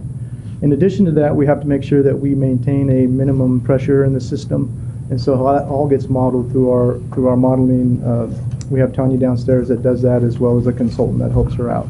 Okay. So those are all pieces that get put together in determining a volume number. But the max day demand does come from our urban water management.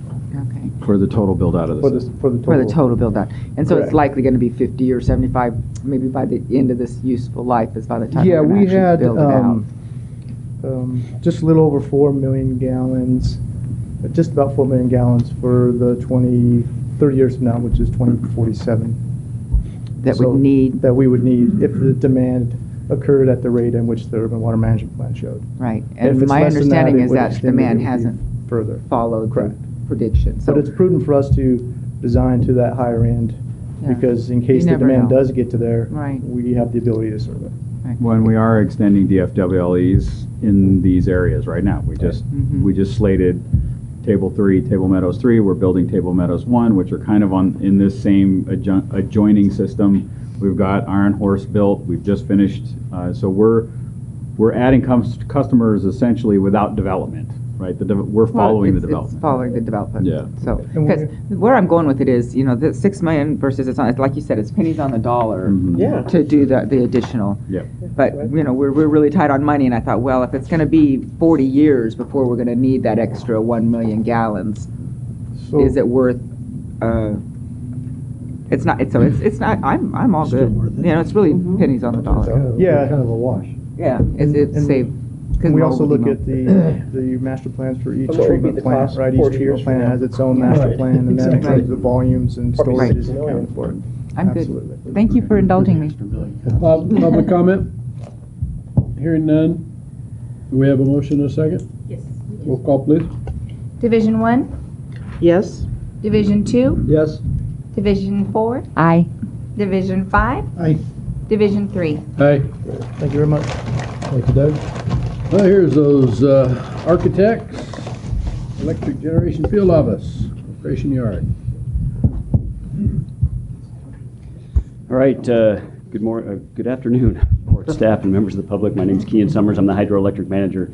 I'll move quickly through the presentation, and unless you want to.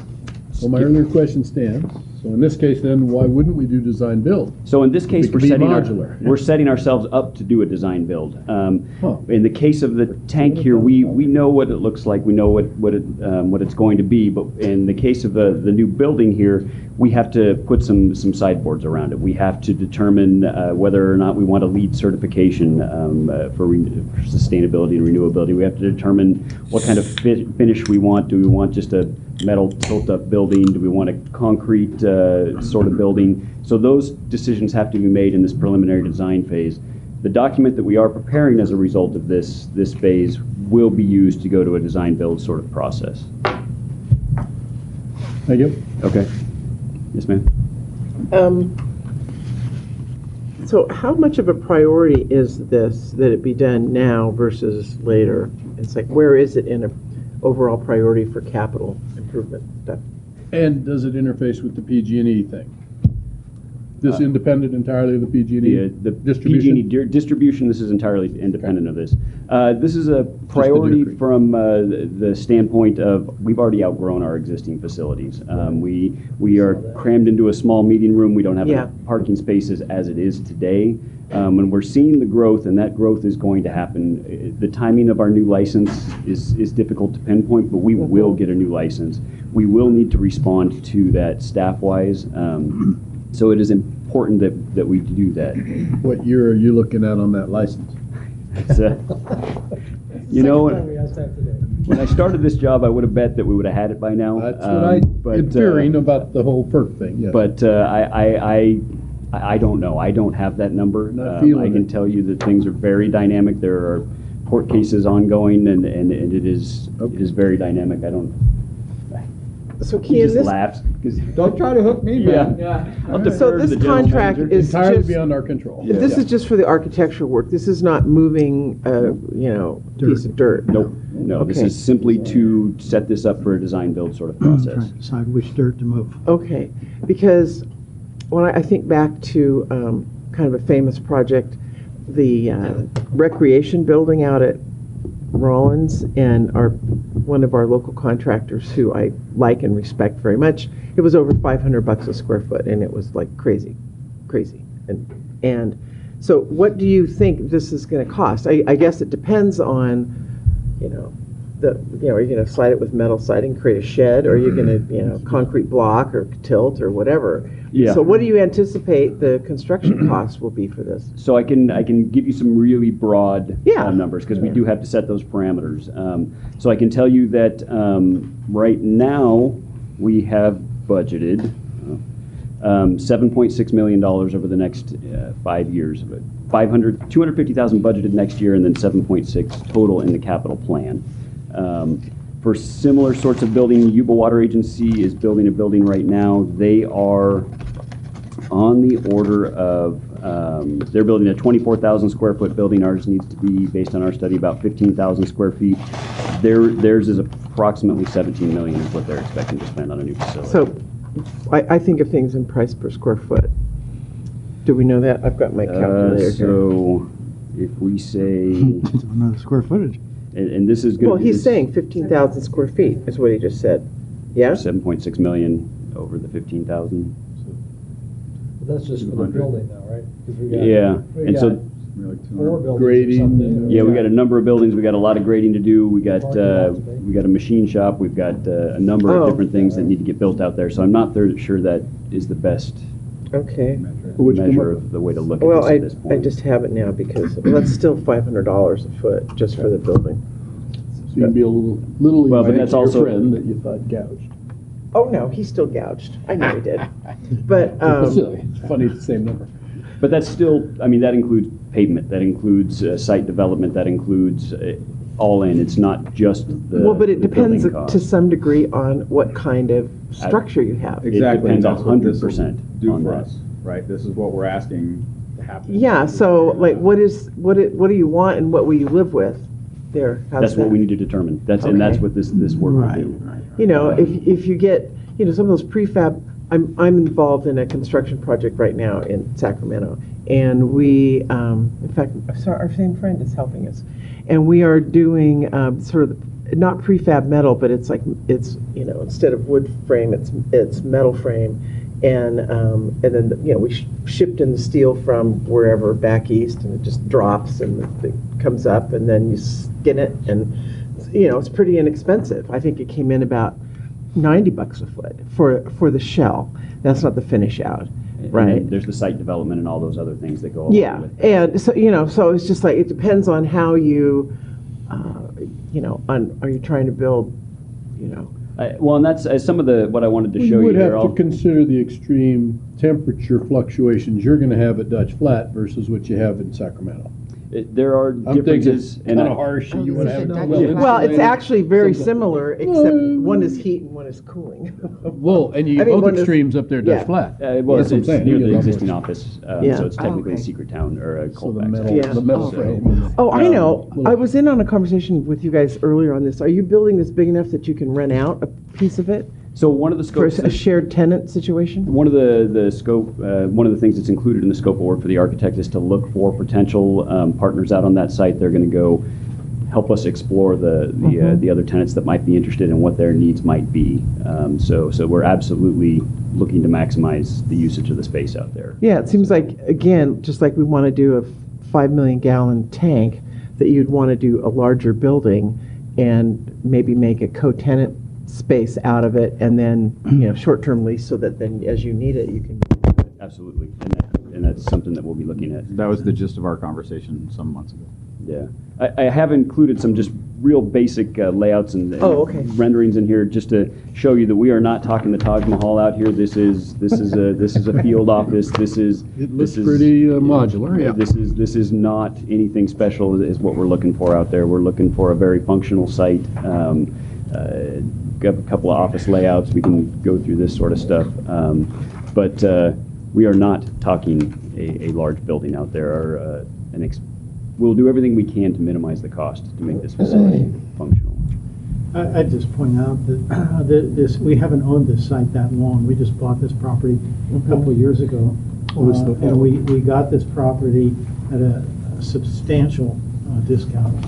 And this property has some significant advantages, and that is that it has a high enough elevation that a communication tower on the site has line of sight contact with Bowman, Scotts Flat, Rollins, and not Bowman, but the rest of our, it'll hit Chicago Park, it'll hit Dutch Flat, it'll hit the Caleb Towers. And so in terms of enhancing our SCADA abilities, this property is ideal. And as we considered purchasing this property, that was actually one of our primary considerations. I think Can you also put a cell tower out there we could lease out cell tower to? That's exactly where I was going. The fact that we can see all the way around gives us the also opportunity means to build a tower, and Verizon someone else and will take AT&T it, and any of those guys can see all the way So around. there are many considerations in buying this property. One of This which is on Rawls Lake Road. the guy gave it to us at a huge discount so he could take some sort of a write-off, and we saved hundreds of thousands of dollars in purchasing the property.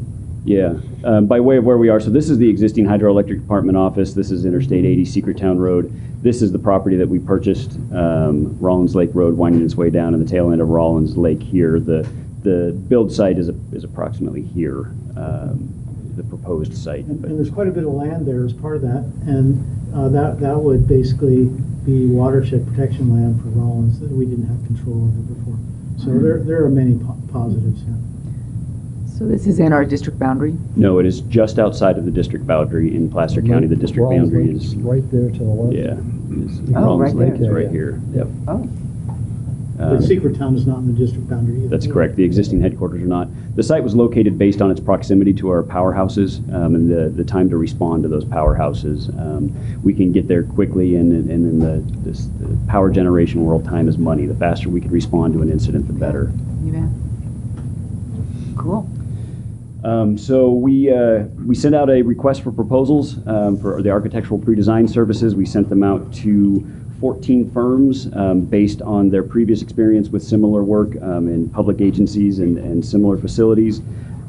We only received 2 proposals. I don't necessarily want to speculate on why that's typically a business decision, but the proposals were well put together, and we believe gave us an accurate picture of what the work is worth. Yes. So with that, I'll get right to the recommendation and ask that the board approve a contract in the amount of $209,000 or $200,900 to WLC Architects to develop the electrical generation field office and courtyard preliminary design report, and approve a contract in the amount of $25,250 to Zanjero for project management, and authorize the general manager to execute the necessary documents. I have a quick question. For the $25,000 for project management, I think it was just last meeting, maybe it was the meeting before. Didn't we just hire a project manager? No, we approved the position, and we approved the funding. We're currently recruiting for that position right now. We don't expect that to be filled for a month or 2 months at best. And how long do you think it'd take to get this contract? So this is 180 days, I believe, is what they've got, 120 days. So we'll be most of the way through this contract before we even onboard the person in the project management role.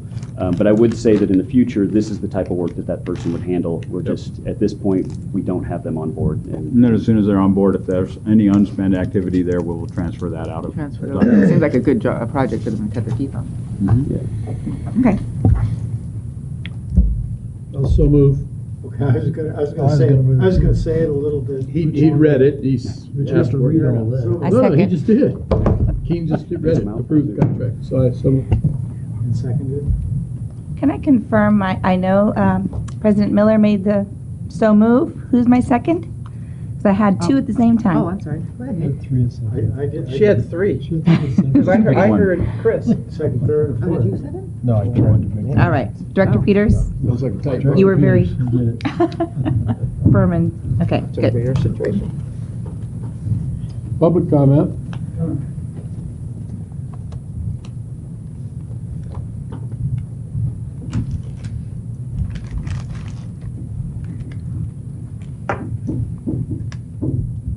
Mike Pasner. I've dealt with Leeds stuff before, Leeds designs, and just build it to the silver or the gold standard that Leeds requires and forget being certified. You can save, I don't know, a building this size, maybe 40, 50,000 bucks. Wow. It's just for appearance sake anyways. Agreed. I didn't know that. I agree. That is a good comment. I didn't know that. Who's leads? Leeds is a certification. Green building Green certification. building certification. And they have different standards. Gold, silver, platinum, or whatever. Based on printed and recycled. Division 1, Oh, yes, thank you. Division 2, Yes. Division 4. Aye. Division 5. Aye. Division 3. Aye. Year-end budget amendment. Marvin, come on down. Good afternoon, directors and public and staff. This particular item is a year-end budget amendment, and this year-end budget amendment will not affect the ultimate reserve balances. And so what this budget amendment does is that it allows us to align our budgets to our actual spending throughout the year. So when you get your December budget versus actual report, right now you have your October budget versus actual. When you get your December one, you can clearly see what we spent in certain accounts. And it also gives staff good trend rates to understand truly what hit an account for that particular year. And this is something that agencies typically do. They'll typically approve their budget at the beginning of the year, and then the mid-year, they would step back and see what truly happened. And then they'll do an amendment. And then at the end of the year, they will do a final amendment to be able to move it. Now, the reason why the amendment is before you is that the particular approval limit, according to our budget amendment policy, is exceeded in the Administrative Practices Committee, and therefore it has to come before the full board. We give you, But otherwise came with the recommendation of the APC. Yes, yes. But it was reviewed by the APC. Mhm. Right, thank you. And recommend. And we recommend, Scott and I, it was unanimous. Yeah. That we So it came with recommended. the recommendation, it was Yeah. over the limit. Yeah. Any questions? So I don't really, overall, like I mentioned, overall, there will be no reserve impact. And it will help you understand the true level of expenditures once you look at your December report, because this amendment will be reflected in the December reports. If you guys do you have any particular questions for it? I have a question or two. Thanks. So all of this, so on the very back page, page 404, there's a 291,000 increase in watershed and a 277 increase in Fund 10 revenue. Yes. And so that 291 it's offset by the 277, and then there's change picked up from the other ones. Is that? Yes. This is a grant funding increase, so we didn't have revenues in the budget that were related to these grant funds that are coming in for our forestry work. So now we're realizing those revenues, and so we want to make sure that they're reflected in the 2019 budget, and that's why they're coming in as part of this one. Okay, that makes sense. And then on the on page 5 of the spreadsheet, there's I know you've told me this 100 times, Marvin. It's the 2019 encumber. Most of these were already encumbered? Yeah, these are contracts These that are are rolling forward all from the contracts that are going forward? Yes, they're rolling forward. Interesting to note, for the water division, this is the report, we have about $27.3 million in encumbrances rolling forward. Yeah. And if you want to see the relation to that in terms of understanding the cash position, look at page 3. So look at page 3 of 39, and then you compare that to page, so if you got 27.3 plus 1.2, so you got about 28 or 28.5 million in encumbrances in your water. But when you look at the cash that you have to liquidate that against, you have the 21.7 and the 12.6. So you're really, really close. About $33 million to liquidate those $28 million in POs. So you're really close in that water. That $6 million in the middle, that restricted account, those can't be used to liquidate those POs because that's capacity fee money. So you're really close in terms of how you operate in the system. So, your $33 million has to liquidate $28 million. If all those POs clear out next year, it's really close. Yeah. All going to clear at the same time. It's not. Yeah, it may not. We carry on average $5 to $8 million year in and year out. The Yeah, reason you're remember- seeing so much in encumbered is because we're working on the Combi Phase 1, and that construction contract is significant in terms of our overall budget, and it's causing a bubble. Okay. So Rim is correct. When you look at your page 4 of 39, we rolled over 6.9 million POs. So when you look at that approved rollover column, shows you wrote that $6.9 million represents What POs. Page 6? So page 4, page 439. 439. So you're the water division. Your first column, you approved rollovers. That's what you rolled over from last year. Uh-huh. You rolled over 6.9 million in POs. Yeah, and we're rolling over 27. Okay. Any other questions? Nope. Do we have any? So- More question? Awaiting a motion? So, again, it's just, staff is asking you to approve the budget amendment.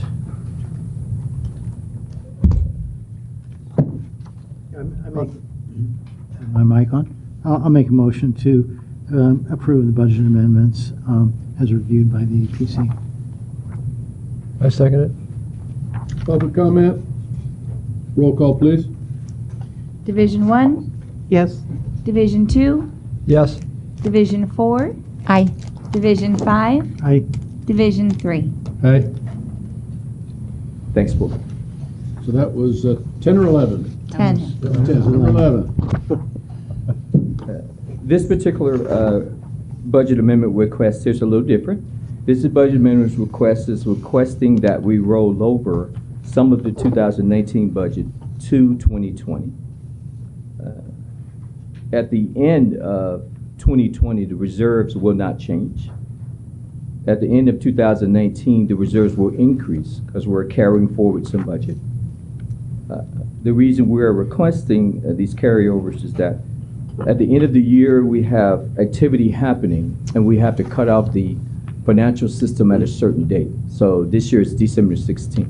So we're cutting off, we're not allowing the departments to send in any PO requests after December 16th. So in the process of that, some bids could be in process. So we recognize, General Manager and I recognize that to facilitate staff closing the books and opening up the books, then we will roll over some. Also, too, the other rollover request is regarding some capital projects that could span over 1 year. And so as a result of that, the capital projects that we're requesting is the accumulation of reserves for the Lake Wildwood Pipeline project. Essentially, we're just accumulating these reserves. And then hydroelectric, Ken has some projects that he's requesting that we roll over to 2020. And again, these budgets won't be spent in 2019, it'll just be rolled forward.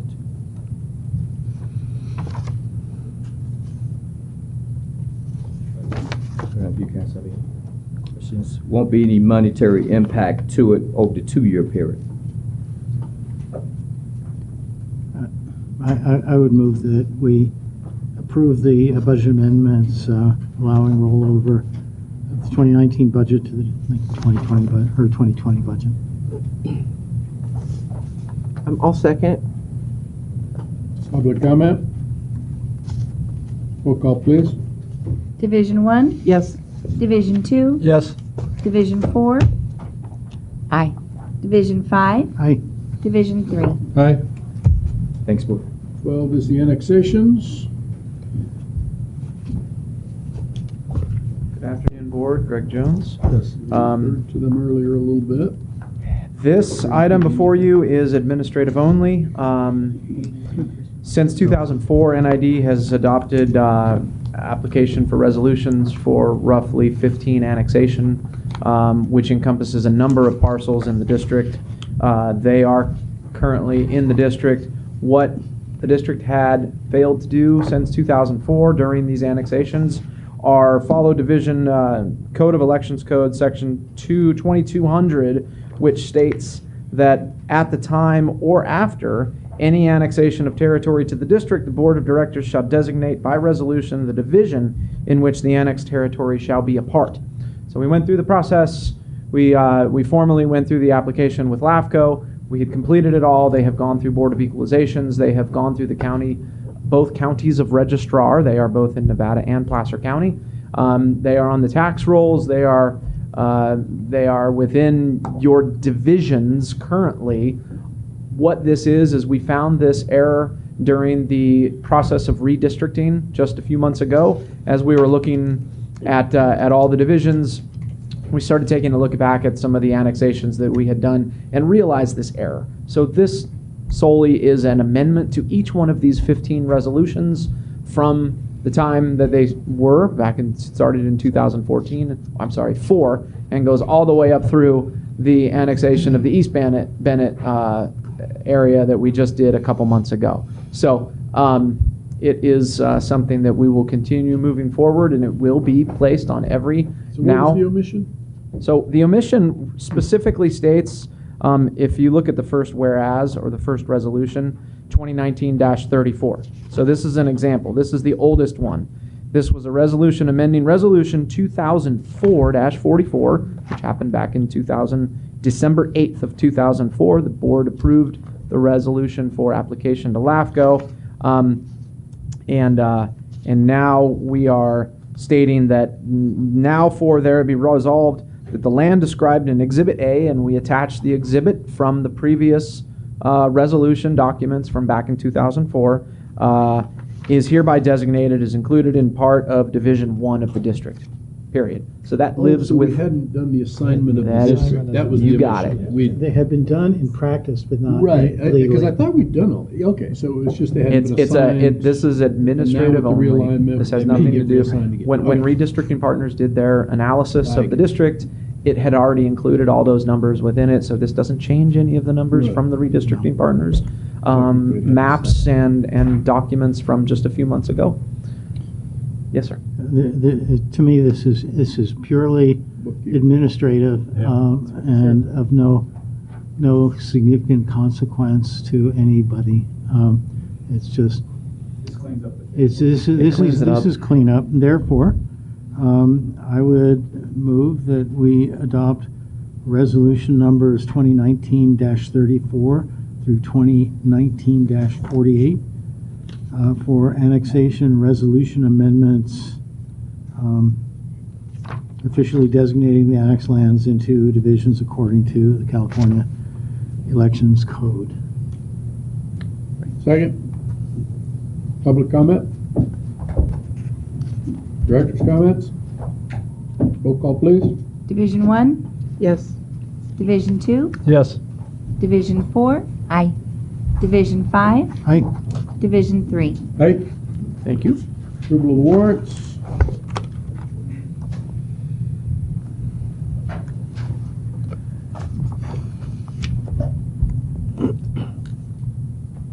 Directors, if you have any questions regarding the approval of the warrants.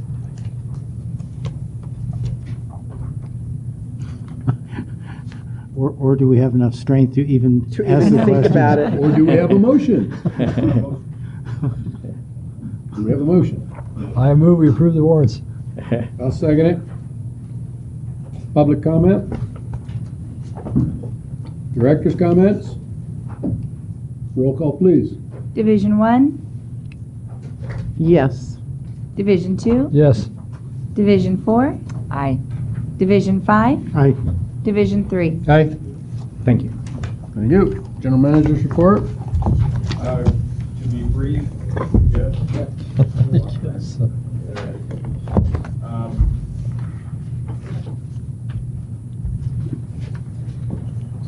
Good afternoon, Board. I want to reiterate my thanks to the board, staff, and the community for all their time and work in updating our strategic plan. Thank you very, very much. Leaves us doing what when? Leaves us so staff is compiling the document now, and we will have it to you at one of the January board meetings for your consideration and adoption in 2020. At which time, Jacqueline, I lost my piece of paper. We decide where do what we the want to action, do with what do it. the action things go? I think we can adopt, we can modify, we can. We can So we adopt. bring it back in January and. We're going to bring it back in January, and you're going to review it and adopt it. Review it and There's no- adopt there's it no or more, change it. Do we have the, more driver out do we have the option at that point to review, modify, and adopt? Of course. Yes. Okay. I would Absolutely. think so. Then I'm Oh, fine. there we go. I got it.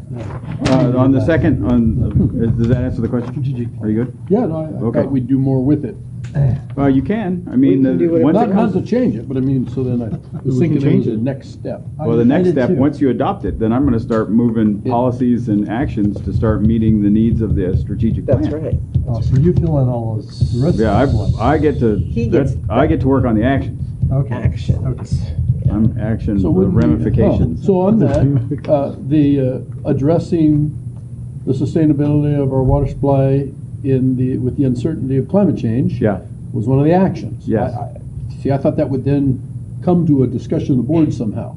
It could. Not I for mean, the adoption or changing the language. but Well, I think- then, so what are we going to do? That's that space, Scott. Right. So I'll because do right that. now, So say it in January when that comes up. yes. Okay. Yeah, because in January, there are certain goals that some of you have never seen. There are actions that some of you Because have we never did it at a seen. different table. That's Exactly. right. So now it's time for it to move out of the public space, back into the board space, So we and you can- guys get to work on it. Okay, as long as we get to huddle up and go for it. All right. Okay. Yep. So I'd also like to offer a quick thanks and commend some of our employees that responded to a water line break on Thanksgiving Day. Maintenance employees, Kevin Ferris, Yes. Chris Thompson. Thanksgiving Day. Apparently he wasn't at the beer wagon Thanksgiving. Oh, he was. He made it Ken to Thanksgiving Kofer dinner. and Bob McDonald left their families on Thanksgiving Day to respond to an emergency call out and repair a leak on the main line at Annie Drive in Alta Sierra, Division 3. So,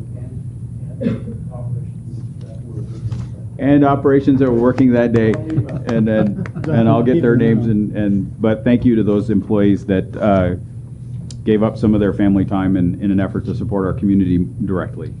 Water supply, so NID currently is sitting at 194,428 acre feet in storage, which is essentially 110% of our 6-year average and 72% of capacity. I would call to your attention the fact that we dipped hard through November. So we were leaning into storage heavily at the end of the season, something that we don't normally do because we're usually receiving precipitation at that time, and that is clearly evidenced in the Bowman Lake gauge on the other side. We're at 16.28 inches, which is 85% of average, so we're still below. we are below, But we're starting to, clearly it's raining outside, so we're refueling. We exceeded our average on conservation by 2% in the month of November, so we used more than we normally do, but we're still 20% under the 2013 baseline. With regard to, I don't know that I should go through all the Aqua stuff given the time of day, but I've returned from Aqua. I have many things to share. I'll bring it up at our January board meeting. But Director Heck, I put on everybody's dais the signed committee request form so that everybody knows what committees you have requested and that it has been signed and sent to the board, to Aqua, and I know that it's been routed to the President, Steve Lamar. Anyway, all right, so Aqua engineering update. So Combi Phase 1, it continues to move forward with approximately 1,250 feet of pipe installed. We continue to work even during these rainy days as the contractor has figured out how to use the crushed walls as his road grade, and apparently it's going quite well. Iron Horse Brewer, DFWLE, that project is 80% complete, approximately 5,700 feet of pipe installed. The South Yuba Canal, we've received the RFPs for the consulting team to review the project. This is the canal from Lake Spalding all the way down to the Deer Creek forebay. We expect to be bringing a contract to the board in January or February. Scotts Flat Spillway, which is a regulatorily controlled project, working on the alternatives for the spillway now. We'll have those results out, expected sometime in April as we move forward. The more concerning is the generator situation. We brought this up to engineering yesterday. As a result of PSPS, we found that there were 3 spots, the North Auburn Treatment Plant, the Placer Yard, and one of our pump stations that need a permanent generator sized appropriately for operations. And so I've redirected some of our capital program to start assessing how we're going to bring those facilities online. At Aqua, the PSPS committee was convened. We talked a lot about it, and one of the things that was brought to my attention as a result of the Kincaid fire, that propane deliveries will be suspended in areas of fire. So we have gone back through the generators that we have. We have roughly 11 propane run generators that we now have to retrofit backwards to diesel. So engineering is currently putting a program or project together for me so that we can go back in and Is that a state law, a state mandate? So the propane guys are not allowed to make deliveries in an area of fire. So this is a problem for us because if we don't have generation at a pump station, we are immediately liable as established by the Yorba Linda case, which awarded $72 million to the said 27 homes that were burned down when the Yorba Linda Municipal Water District's pump station failed to operate. So we need to make sure that we're tracking and fixing this issue. So I will be working with engineering and the engineering committee to kind of rejigger some of our capital program to bring these projects to a greater priority as we move forward. But given the fact that the state of California or Northern California is currently buying up all the generators on the planet, that may take us a little bit of time. So yes, sir. Diesel's a volatile fuel. It is, but not as volatile as propane. So that's all they're just That's trying it. to demonstrate. Not Yeah. that we could store it longer or more. It's under pressure. It's higher. It has a higher flammable. What is it? Flash point. So it has nothing to do with storage, just the actual. They just won't delivery allow the thereof. vehicles. They won't allow the vehicle to drive in and plug in and make its delivery. So anyway, that concludes my report. It's funny they do legislate. Director's reports. Director Peters. Well, I don't have a lot to report from last time. I did attend the Nevada County Contractors Association holiday event on December 5th. I enjoyed meeting some of the players from up in Nevada County. That was good. And I was on vacation, so I took a break. It was good. Director Beerwanger. No report. I have no report. Director Heck. Yeah, I also went to the Contractors Association party, and I'm meeting with Barbara Bashel tomorrow at her request, just to become more acquainted with the contractors' issues. I also want to say, for the purposes of disclosure, that I individually last week met with each director with the goal of just talking about kind of what we'd like to see for the upcoming year and how we'd like to see the board function and so on. So I did do that and had individual meetings, and every one of them was great and productive. So that's what I did. Director Wilcox. Whatever his name is. I was going to say Director Nick. That's Director Nick. At 2 in the afternoon, who knows? I would provide the same report that Director Peters provided. I was also on vacation and went to that party as well, which I've done every year for many years, and saw lots of old friends. So there was a request earlier that we do the rejiggering of the reorganization of the board prior to closed session. Public here who made the request. Does so. anybody, well, actually, Chris made a request, one of your other directors. Oh, one of the others. You're not Oh, the okay. only person. No, I I wa- said people. There was That's a somebody plural, else not a person. Okay. So if nobody cares, then I would offer that we should ascend Director Heck to the chair position and would nominate Director Beerwagon to the vice chair. That's a motion. Yes. Oh, yeah. You can Oh, appoint him and as- to reappoint Chris Stepanian, secretary to the board. Well, thank you for that. So is this something that Director Beerwagen wishes? I'll accept. Well, it's a motion. Hasn't been seconded. Hasn't been seconded. If Director Beerwagen wishes to do that, I know that Director Heck also wishes to do that. I would second the motion. Public comment? Roll call, please. Division 1, Yes. Division 2, Yes? Division 4, Yes. Division 5, Aye. Division 3. Aye. Thank you, everybody. That's exciting. And that's, When do I get the gavels? well, I'm the one that always, if you'll notice, by being 3, I'm only here when I'm at the chair. Are we going to continue with item 15 as well? She just Oh, no, no. requested her Oh, you're gonna- chair. Oh, no, I was joking. No, we have to But finish that's this why I meeting. was, earlier I mentioned to Chris, I go, we don't usually do it till the end of the meeting because technically it's a, Yeah, no, we'll just do it. that's my point, right? And so that's it, all right. I was just teasing. But it's appropriate because that's the goal. Anyway. What's item 15? Joint Powers Joint Authority. Powers Authority. Oh, well, it's the same thing, isn't it? Yes, Yeah. it is. Okay. So moved that we would mirror for the Joint Powers Authority the same Same reorganization declaration or designations. Second? Second. Public comment, director's comments, roll call, please. Division 1, Yes? Division 2, Yes? I have to think for a minute. Division 4, I'm going to have it here. Division 5, Aye. Division 3. Okay. Which gets us back to public comment on anything going to be considered in closed session. Hearing none, we will go to closed session with the expectation of an announcement coming out as we will discuss existing litigation.